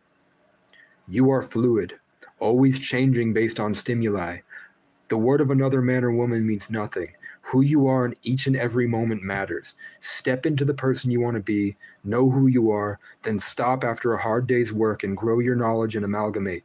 People are designed to pull to their level. They don't matter. Leave them mad and go to a better place. They'll hate regardless. Let them watch what you do. They aren't allowed to come with you anyway. You are someone who has empathized through hardships, been through your own struggle enough to understand pain, and worked so hard that you can be in a better position to help others. You push societal boundaries with your, I think this is me talking to myself. You push societal boundaries with your confidence, risk-taking, and unshakable masculinity, and with your consistent hard work and hustle and focus, you will get anything you want from life consistently, because you will enter the afterlife a legend to your ancestors and affected souls. Growth over consistency. Then I have the next part of the manifesto, which is like my procedure for life. This is what you do in life. This is what if I had a commandment for how to live, it would be do good things for others. Do not go looking for people to help, as that allows you to choose who you will and won't help. Do not give more than you have. You can only do your best. Do not expect anything in return. Pay attention to those that are grateful and those that are using you because you let them. And then my mom taught me this. What you allow is what will continue. Fate will provide you with these opportunities to help. Never turn them down. If you see a man struggling with changing a tire, even if you don't know how to help, always ask if you can do anything / point that person towards someone who does know. But remember that some are traps, and use discernment and intuition always. Many people want your time and your relationship to channel you out. Move hastily and quickly, and then into the next thing. If you are actually in the driver's seat and are going places, your presence is a blessing. Be humble. Don't force it. If someone doesn't want help or isn't willing to help themselves, it will only drain you and distract you from your own goals. You are what you give. Not only will helping others provide you with the comfort of doing good and promoting positive energy, but it will be beneficial to those you help, as they needed help in the first place. Everything you do echoes onto infinity. These things happen for a reason. Take the time to meet everyone who crosses your path and enters your setting. Networking is the key to success in today's world. Meet everyone you can and grow together. Stop other people's vibes affecting you. Develop psychological honor and armor through knowing who you are and what you value, and being the one people can rely on. The one that stays focused to solve problems and keeps his composure. Someone who plays to get his way and has the most fun doing it. Benevolence is the key. I believe that anyone is capable of getting what they want from life. The issue is motivation. What I call the drive occurs when an individual is elevated to a point. This is my favorite part. This is me right here. This was the thing that I was most proud of. This is what I wrote when I was 17. Fully. Like that was all 17. All of that was, I think this was do good things for others was all 18. This was what I wrote when I was 17 before I left home. So this was like young Casey. I believe that anyone is capable of getting what they want from life. The issue is motivation. What I call the drive occurs when an individual is elevated to a point where their goals, regardless of how unachievable they might seem, become possible. And that individual understands that the only thing stopping him from achieving their goals are just obstacles and steps. Passion is the why. I think I come back at 20 here. Decide to take action and grind until you get there. Celebrate your progress. Always know where you've been and where you're going. That paragraph about the drive I wrote when I was 17, and I was really proud of that. It's smart too, and that's just how I used to think. When I used to write, that was just me. Like I don't think I could say right now, what I call the drive occurs when an individual is elevated to a point where their goals, regardless of how unachievable they might seem. My phone fucking turned off. Okay. Occurs when an individual is elevated to a point where their goals, regardless of how unachievable they might seem, become possible, and that individual understands that the only thing stopping him from achieving their goals and obstacles and achieving their goals are just obstacles and steps. Okay. Then I have, once you see your goals as a set of steps, write them down. When your mind is used to chaos, writing can bring order. The driven state is easily lost, and sacrifices is needed in order to keep it. Cut off all distractions. Cut off all negative people and things in your life, as they are just obstacles keeping you from achieving your goals. Only do things that will benefit yourself. Eat right, keep up with hygiene. Structure is key. Success is hidden in your daily routine. Set up your life in a way that you have a set schedule to live by that dictates when you sleep, eat, bathe, while also designating set time to work on different specific things like working out, practicing guitar, homework. Structure is vital for progress.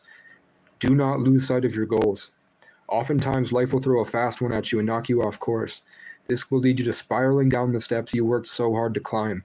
The idea to get back on track is to understand that it do be like that sometimes.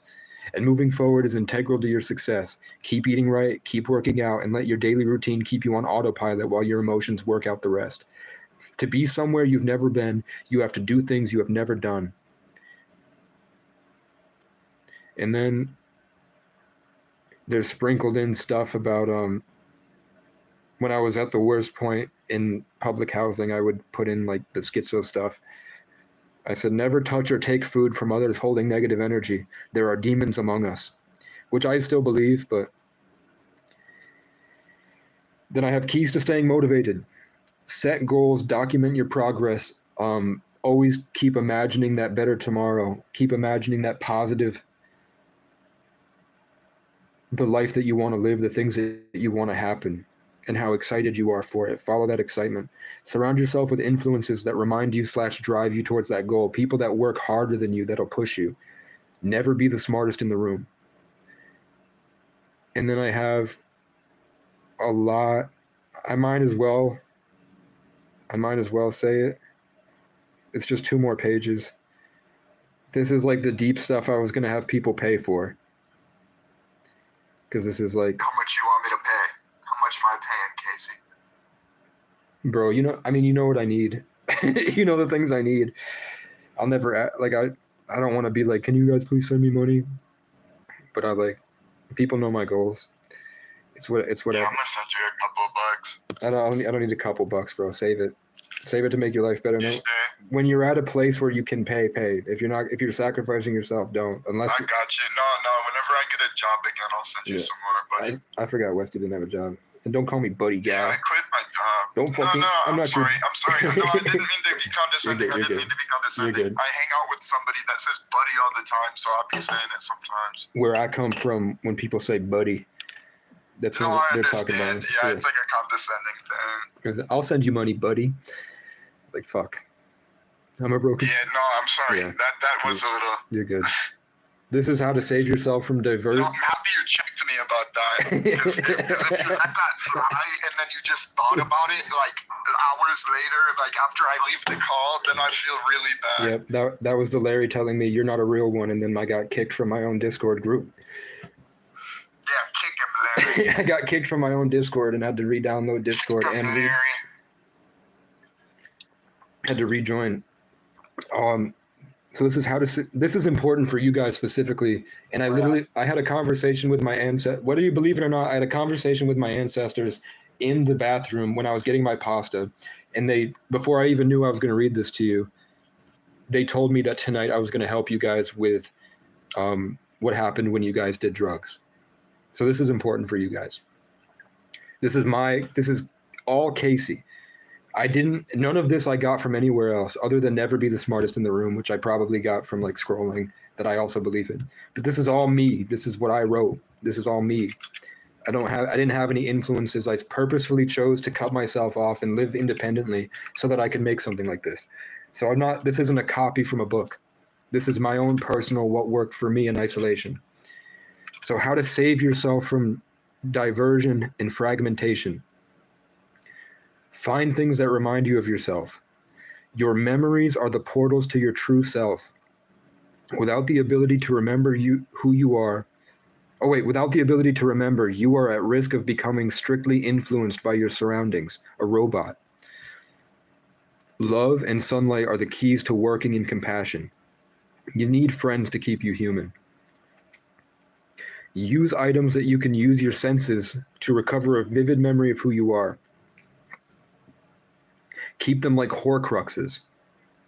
Do not tell anyone what these items mean, and keep them in an easily accessible but safe place. I'll tell you, I prefer cologne or small items like a necklace, but tattoos have worked for people I know in the military. It's about the memory more than the item, and it will resonate with you before you even decide to tie it to yourself. Once you have a collection of who you are, your goals, your lessons, and as many vibes and emotions you can recall, repeat those memories to the best of your ability to trigger new memories. Write them down as vividly as you can and use your imagination to hold them together. Your mind is extremely powerful, and just fully believing that you are sealing them together often works, as long as you stay away from things that can damage your neurotransmitters. If it is done right and you are deemed worthy of yourself back, your soul will fill you like a wave. Who you are, what you want out of life, and your potential, your purpose. Fair warning, this is now the rest of your life, consulting your memories and holding yourself together in order to follow your path and evolve. There will be events and people there to divert you, but your gut knows what's right. And if you have decision fatigue, flip a coin and let your intuition decide before you look. But understand that is not the universe guiding you.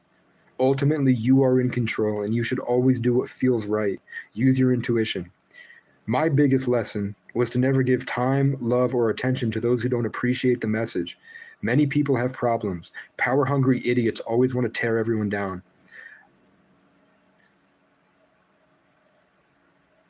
The only way to find out who you are is through reference experience and discovering your moral compass.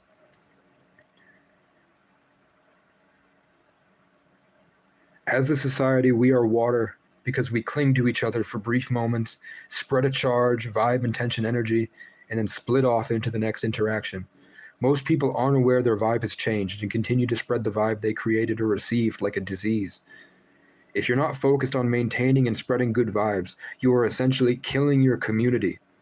Your vibe is connecting with people regardless of interaction too. We all have fields around us that tickle each other depending on if people are closed off or not. Fear can overcome you and prevent you from feeling vibes at all, making you feel unreal. Your frontal lobe is responsible for coordination, and your prefrontal cortex is responsible for intuition, as well as your gut brain. What I said about ketosis sunlight supplements is all true.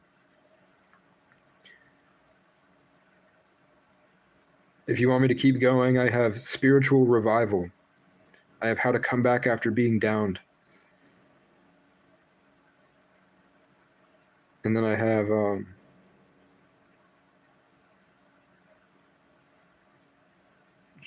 a bunch of thrown in meditations that you can do.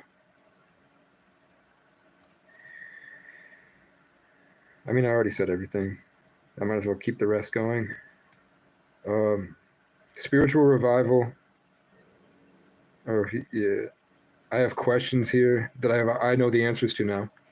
Spiritual revival. Okay, so spiritual revival, number one, biological. Your body is a machine, a sack of meat filled with goo. It's designed to eat and clean the bad stuff first. Water fasting tells your body to reset. After 2 days fasting, you'll realize what is good and what isn't. Keep doing this until you restart with a better diet. Drink probiotic water. I'm literally drinking probiotic water while I'm talking to you.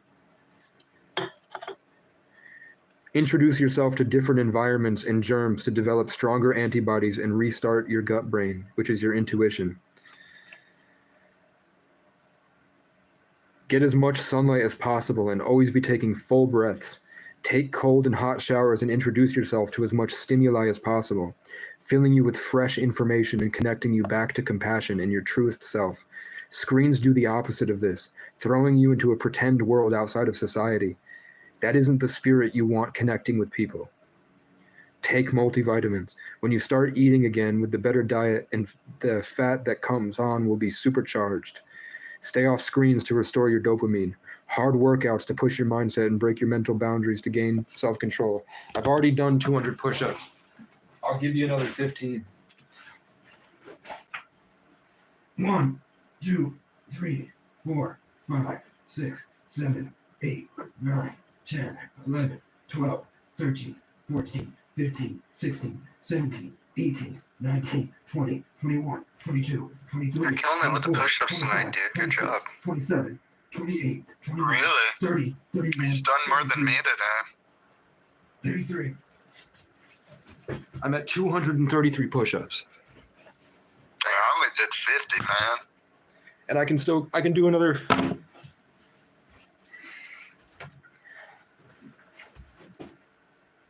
1, 2, 3, 4, 5, 6, 7, 8,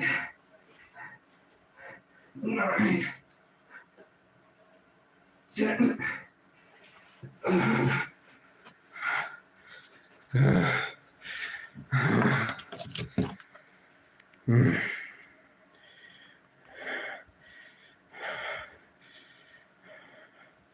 Hard work has to push your mindset and break your mental boundaries and gain self-control.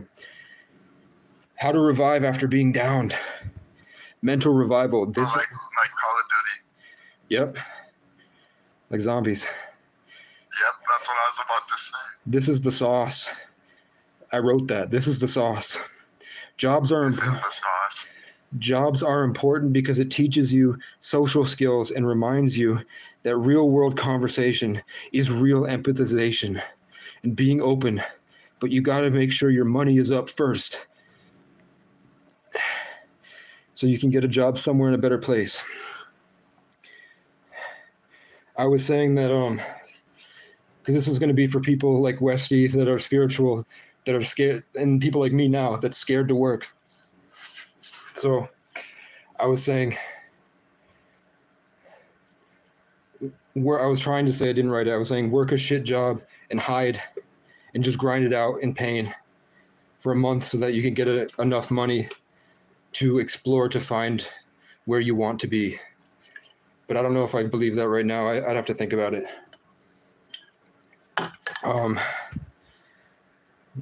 But I said, do it now so you can do other things later. The faster you get it done, the more time you have for other things. Keep your energy and plans secret and let your actions speak louder than words. Every decision you make is programming your children's DNA. Your mindset, intelligence, and character, mental, balls, and behavior are always being monitored down to the quantum level. The only way out of this is the mindset and belief system stronger and cognitive ability. The only way out of this is a mindset and belief system stronger, based around your own goals and achievement, being real, grounded, and sane, using memory and cognitive ability to apply life experiences, and being able to handle yourself independently in life's gauntlet and use your knowledge creatively. The world you see is fake. It's a game and a stage you chose to be inside. The bodies around you could be soulless puppets that an alien uses to monitor you, and you would never know. When's the last time you looked at the stars longer than 2 minutes? How long can you stare at a pin on a wall and count? You are creating this world for yourself. At the base of everything in the universe, conceivable and inconceivable, is a single particle. The current world around you is designed to keep you bitter and retarded. TikTok in America's algorithm is designed to promote different agendas than Europe and Australia. It is banned in the country that operates it, China. Serotonin is the victory chemical. Winners have the most. Weak people rely on the strong to decide what is and what isn't normal. Set goals and achieve them. Do your best and learn. Your gut makes serotonin through billions of individual bacteria cells working together. You need to feed and pay your workers so they can and want to do their job in the most efficient and creative way possible. You don't want to destroy your workers with garbage. The more diverse the microbiome inside your gut, the more serotonin you'll have and the easier it will be to fight disease.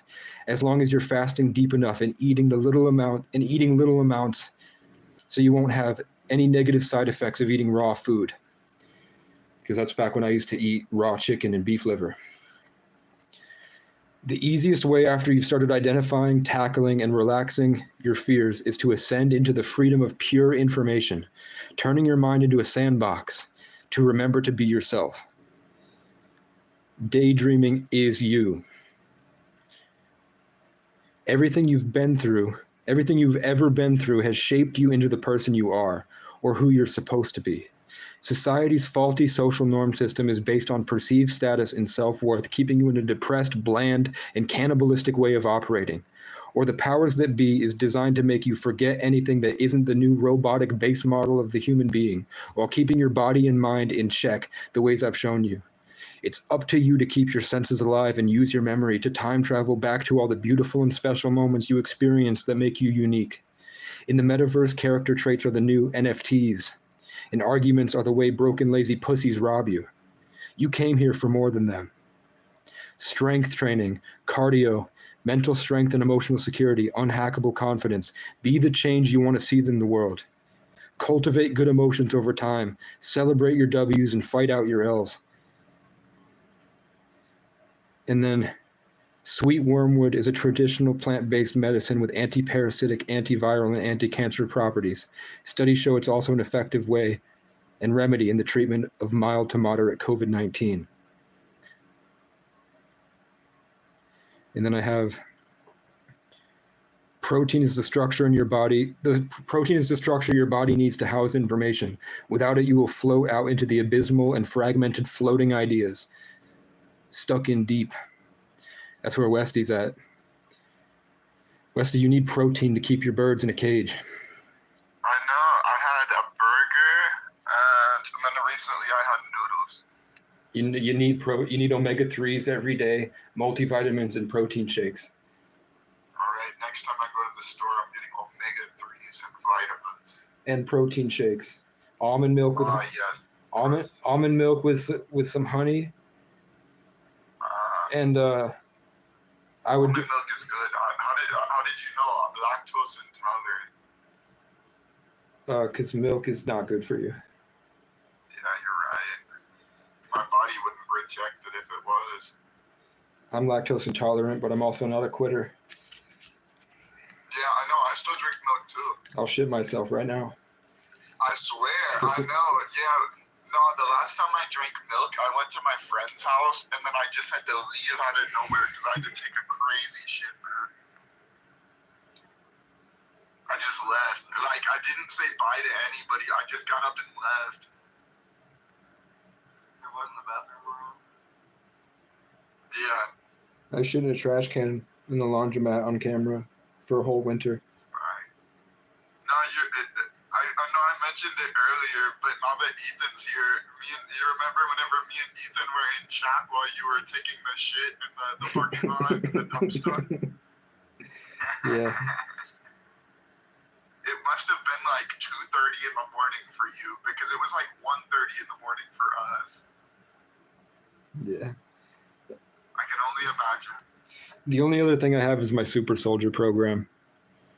You know, back when. Oh, I want to hear about this. You want to hear the Super Soldier program? Yes, sir. All right.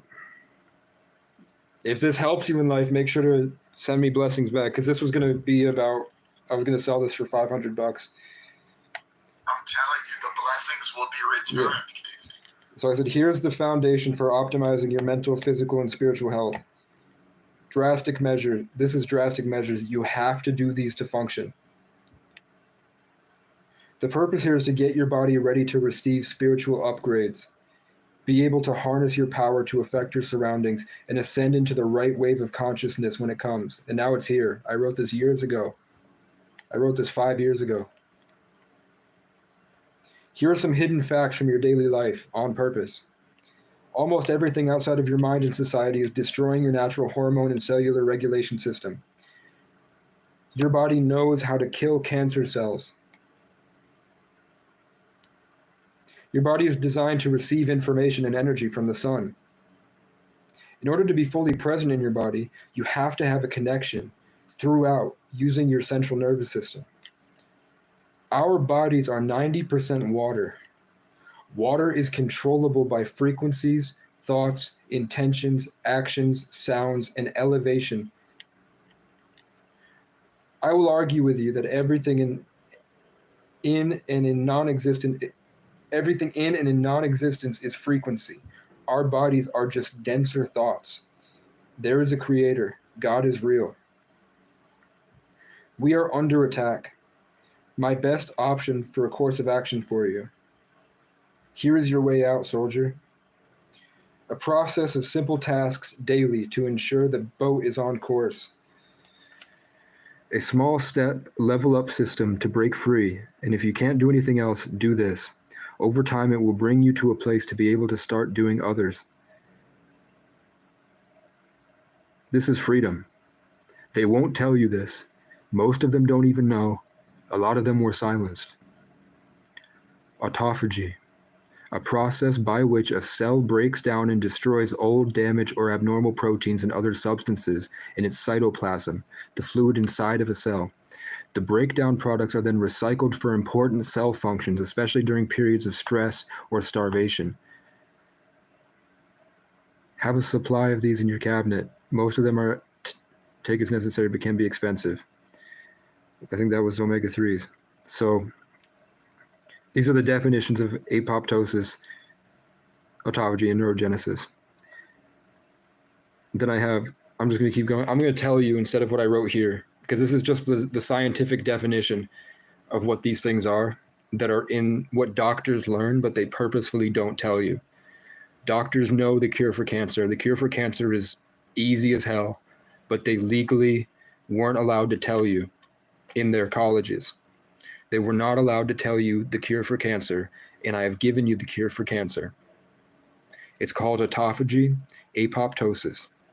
It's that the body, and that's why I have the definition here, so you can be like, you're bullshitting. I have the literal scientific definition of autophagy, the process by which a cell breaks down and destroys old, damaged, and abnormal proteins and other substances in its cytoplasm.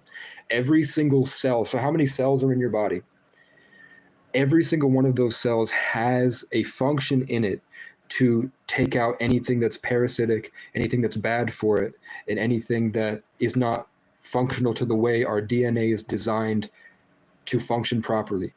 The only reason that we age is because there's a little bit in our brain, the same way that iPhones are designed to become pieces of shit when the new model comes out. Our brains are designed to deteriorate, and then we start to age because our nervous system stops our cellular production, and then we just age.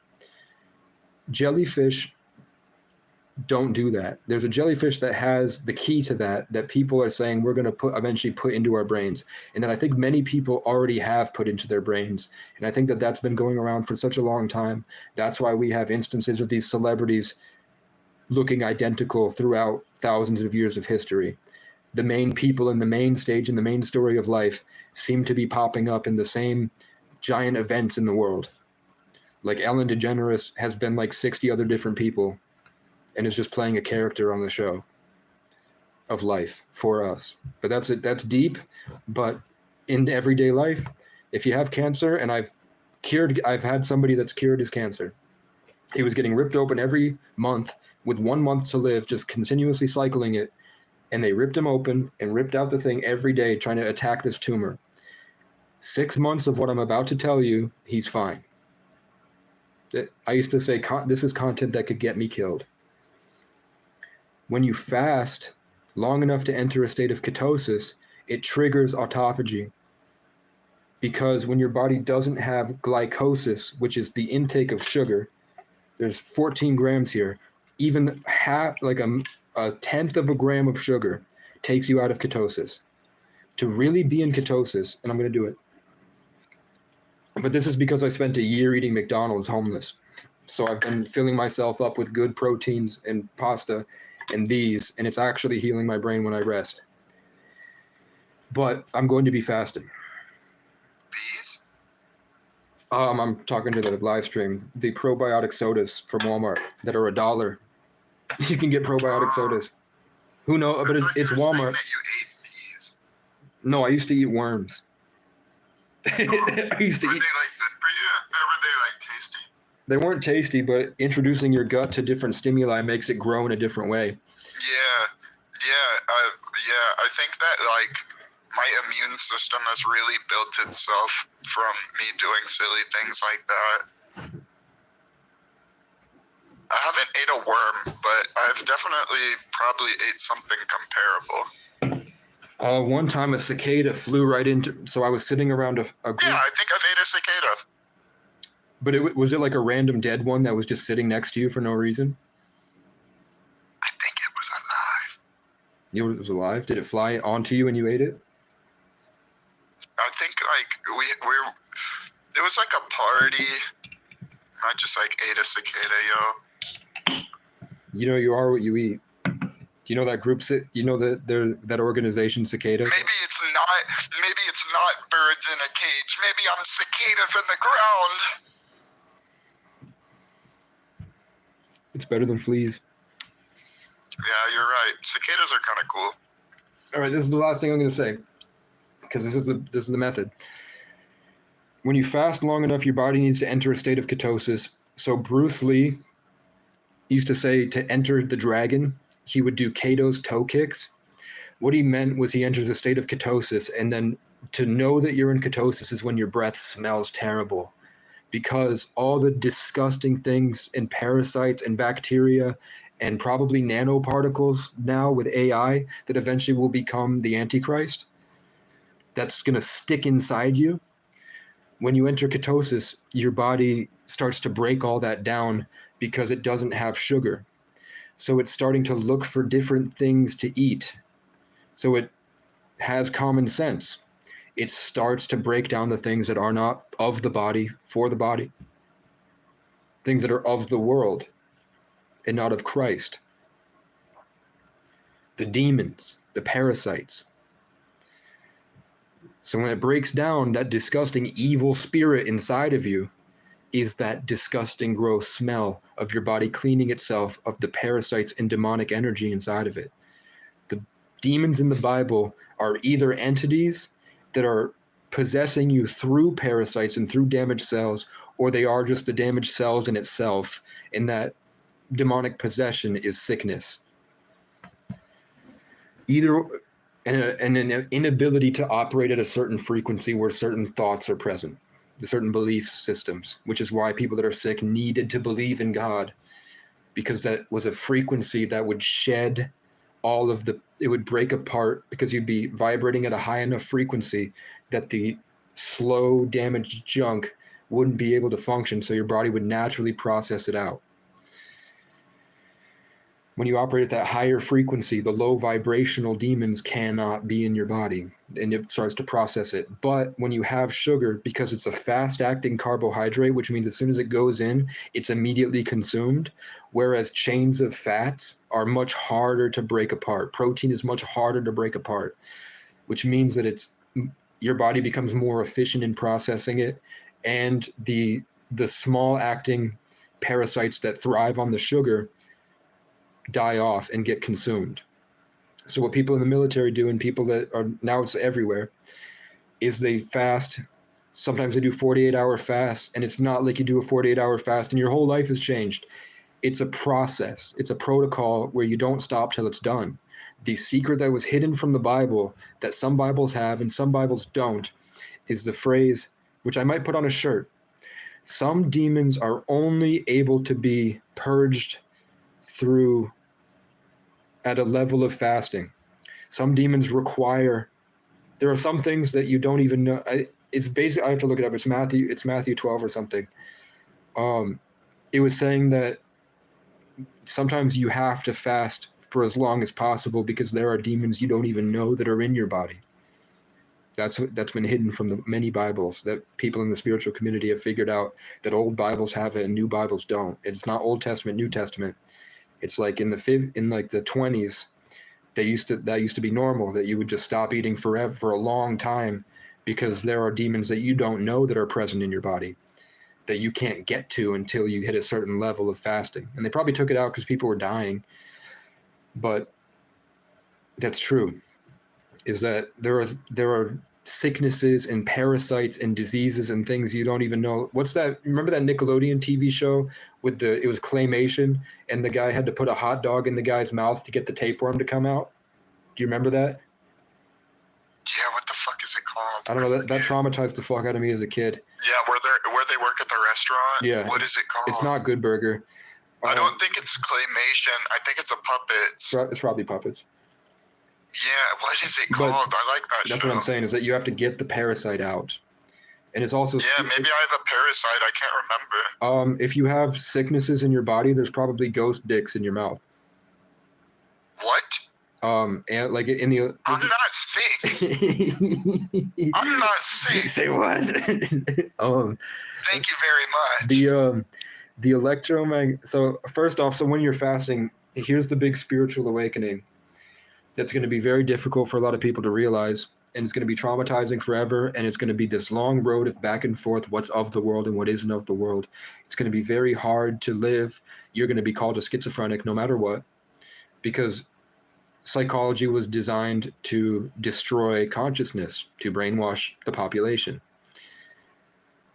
The psychologists, Carl Jung, Sigmund Freud, all the people that you look at when you look up psychology and you get a degree, they wrote occult black magic books about raping indigenous children. And George Washington had a sex dungeon for indigenous children. They would go steal them in boarding schools, and they would end up in George Washington's basement where he would practice Diddy party sex rituals, and they wrote books about it. And they also pioneered psychology. Banned books. They believed in spirits. They just hid it from you to brainwash you, and they designed it as schizophrenia to put you in an institution that had sex dungeons. Mental institutions are farms to harvest the light from geniuses and gifted people. It's designed to steal your consciousness and give it to the Freemasons to use, to grow like a homunculus. They grow and they become a mountain of all the dead kids that they consumed. That's what's going on at Diddy parties. They're consuming the souls of children to take from God what was meant for somebody else, to put on that as long, and they're trying to go as long as possible to push their own destiny. And you can look up Carl Jung's black magic books. And if you do it to me, I think you'll be dead. I won't kill you, but I think something will. A couple people have died that were my ops that I didn't do anything to. And now one guy that all he did was graffiti spray paint over my arm, and now his whole life is ruined by someone with the initials KC. So the next thing, so when you're fasting and you're getting off these low vibrational demons that are keeping you of the world, keeping you stuck in the world with your low vibration, when you speed up to the high vibrational light and you're able to actually inherit the kingdom of God, which is connecting to a spiritual Wi-Fi that's everywhere, but it's only accessible if you meet the criteria. You have to deserve it. You have to earn it. You have to be deserving. And grace is giving you more than you deserve. So God helps you, which is the biggest lesson I've had to learn, is grace is giving people more than what they deserve, which is the only reason that I'm saying this to you guys. I fucking hate how the world has treated me. But I'm here to set an example. I'm a 33 life path. Sagittarius, Aquarius, Taurus rising. So that high vibrational energy is going to feel like psychotic breaks. It's going to be what people consider schizophrenic delusions. You're literally tuning into frequencies that you've probably never felt since you were the second you were born. And then it was taken from you by vaccines. So when you're healing this, you're healing your body will be taking in the sunlight, and you will be restructuring your DNA back into God's image, which is who you are, who you were always supposed to be. But it's been corrupted and changed by all your influences and all the things you put in your body and what you've forgotten about yourself. Can you guys remember vividly your whole life? All of these experiences that you've lost, they're called formative experiences. They created you. So when you're healing autophagy, the main thing is that metals, minerals, parasites, bacteria, disease, and all this stuff is living in your body. That's why I'm shaking, that's why I'm itching my nose and stuff. It's because I have it too. I'm doing it right now. I've been homeless for a year, so I'm coming back into doing it. And it's terrifying. Every day I'm having panic attacks because I'm coming back to what I let go of to survive. But your body's going to I would start to maintain health. I have a protocol for it. I have exactly what you need to do in order to not lose testosterone and to maintain your hormonal balance and to be able to actually use your body as a machine, because that's what it becomes. Your body has to become a machine to do things. And I see value in both. I think you need to take it to the limit to come back. You need to push your limits to come back. I don't think you can do it slowly, but I also believe that the growth over consistency and the slowness is the way, but I think you need to take risks and do both. It's a journey. It's an adventure in different ways. So With ketosis, the problem is that your hormones may go out of whack. You might freak out. You might go through a lot of different processes. It'll be terrifying. And also the fact of the matter is that nobody else is probably going to do it. If you're in this with me right now, you're either a hater or you're probably the black sheep of your family. So it's going to be hard. My parents couldn't get it. And the thing that they said in the Bible is true. When you push towards Christ consciousness, this higher vibrational timeline to the heavens, to inherit the kingdom of God, it's going to agitate the demons and everybody else. You're going to be a walking image of glory and health and positivity because you got your demons out. But these guys are all possessed. They all have it in them. They don't know this stuff. They don't know how to get it out. They don't even know it's there. So when I walk around and you see on these videos, hopefully Westy or somebody will put a compilation right here, bam, all the different people that are bitching at me, walking around stomping, all the different times I'm calling people out. They're mad at my frequency and connection because it's the demons controlling them, the parasites that are guiding them to eat, to continue growing, that's grown and is taken a hold of your community, that's preparing them to be taken by an AI. They're low like this because there's going to be a demonic AI that's going to symbiote with them like venom. And the people that go up here, hopefully God wins and the trumpets sound and it shakes off that high vibrational trumpet. God's kingdom of heaven, that high vibrational light. Hopefully that just eviscerates it and you still have a chance. But the trumpet sound could be a fucking nuke. We don't know. But we know we're in Revelations, the waking up to Aquarius. So I would start with, to keep your if you're fat right now and you want to change, make sure to double tap the like video, keep it going. I'm glad we're here. This is the most people have tuned in consistently, so I'm happy for this. And I'm just grateful to be in this position. And I hope that for whatever reason, as we go through this, because this is stuff that'll get me killed, and it's gotten Dr. Sebi and Nipsey Hussle killed. If anything that I could do that helped your life to be a better position to others and make the world a better place, I'm just happy to have been a part of it. That's where I'm at in my life at this point. I've lost everything and everyone I love. I have nothing. I live out in a motel program. I've been a victim of police brutality. I've been a victim of a brain injury. I've never really experienced real love in my life. But I've come to love myself in the way I never found, and I fell in love with music. So I made songs and I made TV shows and art. And I just was the example of what I never had to others. And I traveled the country, homeless and alone. And I've either killed or almost killed people in self-defense. I've been in so many fights. It's been terrible. And most of it was because of this. So I'm telling you, it's getting harder to maintain.